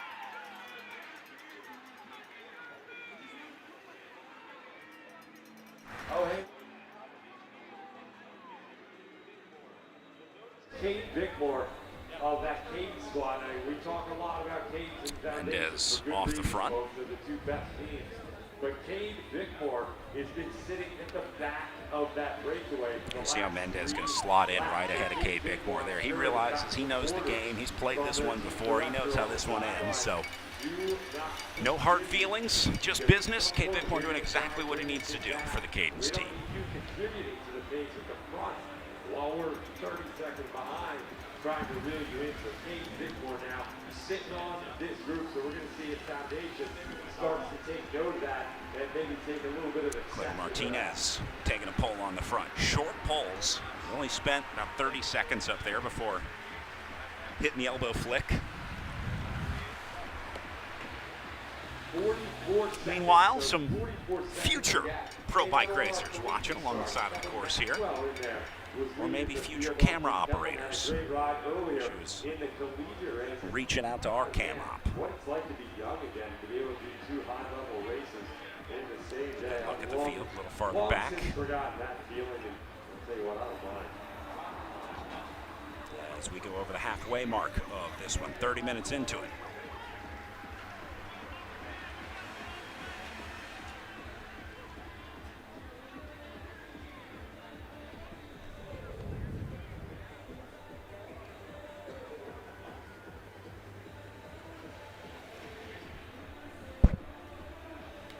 Guys still figuring out how this breakaway is going to shake out.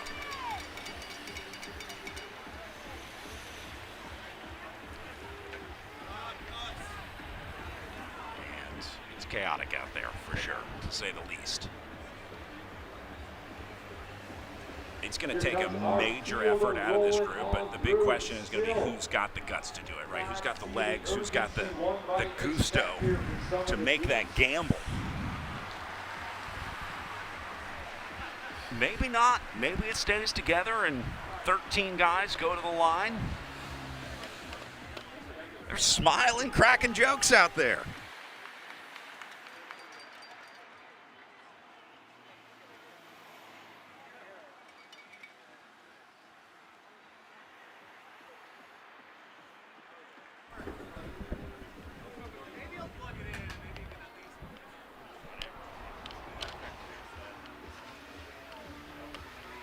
All right, here comes our breakaway. 48 seconds, gentlemen, 48 seconds.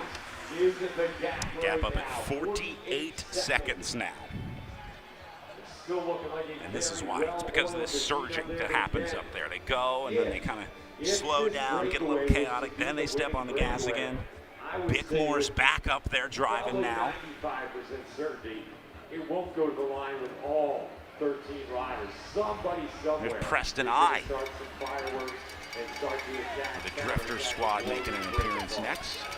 There's no way Foundation or some of these other teams are going to want to have a 13-rider sprint. That's part of wanting that breakaway is you slim the field down, you slim the group down, you increase your Preston I looking for some help.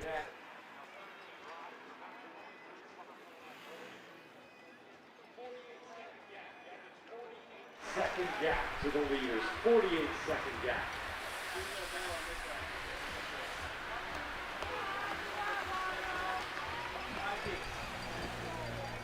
Leonel Rodriguez back up to the front. Rodriguez has been working hard here.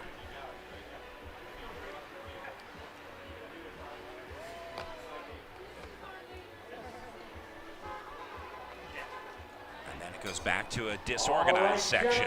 Your halfway point sprint is right now. They're wearing the mid-race points bell now as they come across the line. That'll be for the front group. All of those points are going to go to our lead group of 13. So this will be their mid-race sprint for the USA Crit Series.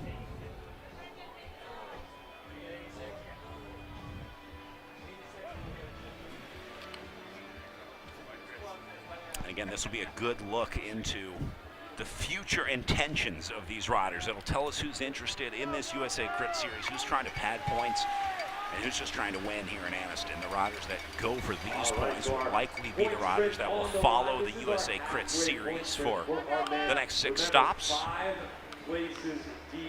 Mendez on the radio trying to get this organized. 5, 3, and 2. 13 riders in the break. That's some simple math. The breakaway is going to be the only group out here eligible right now because they've got such a big gap. The area squad trying to light things up into the field. Trying to keep things up. Back through the line just now. They're not going to get a bell because there's no points to be had in this field.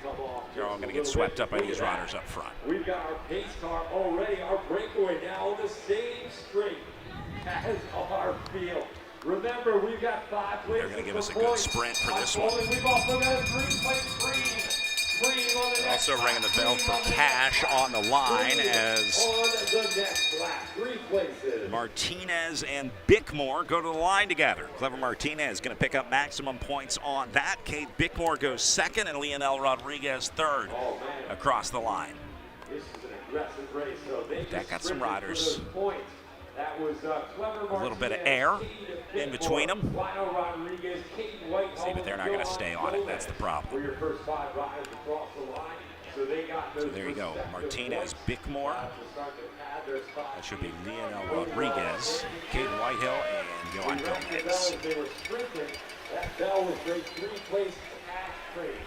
So we've got 250, 150, and 100 on the line for the first 3 riders out of that breakaway when they make their way through again. I'll tell you what, I think we're going to see some integration here in a few moments. The field very clearly easing up, so now you know that breakaway is going to be slowing up even more as they come through the line here. Well, here's what's on tap for the rest of the USA Crit Series 9. After the Sunny King Criterium, we'll head to Athens Orthopedic for one of the best races of the year, the Lagrange Cycling Classic. Day after that, then we head to Greenville for the Greenville Cycling Classic. It's Spartanburg, Highline, and wrap it up the USA Crit Series with the Winston-Salem Cycling Classic on May 23rd. That'll end the USA Crit Southeast Series.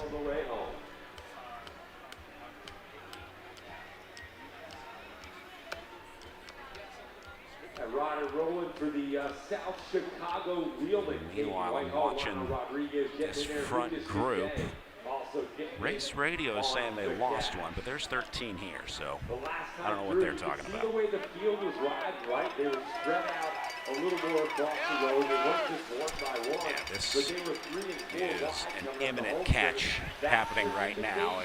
That's probably what Marcos Mendez was on the radio talking about earlier, as he was going to try and figure out the plan here for not if, but when this catch is made. These guys aren't going to lap the field. 13 riders going to go a lap up. Sketchy, sketchy, sketchy.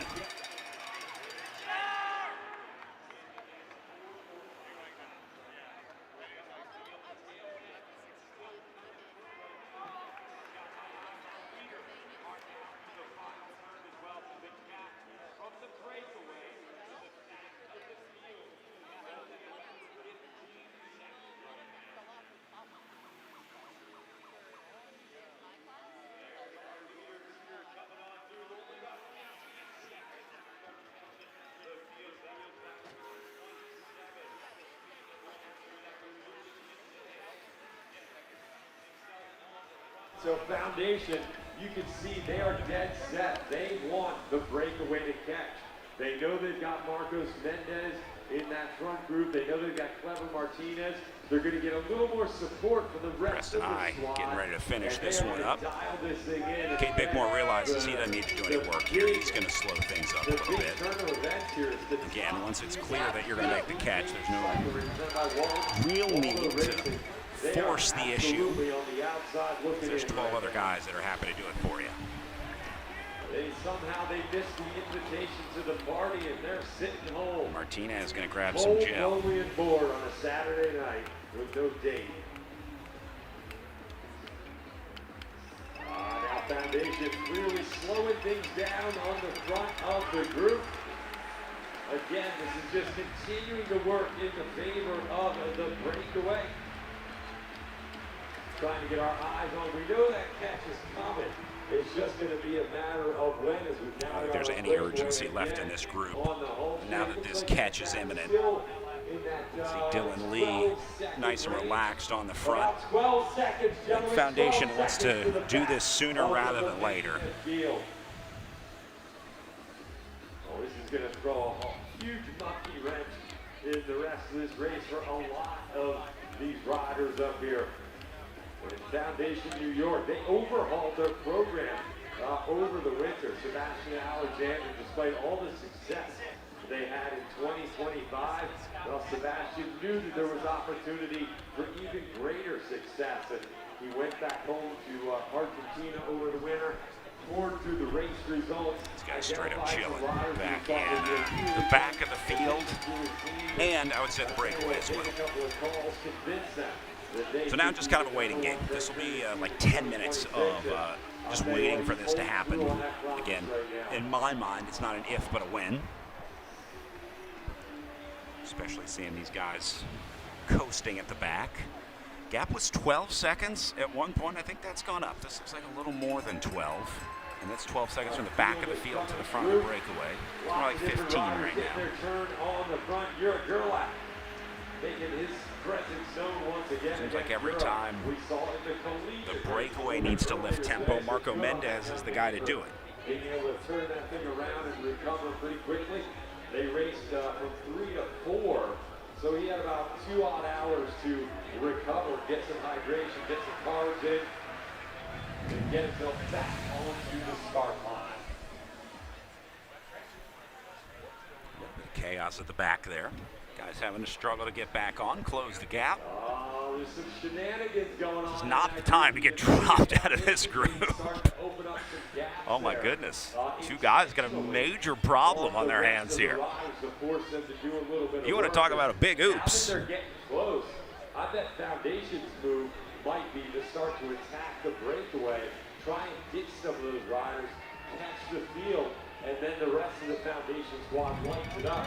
Leave some of the rest Back of to the the back of breakaway the field, back waiting there for this in one. the dust. So that's a bit of an advance. It's like Tim Smith.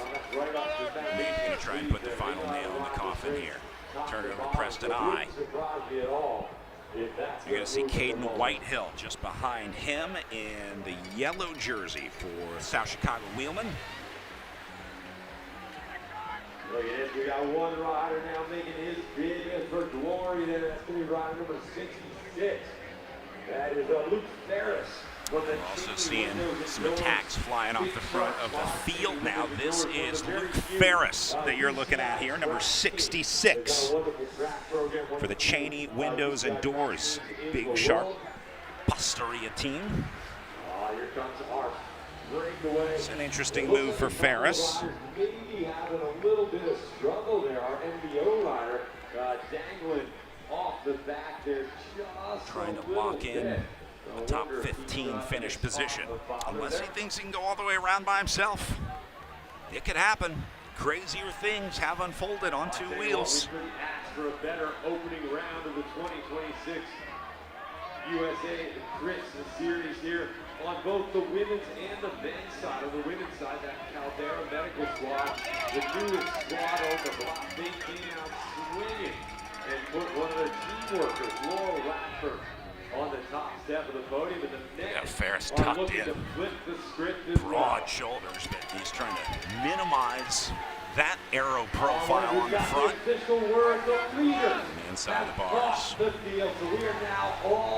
Meanwhile, as Ferris was off the front, the breakaway has caught the back of the field. So they're going to be all back together. And 13 guys will go a lap up. With the rest of the field. Gentlemen, the breakaway has now integrated back into the field. The breakaway has caught the field. There you can see a couple of our Foundation riders. Got Dave going up the side. Kate Bickmore back there along with Lucas Burgoyne. So Burgoyne going to use his Criterium sprinting expertise to see what they can do for Kate Bickmore. That's pretty much going to seal the fate of this race tonight as those riders go a lap up, and it now becomes what can you do to support your teammate if you had one that went a lap up. So let's talk about the teams that'll have a shot at it. We'll start with Foundation with Clever Martinez up on the front last time we saw him, Lucas Gaudet and Marcos Mendez in there for them. So they've got 3 cards to play today that have all gone a lap up, and then they've got a couple more riders in the field, including Roderick Esconagui, that'll be able to help them.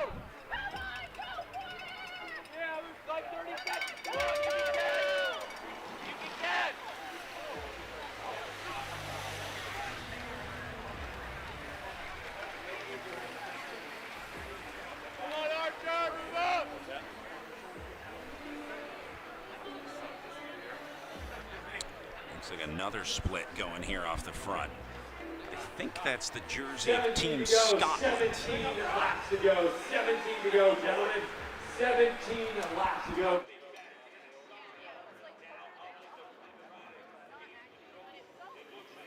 Nation riders are looking to blow this thing right back open again. 17 to go, gentlemen.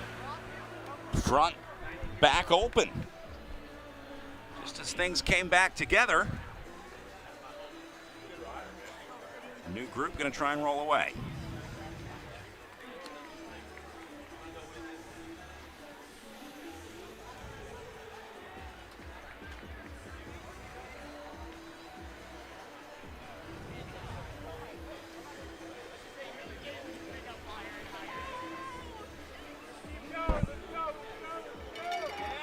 That is Shorman right there. The Scot.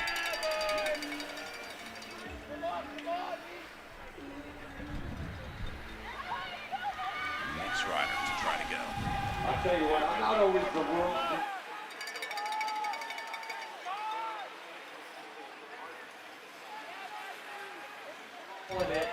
That Lionel Rodriguez, he's saying Lionel Rodriguez is one of the 13 riders in the break. That's his prediction for the finish right now. So A little bit of a lull in the action here as these guys try and figure out how they're going to sort it. One of my great teammates way back in 2006. But again, I don't really see the reason to go off the front here if guys have already gone a lap up. There's only about 15 minutes of racing left. You're not going to go a lap up at this point, so I guess you can lock in 14th place, or these guys have some sort of team motive that they're looking at because they see jerseys like Cadence and Foundation up there. Roderick Esconaghi in the red jersey for Foundation.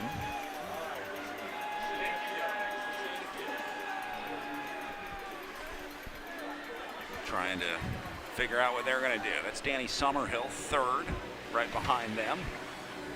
Rodriguez having a little chat with Shorman there. I think Shorman just said hop on.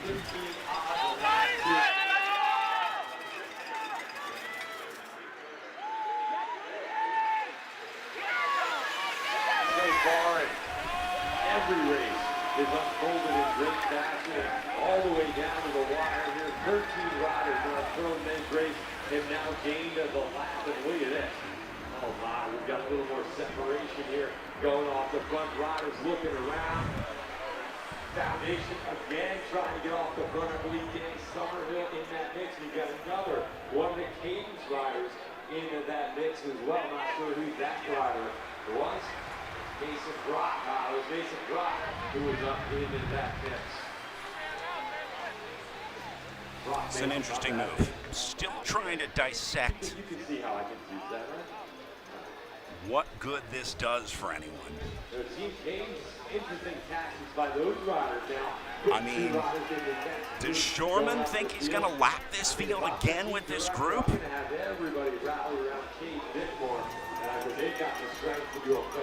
Because he's sure working like it. Guy's putting in an incredible effort. They're choosing to play this one a little bit differently. We're going to see how that works out right now.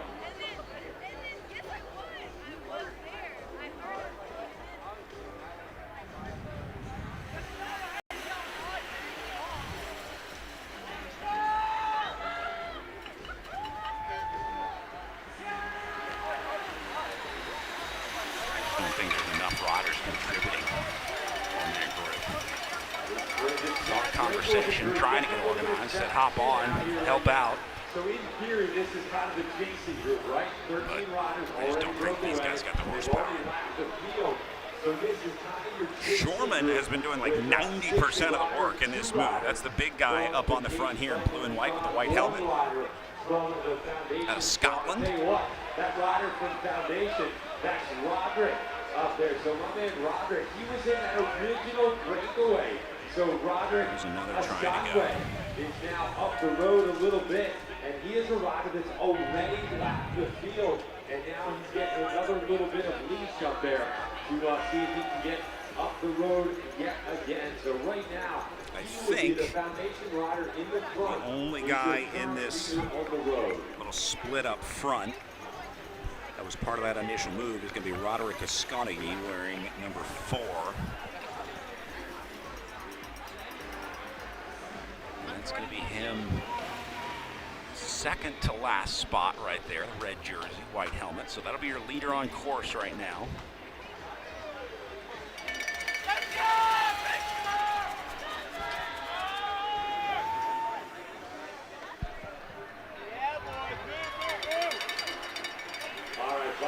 I think that's Kate Bickmore up there too. Stand by on that.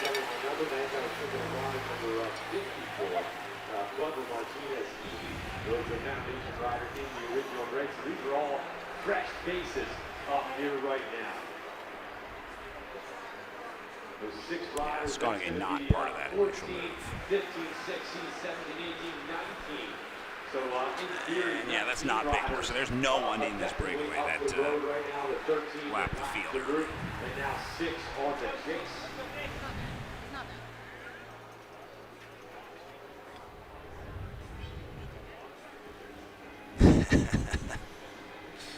Some disappointment from Shorman there. Not super happy with how that move went. Squandered the opportunity. At the end of the race, we'll be doing our podiums for both our pro women as well as our pro men. So don't go anywhere when this race finishes. So now this will be an opportunity for a counter move off the top of this. This is where you can make a winning move. If you were in that initial group that lapped the field, these guys are going to come back, and if you're smart, you can go right over the top of it. Rodriguez and Shorman still having a conversation at the back. And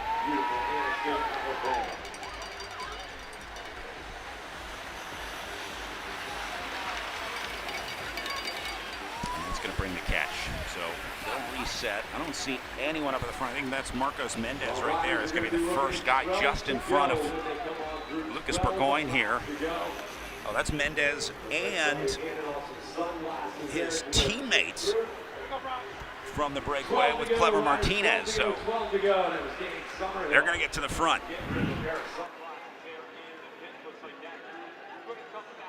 To the fold here, so it looks like we're now going to be just back to our 13 original suspects there. But our riders saw that time through. Won't be too long before we're down into single digits, and from there, won't be too long until we're down to the business end. All right, so we'll go ahead and call that a reset. Everyone all back together. Again, golden opportunity right here for about a half lap. You have the opportunity to try to jump. Don't forget, we've still got one more Smiles and waves in the corner.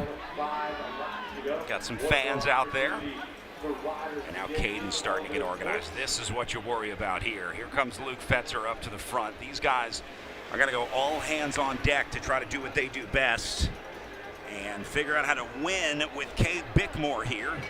But first, they got to control this race. So I'm going to look for Caden's cycling team to start getting organized up on the front.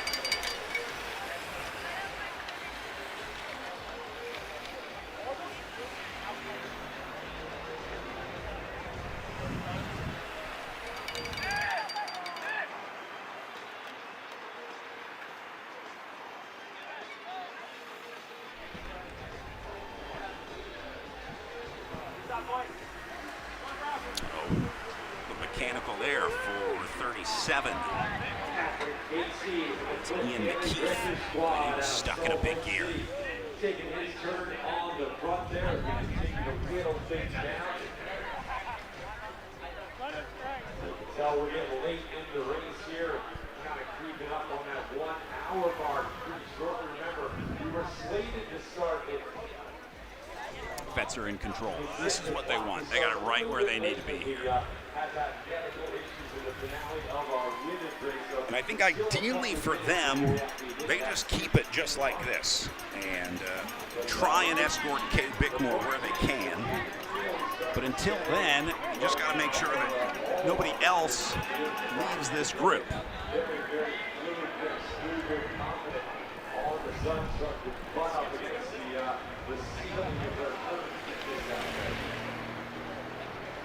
Going, looking all over the front. Also coming Cerna up. Cerna ready for him. Piedmont's got one in the pit. Getting ready to go back in. 3 laps until 8 laps to go today. Leader's going to see 10 laps to go on the counter when they come through. And again, that will be the lead lap here. Everyone going to finish on the same lap because that group went a lap up. Laps to go, 10 to go, 13 riders have lapped the field. We're completely reintegrated, and we are now all on 10 laps to go. So again, 12 riders have gone a lap up in this race. I'll start with Lucas Gaudet, followed by Carlo Roach, Clever Martinez, Preston I, Marcos Mendez, Leonel Rodriguez, Johan Gomez, Dylan Lee, Cade Bickmore, Justin McQuarrie, Caden Whitehill, and Diego Galliano. all going to lap up today.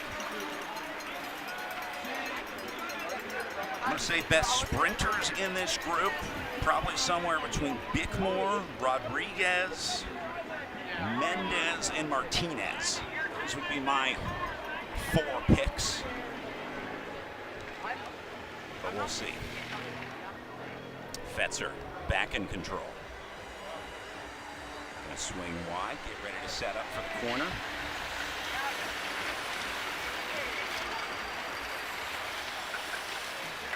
I think what Fetzer's doing here is making this race as hard and fast as possible to make sure that Martinez and Mendez don't get away here from the foundation team. That would be the big issue that you would have if those two were able to escape. You got a real problem on your hands. So I'm pretty sure the mission here for Fetzer is to maintain it. It's going to take us down to 9 laps to go on the counter as they come across the line. 9 laps to go. Oh man, you can start to smell the finish at this point. Riders that have been fighting tooth and nail to try and hang on to this pace. Once you get into the single digits, you start to realize, you know what? Jimenez up to the front for a little bit. Yeah, this is what Cadence was trying to avoid. Here comes Foundation to stack it on the front. That's the gift of an elite level bike racer. If you can start to kind of Cadence can't get control of this either. A little bit, you can work your way through a whole lot of pain and discomfort. Now the only advantage that Foundation has here is going to be their ability to launch 2 riders. Which one do you cover? That's the $1 million question. Danny Summerhill keeping a close eye on things. His glasses are gone as the sun's starting to set here. You can see there is pretty much no direct sunlight left. The sun has dipped below Coldwater Mountain off in the distance. So now for the last 9 laps, we got a twilight race on our hands. Go down to 8 laps to go as they come across the line. 8 to go, gentlemen, 8 to go, 8 to go, 8 laps to go, 8 to go.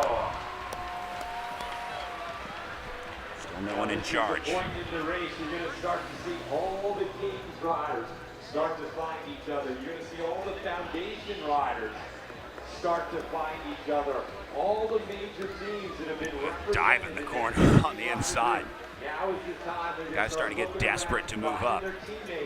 Because they're going to need all the help they can get. Fetzer's still working. City Bikes are the guys moving up on the right side. Those white jerseys trying to move up. Side by side. I think they want to get Alfredo Rodriguez up there. And the Foundation in New York squad out there. They both have very well-oiled Criterium machines. They both have practiced. Looks like South Chicago Wheelman also getting into the conversation.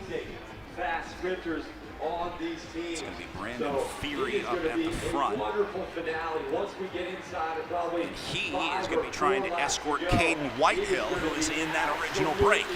So it'll be Whitehill right behind him in the yellow jersey there. Not the SCAD jersey off to the side, but the South Chicago Wheelman jersey right in the middle. We'll see if Whitehill can pull out a result today. How much longer can Fetzer do this? The final lull in the storm here. Summerhill up there as well. 7 to go, 7 to go. Zipping up the jersey. I think he maybe adjusted the heart rate meter underneath. I'm not sure what he was doing. Very typical of these races here. I'm counting down to 7. Here we go. Now another match has been lit on the front. That's going to cause some gaps. Again, if one of those guys from that lead group is able to get away here, that's a real problem for everyone else. This might be Mendez second here. Maybe not. It is going to be full skip all the way down to the finish. No, that's going to be Roderick Asconaghi, who is not part of the lap-up group. But Lucas Gaudet is. And I think that's Gaudet into second spot, so this is a big problem for Cadence. That's why Lucas Burgoyne is off the front of the field. The panic bells are ringing for Cadence right now. Looks like a couple more riders taking advantage of that lull. Two looks like two foundation riders. And a third rider now. Well, you know, times are tough when the boss shows up on the factory floor, and that's what's happening right now. Lucas Burgoyne is having to do work for this Cadence team because he is watching Lucas Gaudet ride away with this bike race in the front group. Burgoyne knows it. He's like, is anyone else as worried as me? Lap counter going down to 6 as they come across the line. Looking for Fetzer, looking for Cesar Serna as they want to get ready to go into battle. Brandon Fury doing a great job escorting Caden Whitehill up to the front. You couldn't ask for a better guy to take you through these last 6 laps than Brandon Fury here. Former national champion. And now guiding the next generation for South Chicago Wheelman. Caden's back in control up on the front of the field, but these guys are still away, and it is still a problem for him.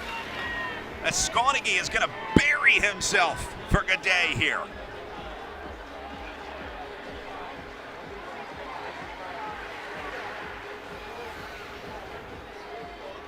Meanwhile, I think that's Evan Marsh up there with them from the Scottish cycling team. All hands on deck up at the front.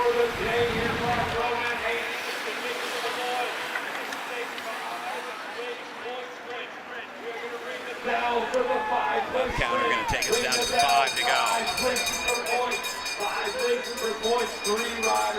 And that's going to be our final USA Crits point sprint on the line here. But these guys are more interested in trying to win the bike race. Lucas Gaudet has a lot more points to gain by staying away off the front here. So Gaudet and Martinez, 2 riders off the front. Those 2 riders were part of the breakaway. So remember, for the point sprint, very important to remember this, 5 places for the point sprint. They can only go to the third. I think that's going to be it. Gaudet going to have to take over on his own here. On the road. So the points will be decided amongst the 13 riders that have gained the lap. And look at the pain on the face of the last foundation rider. Meanwhile, full-on panic mode back in the field. Clever Martinez trying to block things here and keep it together.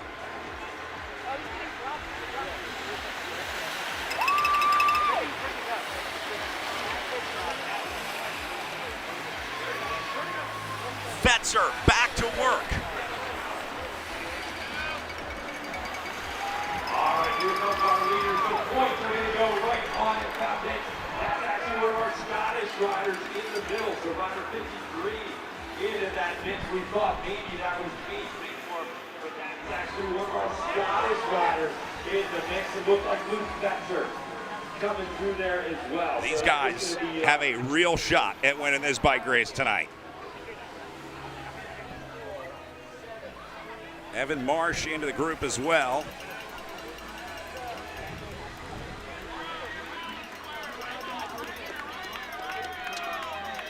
And looks like they're coming up on some lap traffic here.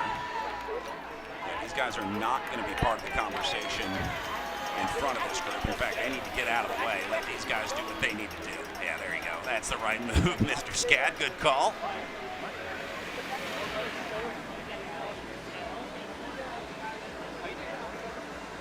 You know it's bad when the college kids have to teach etiquette in the breakaway.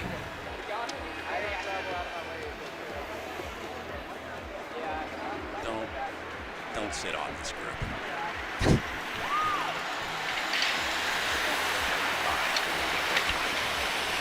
Lap counter going to take them down to 3 when they cross the line. Danny Summerhill doing everything he can to bring this one back because they are watching first place right away. They are watching Cade Bickmore shot at the first step of the podium slowly but surely roll away on the back of Lucas Gaudet.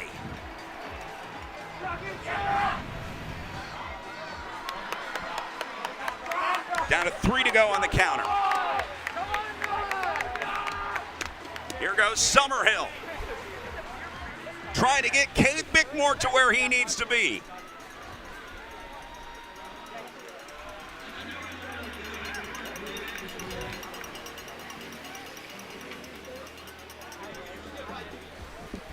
can't believe Radko Skonage is still in this one.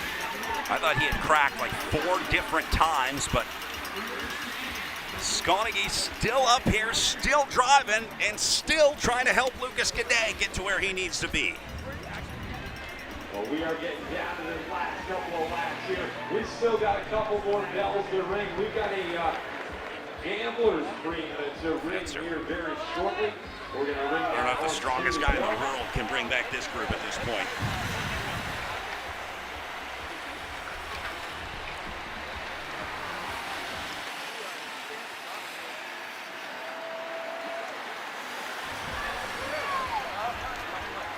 Here comes your break of 3. They're going to see 2 on the counter. 2 to go, 2 to go. We got a gambler. They're going to ring the bell for some cash here. I don't think any of those guys are going to fall for that because they got a shot at winning this bike race. $250 on the line for our gambler dream. Hey, look at this. I think that is going to be it for the escort, and Lucas Gaudet is going to have to do this one by himself. But here comes Fetzer. He is going to shut it down. He's got him in sight. This is an incredible, incredible ride from Cadence today. Never over till it's over.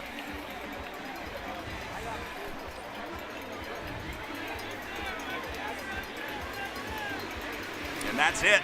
They have made the catch. We are all back together with a lap and a half of racing to go. Cadence has done it, and now they've got to try and get Cade Bickmore to the front of this bike race. Foundation not out of it yet. Gaudet still in the conversation. Let's see if Mendez makes his way back to the front. He was aggressive early on here. Scotland still in the mix. Up to the top of the hill, going to take us down to 1 lap to go. They'll get the bell here and 1 to go. Final lap of racing in Anniston as Tim Shorman will send him off for the last time around downtown Anniston, Alabama. Shorman not getting anywhere. Foundation is there. Cadence has dropped the ball, and now Foundation is in charge.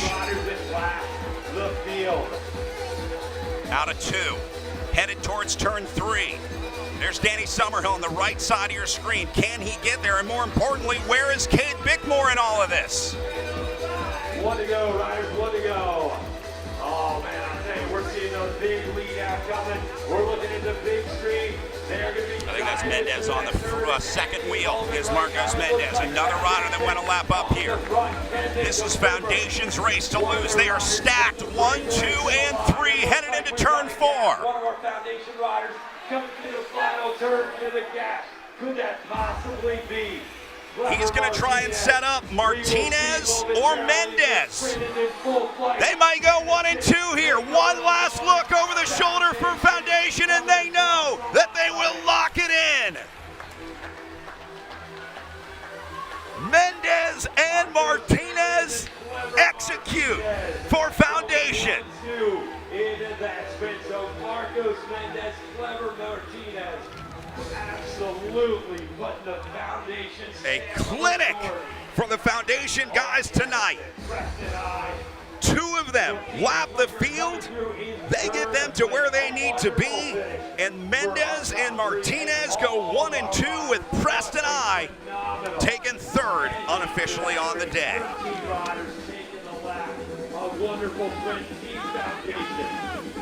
Wow. What an effort for the Foundation team. What an effort for the Cadence team, though. How about Luke Fetzer, Danny Summerhill doing the work that they needed to do to try to bring it back for Bickmore, but Bickmore just wasn't there in the conversation the way that these Foundation guys put themselves exactly where they wanted to be. A privilege to watch a show like that tonight in Anniston. We're going to try to get a word with our race winner as well.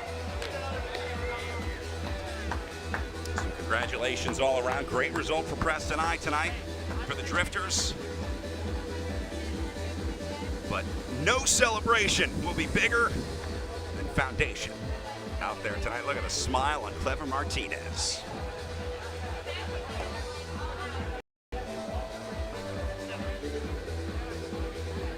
And when you got it, you got it. Whole team posting up. They had the look back from about 100 meters out.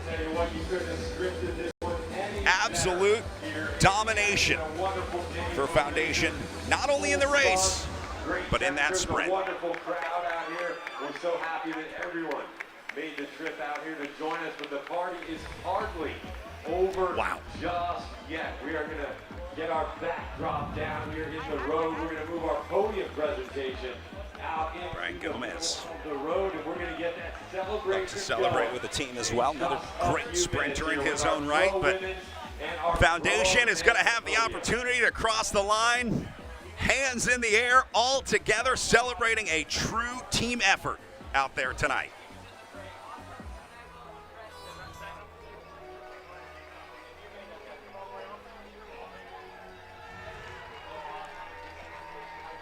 Here come our victorious Foundation riders. What there they a are, job man. Well What a way to done, celebrate. Foundation celebrating. That was sick. That was awesome. That was just pure domination. There's no way around it. Joining them on the podium in third. Wow.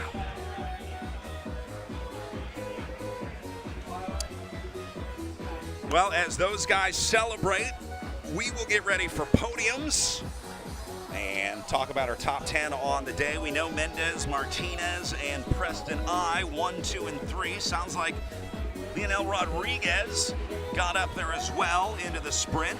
Going to take 4th on the day.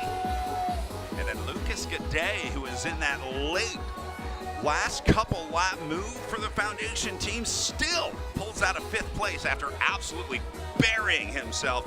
Kate Bickmore from that original group ends up 6th place, one of the 12 riders that went a lap up today, finishing ahead of Johan Gomez, Carlo Roche, Caden Whitehill, and Dylan Lee in 10th place on the day. I think that first page says it all. 3 Foundation riders inside the top 5.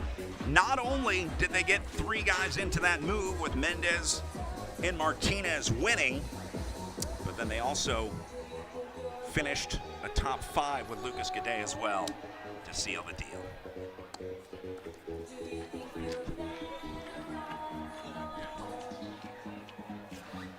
We're going to be looking for our top 3 pro women to join us down here momentarily. Laurel Rathman, Liza Ray, and Kendall Ryan.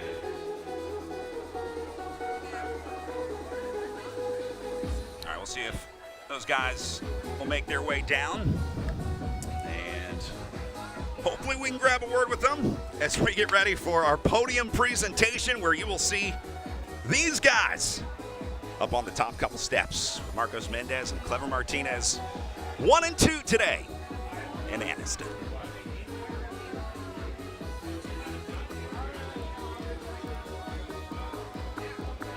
Coldwater Mountain off in the distance, the sun just setting here on downtown, and the party is just beginning here in Anniston.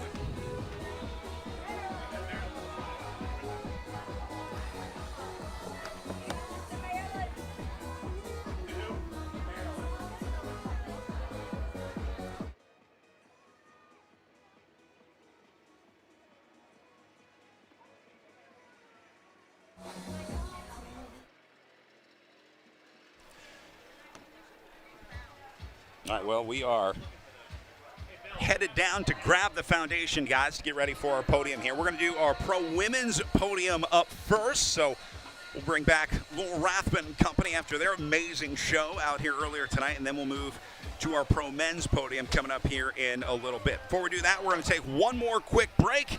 We'll have your final podium presentations from Anniston when we come back. Every year, Jack Crew innovates. We're here at Jack Crew has been so incredible for Project Echelon over these last years. As a team focused on aerodynamics and the speed of racing increases every year, not only do they take our feedback, they use and provide us real opportunities to test their products. That includes validating their top-of-the-line XPO fabric in the wind tunnel and real-time data using professional riders. XPO race suits is really at the cutting edge of anything in the market right now. Just class-leading aerodynamics, fit, comfort. I've just been really impressed with it so far.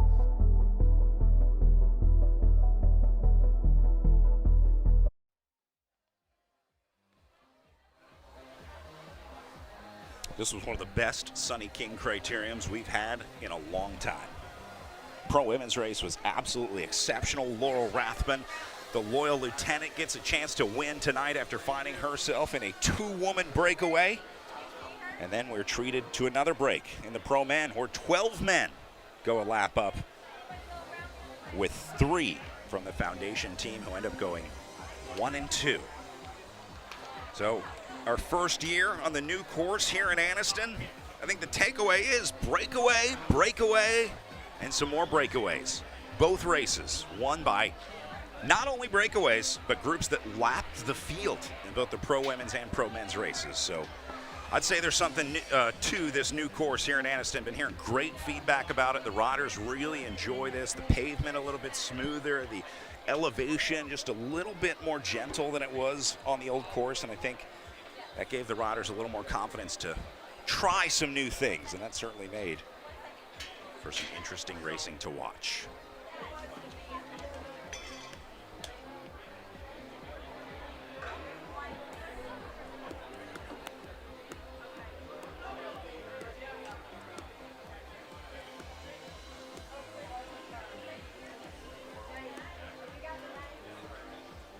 We're going to have a few different podium presentations out there. We will obviously award our top 3 on the day. I think we're also going to do some USA Crits podiums, because this is the first stop of that USA Crits series. And so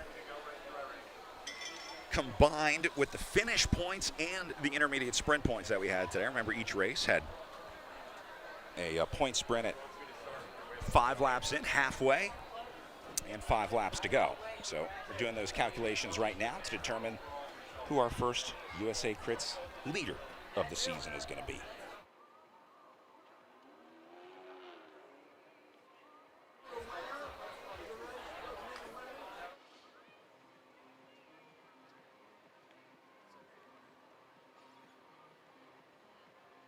Podium on the day, and then right to the women's overall leader, and then we'll go to the men podium for the day, and then the overall leader.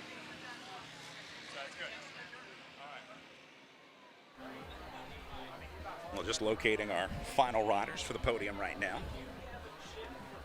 It's oftentimes the hardest part of the day. All right, sounds like we are ready to start those podium presentations. Right, let's go down to Bill Elliston. We are ready. Podium's underway here. We are going to start with our women's race podium here. In 3rd place, riding for the Caldera Medical Team, please welcome Kendall Ryan.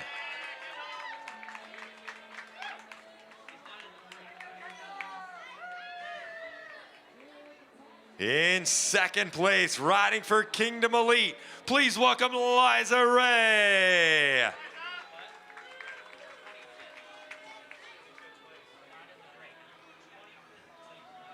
And riding for Caldera Medical, your champion, please welcome to the top step, this is Laurel Rathbun.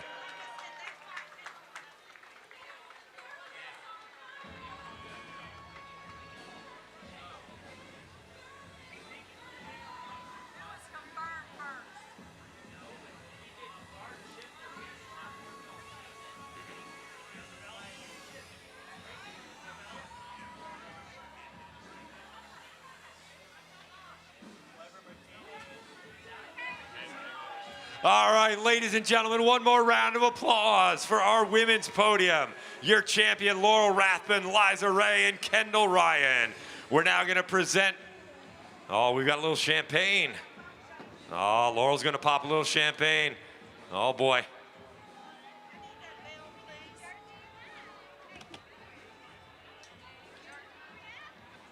Oh, come on, Laurel. You've done this a time or two. I know you have.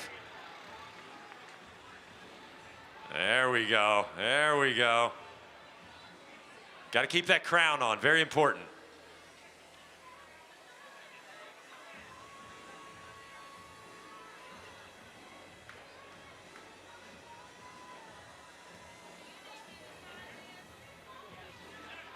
Oh, there we go. Yeah, give it another shake while you're trying to pop it. There we go. Your champion, Laurel Rathbun with the champagne. There we go. Making sure everybody gets a taste of it.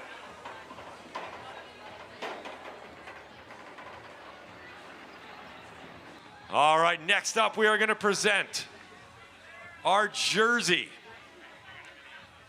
to our USA Crits overall leader, Laurel Rathbun. We're going to get you right back up and get you a fresh new jersey. There is our overall leader.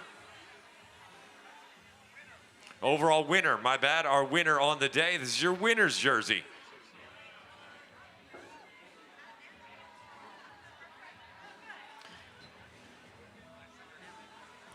Jack Rue, our official jersey sponsor of the 2026 USA Crit Series.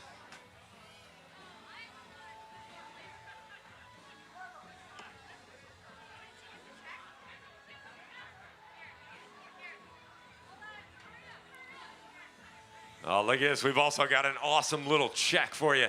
Take that bad boy to the bank, Laurel.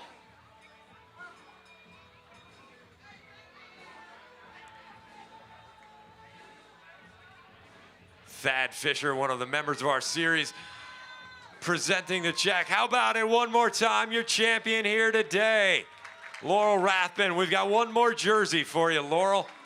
Now that you got the overall lead based on all the points from the in-race sprint as well as the finish, we'll get you your overall series leader jersey as well.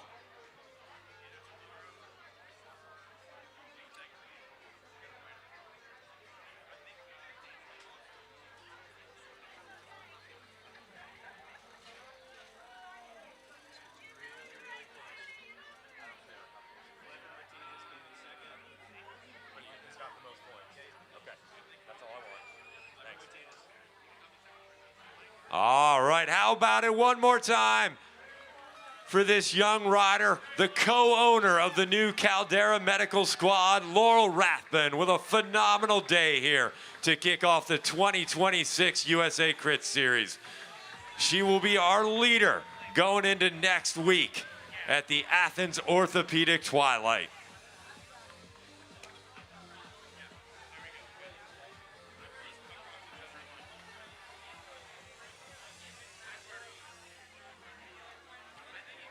All right, I believe we're going to go right into our men's podium coming up next. In third place, riding for Team Flicker, let's please welcome Preston I to the podium. Ah, the Cliff Drifters. All right, there we go. Well done, Preston.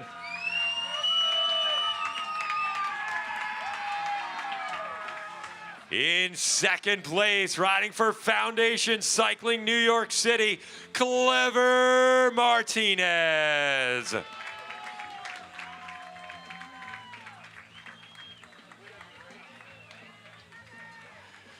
Ladies and gentlemen, please join me in welcoming to the top step your champion riding for Foundation Cycling. This is Marcos Mendez.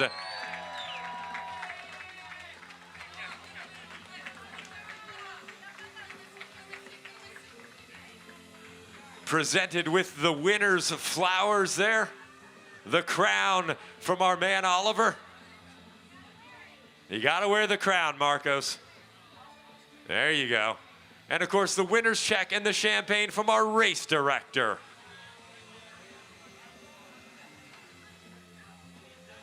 Now I know Marcos has a little experience.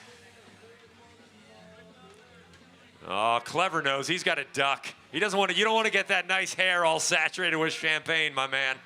That smell will never come out. There we go, your champion, Marcos Mendez. Well done, my man.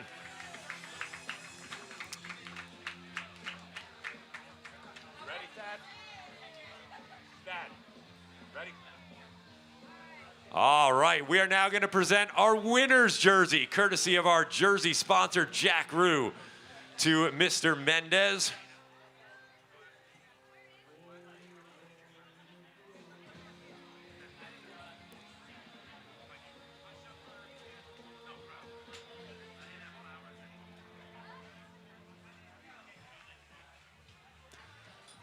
All right, Marco's gonna zip that jersey up. Hey, how about it? Let's keep it going. Marcos Mendez, your winner here tonight. Well done. And we've got another jersey for you now. Actually, this, our leader's jersey. Clever Martinez, we're gonna call you back. Hey, Thad, Clever is our, we're gonna call up Clever Martinez. Hey, Clever, where are you at, my friend? Clever Martinez, we need you back to the podium, please. There we go.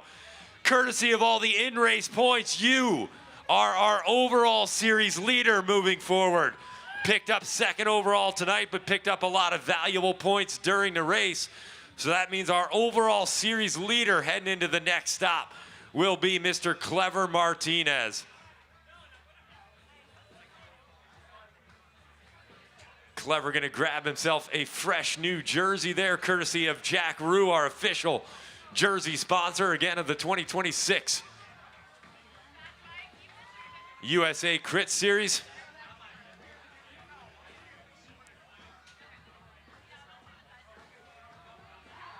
Come on, Clever, you could do it, man. I have faith.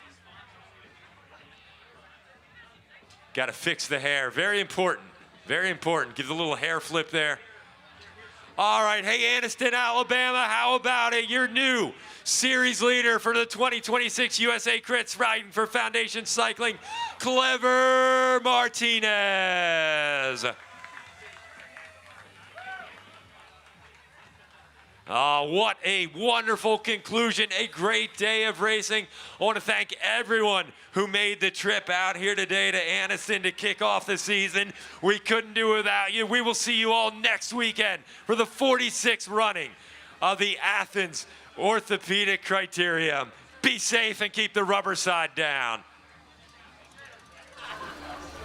Well, I would say the new course here in Anniston served us well, and looking forward to many more years of awesome racing on this awesome course in this awesome city with these awesome people in Anniston, Alabama, one of our favorite races of the year. So an amazing day that was filled with not only amateur racing, but our collegiate Southeastern Conference National Championships for both the women and the men. They put in an awesome show with some dominant performances from some dominant teams out there. Really aggressive racing in pretty much every race out there. And really the story of the day was breakaways. Every single race that we saw out there included a major break that had a major story to a major outcome in the race, and that included the two riders that lapped the field in the pro women's race, with Laurel Rathman eventually finding her way to the front, and then of course our 12 men that went a lap up, or eventually we saw Marcos Mendez, Clever Martinez seal the deal for the Foundation team. So wrapping up our 24th year here in Anniston, on behalf of everybody here on the broadcast, my name is Brad Soner. For our race director, Marilyn Cullinane, our director in the truck, Mark Zalewski, my name is Brad Soner, saying thanks for being here, and we'll see you next year in Anniston, Alabama for the Sunny King Criterium.